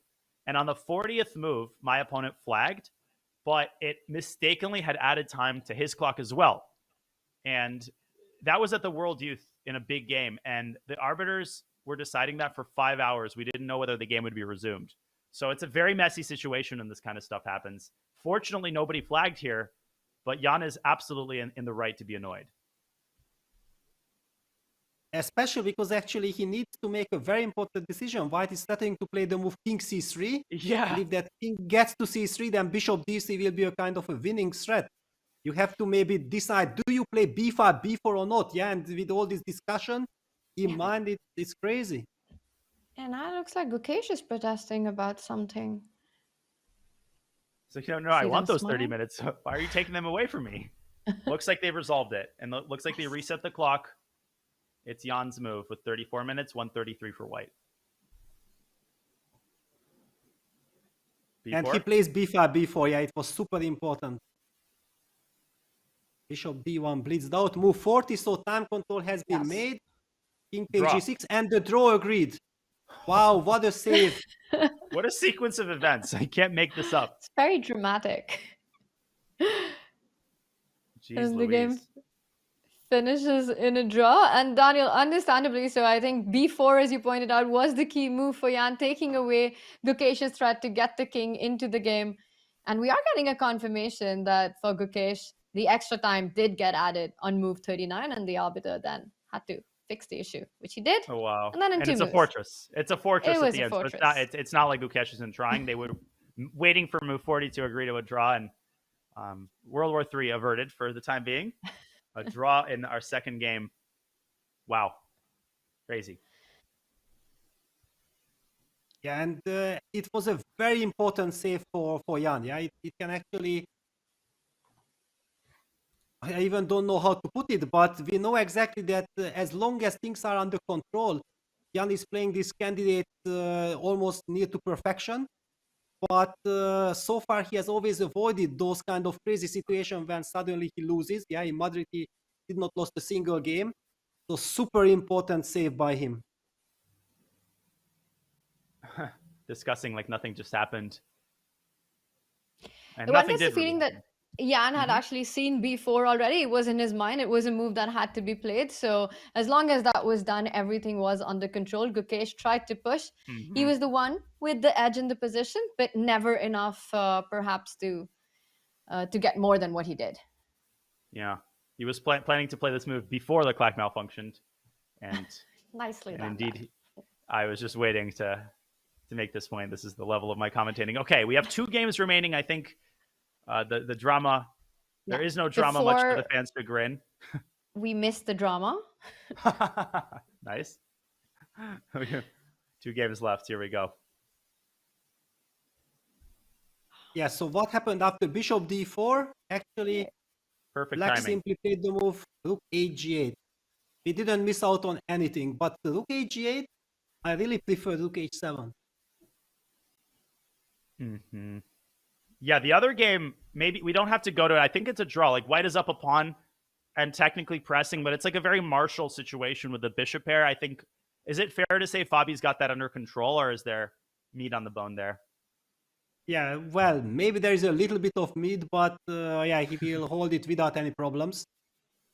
It's just the typical situation. You start pushing a5, a4, you play f6, king f7. Yeah, you just make sure that you are going in the right direction and there is no way to break through. Okay, off to Vidit land. Let's do it. And Rook G8 played by Pragg. What's the clock situation? It's kind of leveling out a bit. Pragg spent a lot of time before Rook G8 and C3 traded off. That gives a really nice pawn to Pragg. God, 9 minutes for 13 moves here. And Rook E7 is a threat. Yeah, now it's so funny. You know, I really have to step in here and say that this is so funny that now, because people are not used to the situation playing time trouble without increment, we are stating the case that this is, wow, it's horrifying. I have played against Karpov myself many times when I was very young, and Karpov was still on his prime, and he was getting into time trouble. He was like having 10 seconds for 10 moves. Physically nearly impossible. And you know, he played 10 moves in 10 seconds without a single mistake. And it was kind of Karpov's trademark. It's you just cannot even believe. Yeah, I played against him. He had 6 seconds for 7 moves. I just couldn't really believe that okay, he can make it physically, and he has done it, and he saved the draw. It was Linares 2001. Wow. Insane. That's insane. But we have seen what happens with no increment at the last World Championship as well. It's so easy to just freeze in these kind of situations. And the players, like you said, are just not used to. He'll have to sort of channel his inner Gary at some point and get moving. Knight to a3, you're pointing out. Guarding against the b3 threat. The computer is pointing this out, by the way. This is the automatic arrow indicating the best move. I don't even understand. I didn't even know the knight moved that way, but apparently it does, and it's the best move. Yeah, it's not my suggestion for sure. Yeah, I was very surprised with knight a3. Then you see the point that you can't take on b3 because of rook to b1. The queen on b5 needs to stay connected to the d5 bishop. But how difficult is it to find this move, knight a3? Retreating moves are the hardest in chess.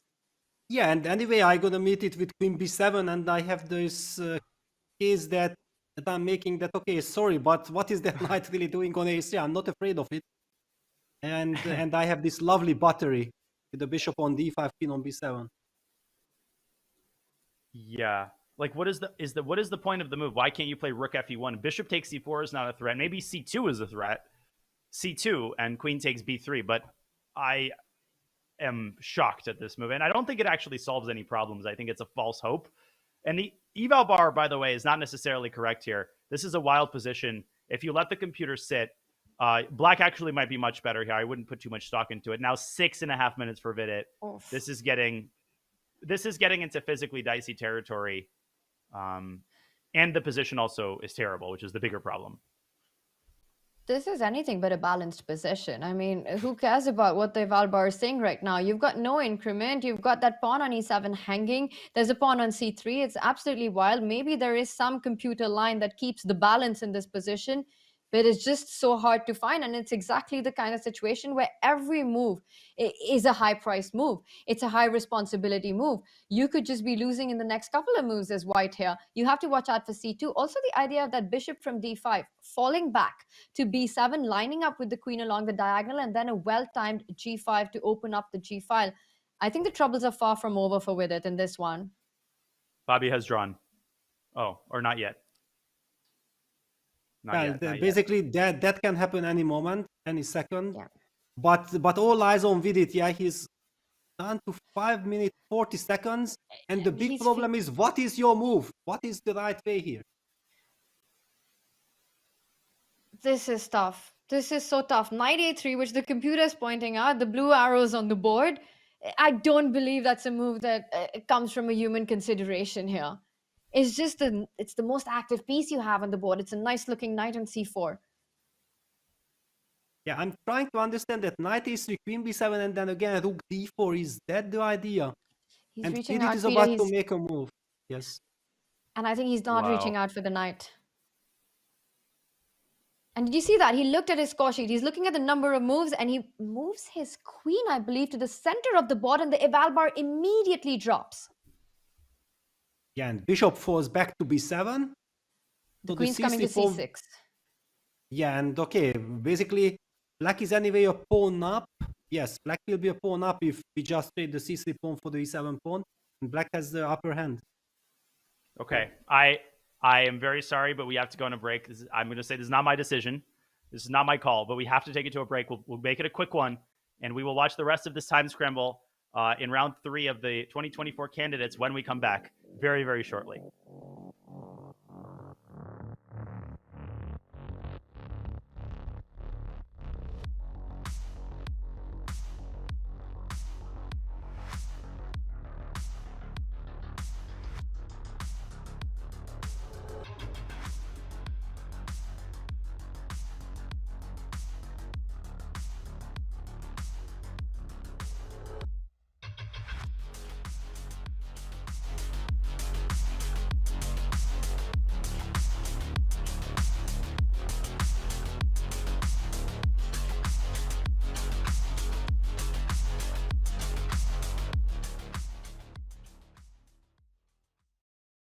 Welcome, everyone. We are here with Judith Polgar, the legendary chess player, one of the greatest chess players of all time. And I went my next move. I said, no, I'm not moving my queen. I'm not moving my bishop. But actually, I'm going to give checkmate or winning great material. And I went knight e3.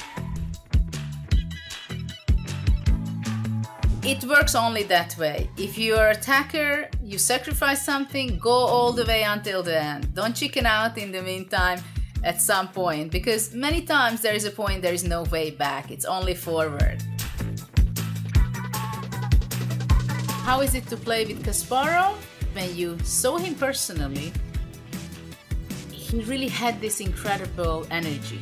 Judith, thank you so much for being with us, and I hope you're ready to dive into the past with us. Oh, absolutely. I'm very happy to share with you some of my most memorable games.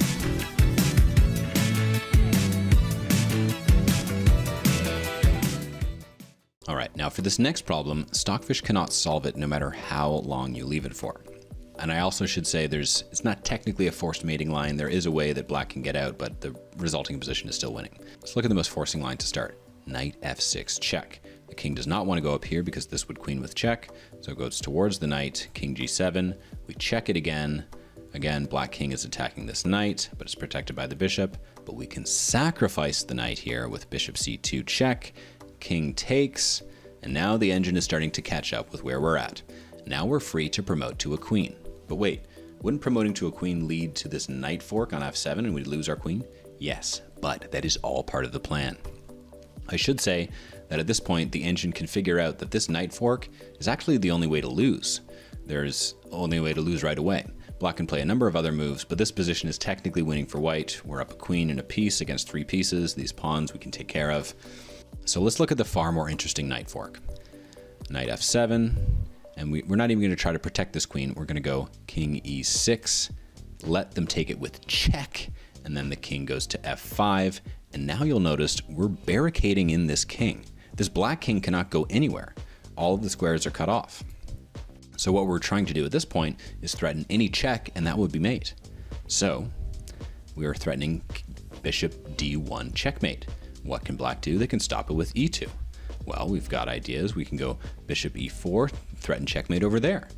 And the only way they can stop this is by promoting to a knight covering this square. Well, our game is not over yet. Bishop d5, and now we're threatening bishop c4 and checkmate here on d2. Well, black can temporarily stop this, promote to a knight again covering this square. Hang on, we've got still ideas. Bishop b5, threatening checkmate over here. Well, black can give up a knight for nothing, delay the inevitable. Knight c7, protecting this square. That's fine for us. We'll just find another way to do it. Bishop a4, threatening this square, checkmate once again. And now this time, there is nothing black can do to stop this unstoppable action. c4, bishop d1, and all you can do is get some knights in the way to block, but eventually we find checkmate.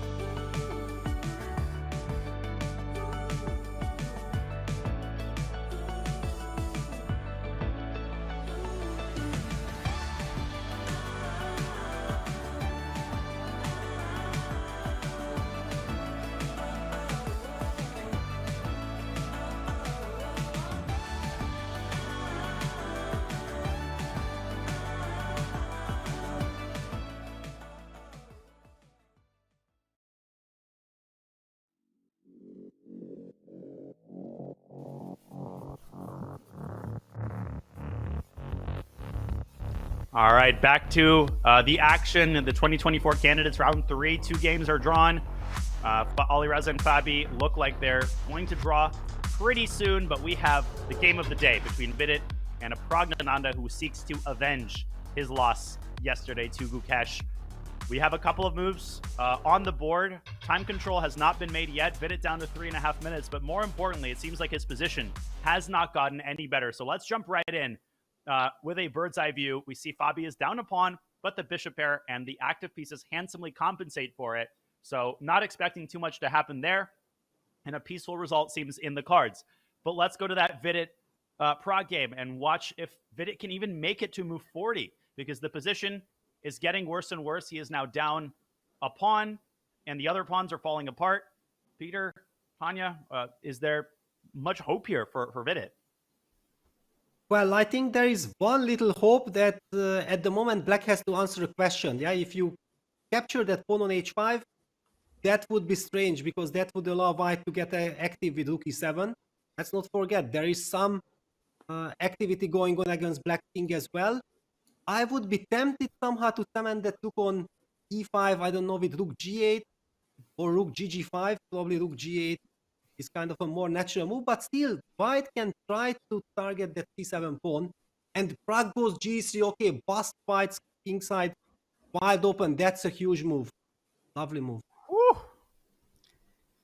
I love it, because not only are you opening up well, the king side, you're actually going to target the king side from the other side of the board. Now once the h5 pawn is grabbed, queen b6 will be a massive check once the f2 pawn is out of the way. Queen b6 is always in the air. He doesn't allow with it any counterplay.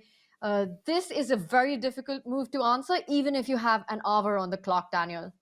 I was going to say exactly the same thing. You could put, 22 minutes, 222 minutes. We're in territory where it's not going to help. Rook takes e5, gf check.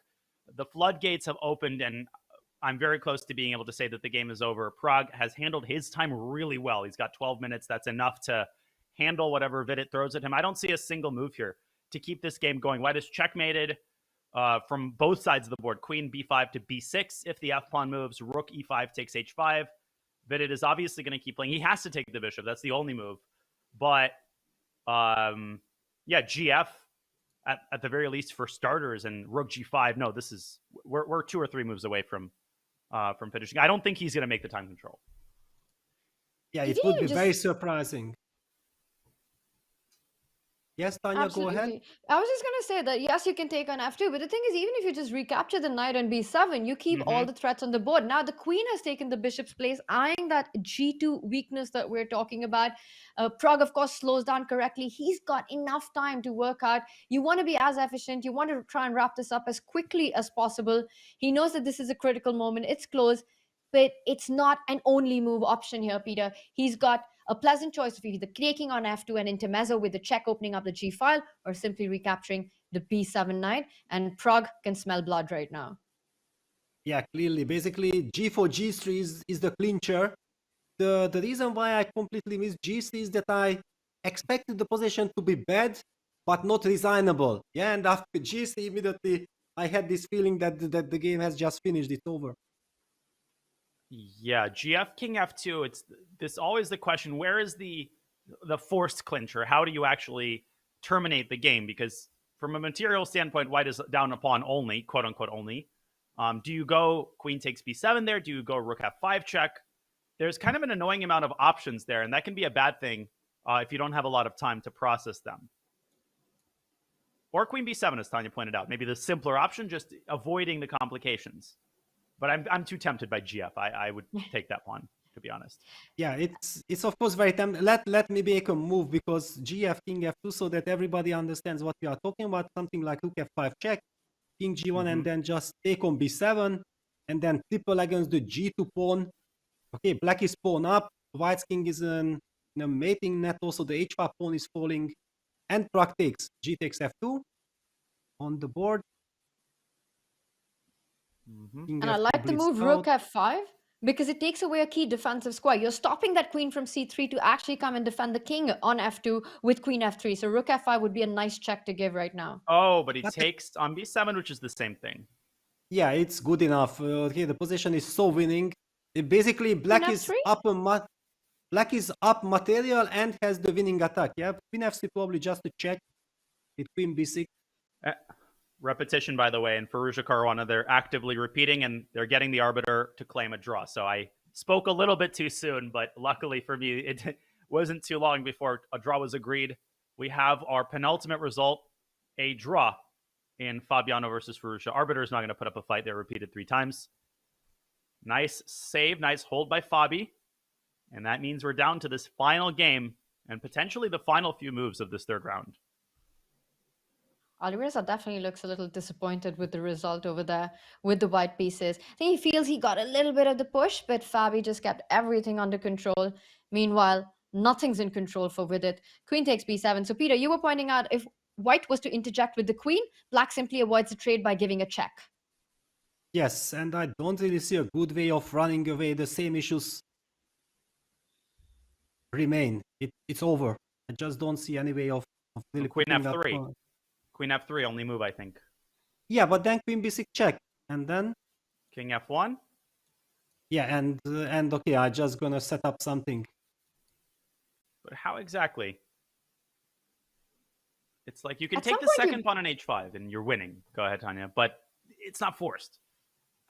I was going to say another idea. h5 is hanging, but also you could think about doubling up on the g file, trying to put pressure on the g2 pawn. You probably want to do a second rank defense. I'm looking at ideas of even queen b5, rook f5. There has to be something. There's so many tempting options.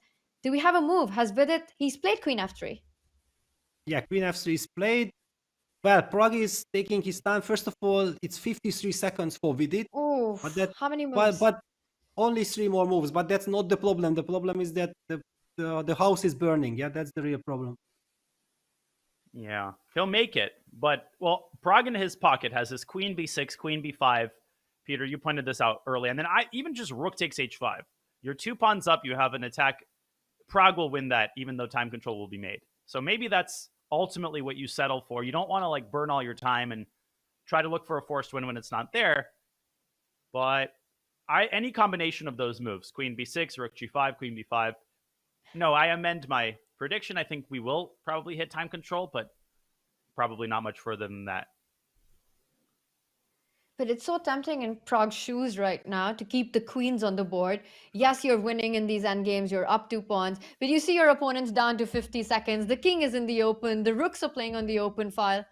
I think he's going to try to find a way to keep the queens on the board.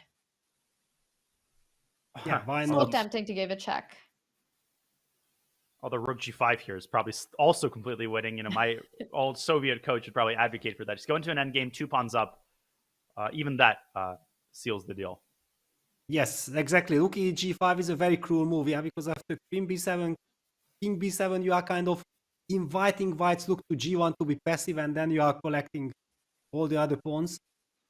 But okay, black has a completely winning position. Every single move wins, which does not blunder anything. 8 minutes. What will he choose? Still need to win a winning position. And it's always, it just makes it so much more complicated when you have so many pleasant choices to make. There's one direct path, life would be so easy. My specialty is always to choose the one line that keeps the game complicated. There's like 6 wins and I choose the 7th option. Yeah, from that perspective, rook g5, sometimes I also like the option of keeping the queens on the board, but you know, that endgame with 2 pawns up might actually just trigger resignation the fastest. Pragg is doing a good thing by taking his time here. He knows the significance of this game. He knows that everything is winning, but you have to find the most winning option. It's the professional move, rook to g5.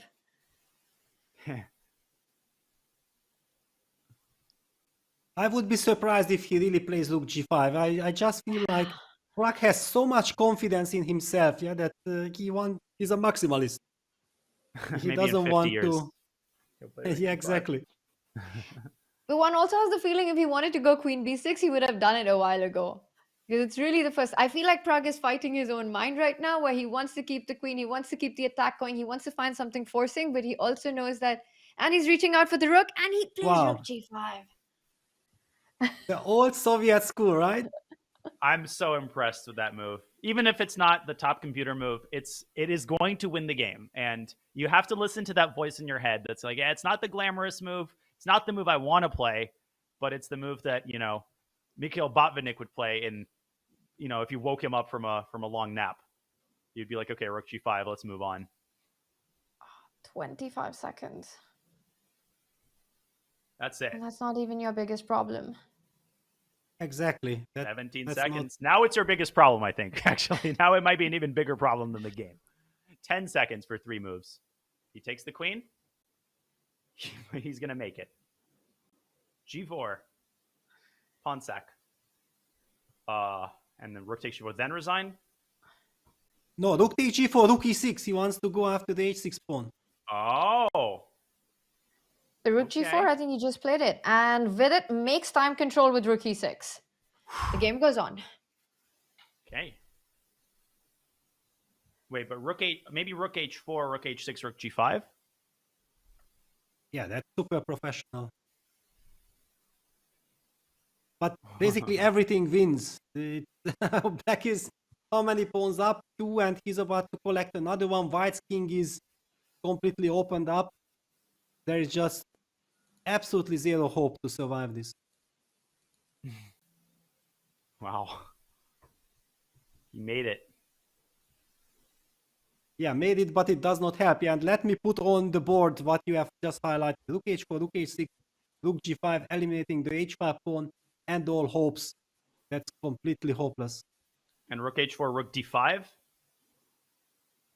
I mean, I know it's not, that didn't change anything, but just, you know. Yeah, well, you can even play rook g5.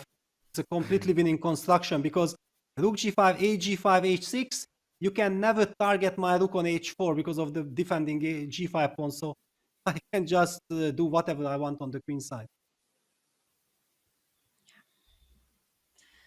And now with 40 moves done, Pragg slows down. He's trying to just find the most efficient path to victory. For Gukesh, it's just, for Vidit, it's just really tough, right? It started with the deferred Schliemann. You win a pawn in the opening. It feels like you should be able to keep things under control, but it never really happened. Pragg just kept the pressure. He just kept the tension going. Never went to immediately recapture the pawns. You were looking at lines from where you can restore the material balance, but instead playing for the initiative, and it paid off, forcing Vidit to burn the clock, which eventually cost him dearly. There was one chance. It was knight 20, knight d5. He'll be kicking himself for that, even if it wasn't easy to find it. And maybe earlier castling kingside. Again, easy to say in retrospect. If he would have won, we would have said he's, you know, so brave of him to go for it. What a gutsy call. But there was a safer option. And then there was that knight jump to d5. Once he missed it, I think it was essentially a flawless conversion by Pragg, Peter. Would you second that overview? Yes, but especially the one that Vidit will be kicking himself. We did see afterwards that he went for knight d5 and knight c4. Yes, so he had this idea in his mind, but he missed that golden opportunity, which was connected with this e7 check. Yeah, that very special construction. And after that, it was just practically not enough. He was trying to muddy the waters, to make things more complicated, but practically I never had the feeling that Vidit can really hold this game. Exactly. And there are so many ways for black to actually get what you want in this position. You want to trade off the pawns on the king side, the h pawns, your 2 pawns up on the other side of the board. And at this level, it should be easy technique for these guys. So I think there's the idea of, do you want to start with a check? Do you want to start with rook to h4? Or even maybe start with getting the rook to g5, taking away the possibility for white to even go rook d5 and defend the h5 pawn. Rook g5 with the same idea that you pointed out, just turning around the move order. Then I can go rook h1 and defend the pawn from the other angle. Yeah, okay, the position is lost anyway. One thing, yeah, and Pragg is about to make his move. Oh, rook f5, rook e5 in that position, by the way. Sorry, continue, Peter. Yeah, he should not forget about the clock. Yeah, that's the only thing. But we have the camera, so we know exactly that he's about to make a move. And it's rook h4. Super professional. Ugh. Honestly, that's such a buzzkill, because at least Vidit was hoping to get a passed pawn, and when you have a passed pawn, anything can happen, even if your opponent has 3 of them. Now the pawn on b4 is a sitting duck, and once black picks up h5, you're out of ideas. Yeah, this is tougher with it. It's just a tough situation to be in. Well, but I also would like to highlight one thing. Yeah, that now that Pragg wins this game, everybody will be saying that, wow, what a choice, and it was fantastic. But before the game, he didn't know how this game will end, right? And after losing yesterday by being very aggressive, he still stick to his strategy. I find this really remarkable and a real sign of some incredible confidence there inside Pragg, that he knows that he wants to be very aggressive in this tournament. He doesn't care about this very tough loss yesterday, and he goes for it and is rewarded with a stunning victory. Yeah, there was no feeling of him wanting to keep things solid or just starting off with making sure, you know, with the black pieces, you want to stop the bleeding or any such ideas. He lost yesterday, but it was a crazy game. Again, showed some incredible prep in that game as well, where he sacrificed pawns, he was blitzing out the moves, he kept the pressure going. Eventually, at some point in the complications, went astray, and Gukesh pounced on that opportunity. But it was a game that was in Pragg style, and Pragg sticks to it despite the result. And we saw that today as well, with the black pieces really creating the complications, really from the very beginning, making it difficult. Because for Vidit, right, his preparation is so strong as well. And it's been amazing to see the kind of surprises that the players have brought on in this candidates, the opening preparation that we're seeing by each one of them early on, even with the black pieces. Yeah, so much creativity. We haven't had a single, Berlin. We've gone down untrodden paths. Hikaru played that e5 Sicilian.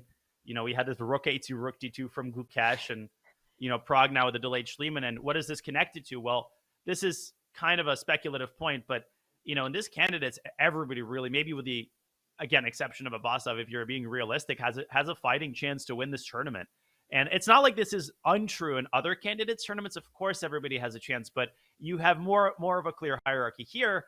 Probably Fabi is the favorite, but the margins are very thin. And someone like Pragg is not just coming in thinking, I'm just going to gain some experience. Maybe I'll win the next one. No. He wants to win this one. And he knows that this is a chance to play someone other than Magnus Carlsen. Why can't I win this event? I'm basically the same strength as the other players. So maybe this partially explains once a player loses, Pragg felt that he needs to rebound. He doesn't have much time.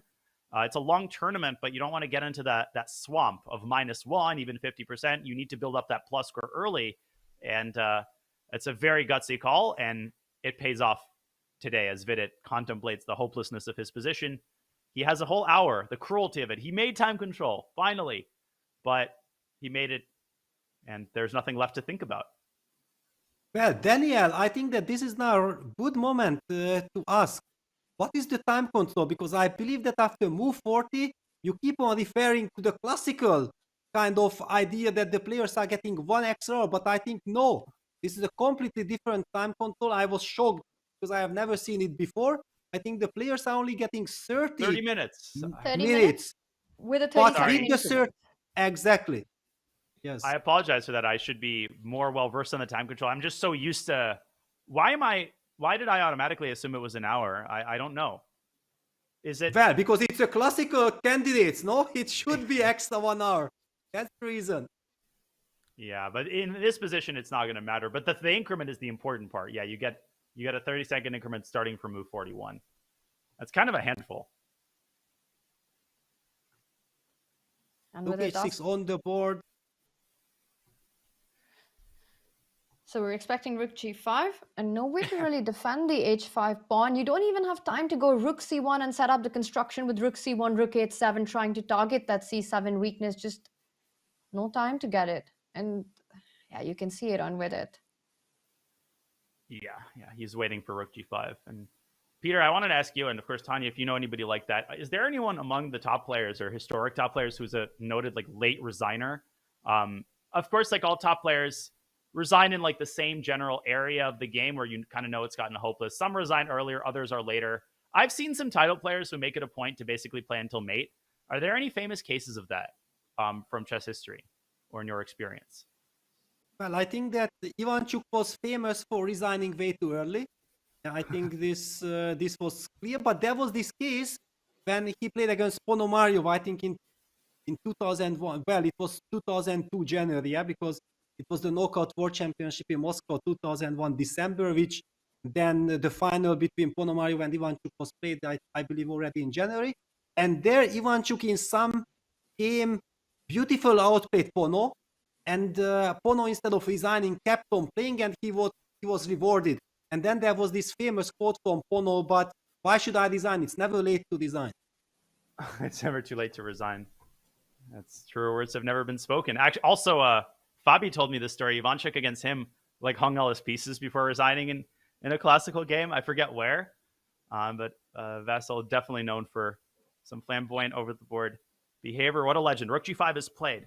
Okay, we have a video, and I guess we'll play it right now as we're waiting resignation.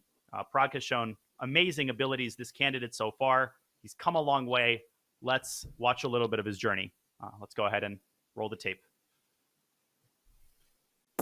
He may have the longest name in the field, but Praggnanandhaa doesn't have the longest odds. Pragg got here with a blistering path to the finals of the World Cup. He thus became the first player from India to qualify for the candidates since Anand, earning the spot mere months before Vidit and Gukesh. Like any young player, Pragg has to handle nerves and avoid overextension to make noise at the candidates. But he has already shown that capability, almost winning the World Cup despite being the 31st seed. There, he won against players who are also in this candidates, Hikaru, Nakamura, and Fabiano Caruana. What form will Praggnanandhaa show today? That of a young player who needs more experience, or that of a World Cup and World Championship finalist?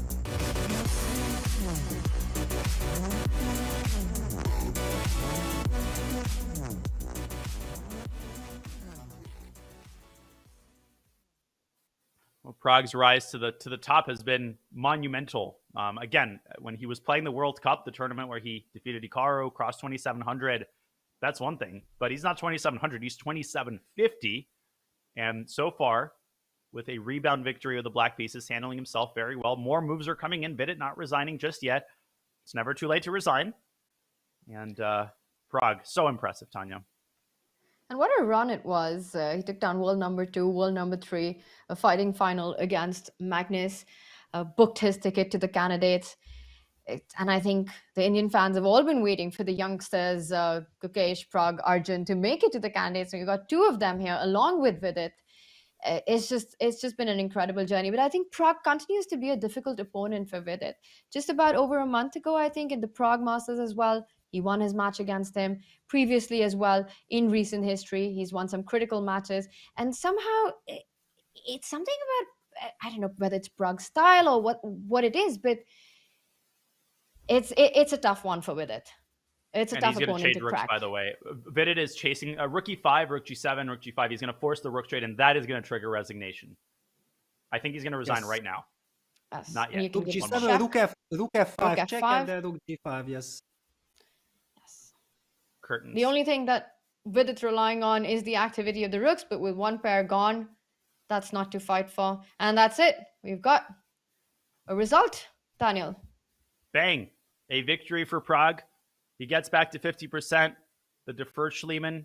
The opening experiment is a success. And other than that one dark spot on move 20, essentially a clean game, great conversion, and just composure, presence of mind. There were several issues for Vidit. His time pressure didn't help. And what a game, Peter. A big moment for Pragg. His first candidate's victory at his first candidate's appearance. Yeah, super impressive. Really super impressive. But we know exactly that Pragg is very matured. He is such a tremendous fighter. Yeah, he's always looking for chances. And that he had the courage in such an important game after yesterday's loss to go for such an intriguing opening like he did today. That's fantastic. And it paid off. Also, kudos to Vidit. He will be kicking himself that he picked up the gauntlet and he went for a very principled fight. Maybe he should have kind of been more cautious, but it just shows that these players are super ambitious. That's why they are also making mistakes, but that's why we love to see them fight it. Courage has never been a problem for these youngsters playing. I think regardless of who's sitting opposite them, who's the opponent, whether they're playing with the white pieces, the black pieces, we are guaranteed a game, we are guaranteed a fight. And that's exactly what happened today. What was very impressive, as you pointed out, was the mindset with which Pragg came. He came with the idea to have a fight on the board, to get a position to play for, despite playing with black, despite suffering a second round loss. And with it, he handled the surprise really well. But to do that, had to take so much time in the opening, had to burn so much of his clock that when it got really critical, those seconds, those extra minutes really mattered. And Pragg managed to get the job done. You just keep seeing how much of a multifaceted game chess is. Like, there's just so much unexplored territory left, which is insane. Every time, the idea keeps creeping in that, all of the known territory has been explored. Boom, we get a delayed Schliemann. We get unconventional openings, rook a2, rook d2. And if anything, all that we know is that we know very little, and that there is a lot yet to be explored, a lot of chapters yet to be written on and off the chessboard. And the next chapter will be written tomorrow because all of the games are done. 3 of them ended peacefully with a very insipid draw between Abasov and Nakamura. A more interesting game between Fabiano and Alireza. Some chances maybe for Alireza in the early middle game, but Fabi neutralized them nicely. And the player who will be kicking himself alongside Vidit, Gukesh, had serious winning chances with Jan, but Jan harnessed Gukesh's time pressure nicely, found some critical saving moves, and Peter, Jan has to be breathing a big sigh of relief. Yeah, absolutely. That was a very crucial save for him, and also because otherwise Gukesh could have been running away with the tournament, yeah, with a +2 score. But now everything is very tight. Pragg is back to 50%, and this will also give Hikaru, I think, this energy that, okay, come on, okay, I lost the game yesterday, but nobody's running away with the tournament. So let's just keep my nerves in check and start playing the chess that I'm capable of, and then anything is possible. Indeed. Let's take a look at the standings. And Tanya, what stood out to you, not just in terms of the standings, but in terms of what information we're gathering from these early rounds? I think today it was so much, and to see Fabi keep things under control, Jan keep things under control, so important for their for the tournament as well. And but of course, I think the round of the match has to be Pragg's win against Vidit. And I'm not just saying because it was the only decisive game, but the fighting that we saw in it, the way Pragg came, the preparation that he showed, the speed with which he played, and of course, still early days.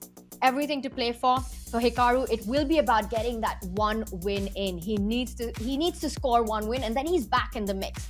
As Peter said, nobody's running away with it. We've got 3 leaders at 2 points. It's still a very close fight. It's still early days. Everything to play for everyone. But I think very impressive the way Pragg got his win today. Indeed. Okay, 3 players with 2, Gukesh, and then the 2 players who have won the candidates before, Fabi, as well as the 2-time repeat winner, Jan Nepomniachtchi. Off to a good start, Vidit and Pragg at 50%, and then Firouzja, Abasov, and Hikaru, all with 2 draws and a loss. But again, it's way too early to make any global conclusions. Only 1 point separates quote-unquote last place from quote-unquote first place. And Peter, I don't think anybody needs to be told that it's a 14-round event. We have another round in the books. Any final words from you? And then Tanya, your thoughts, Peter, on today's day of action before we wrap up.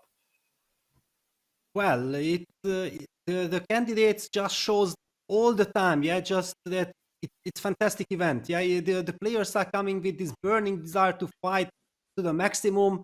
All of them are super prepared with tons of ideas. How do I surprise my opponent? How do I try to put them under as much pressure as possible?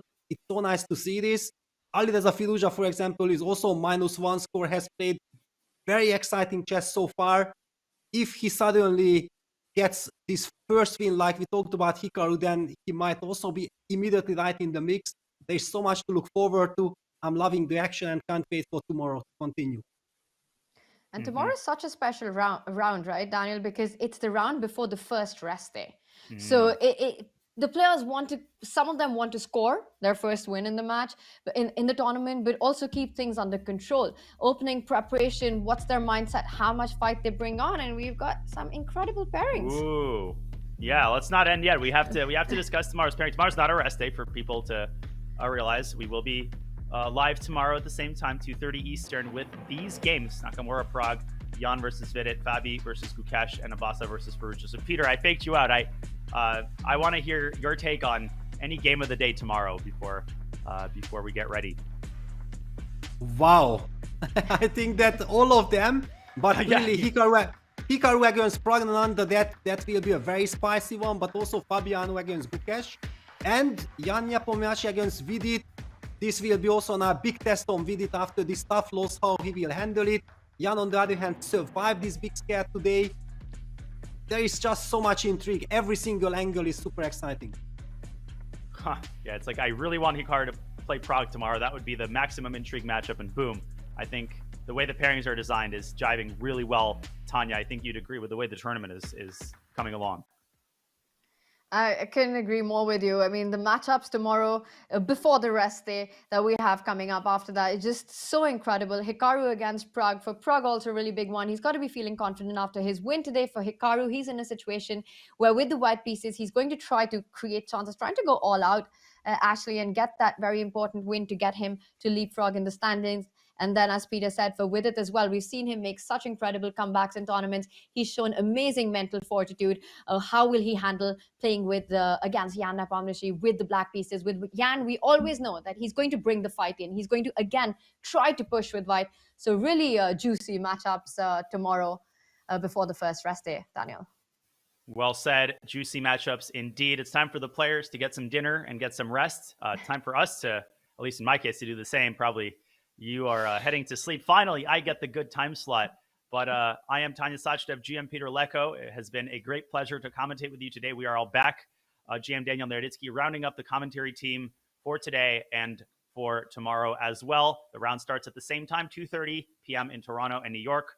Later than that, across Europe, but you will not want to miss it. Great way to spend your Sunday. We hope you've enjoyed round 3 of the 2024 candidates. We will see you tomorrow at 2:30 for more action from the 2024 candidates tournament. Goodbye.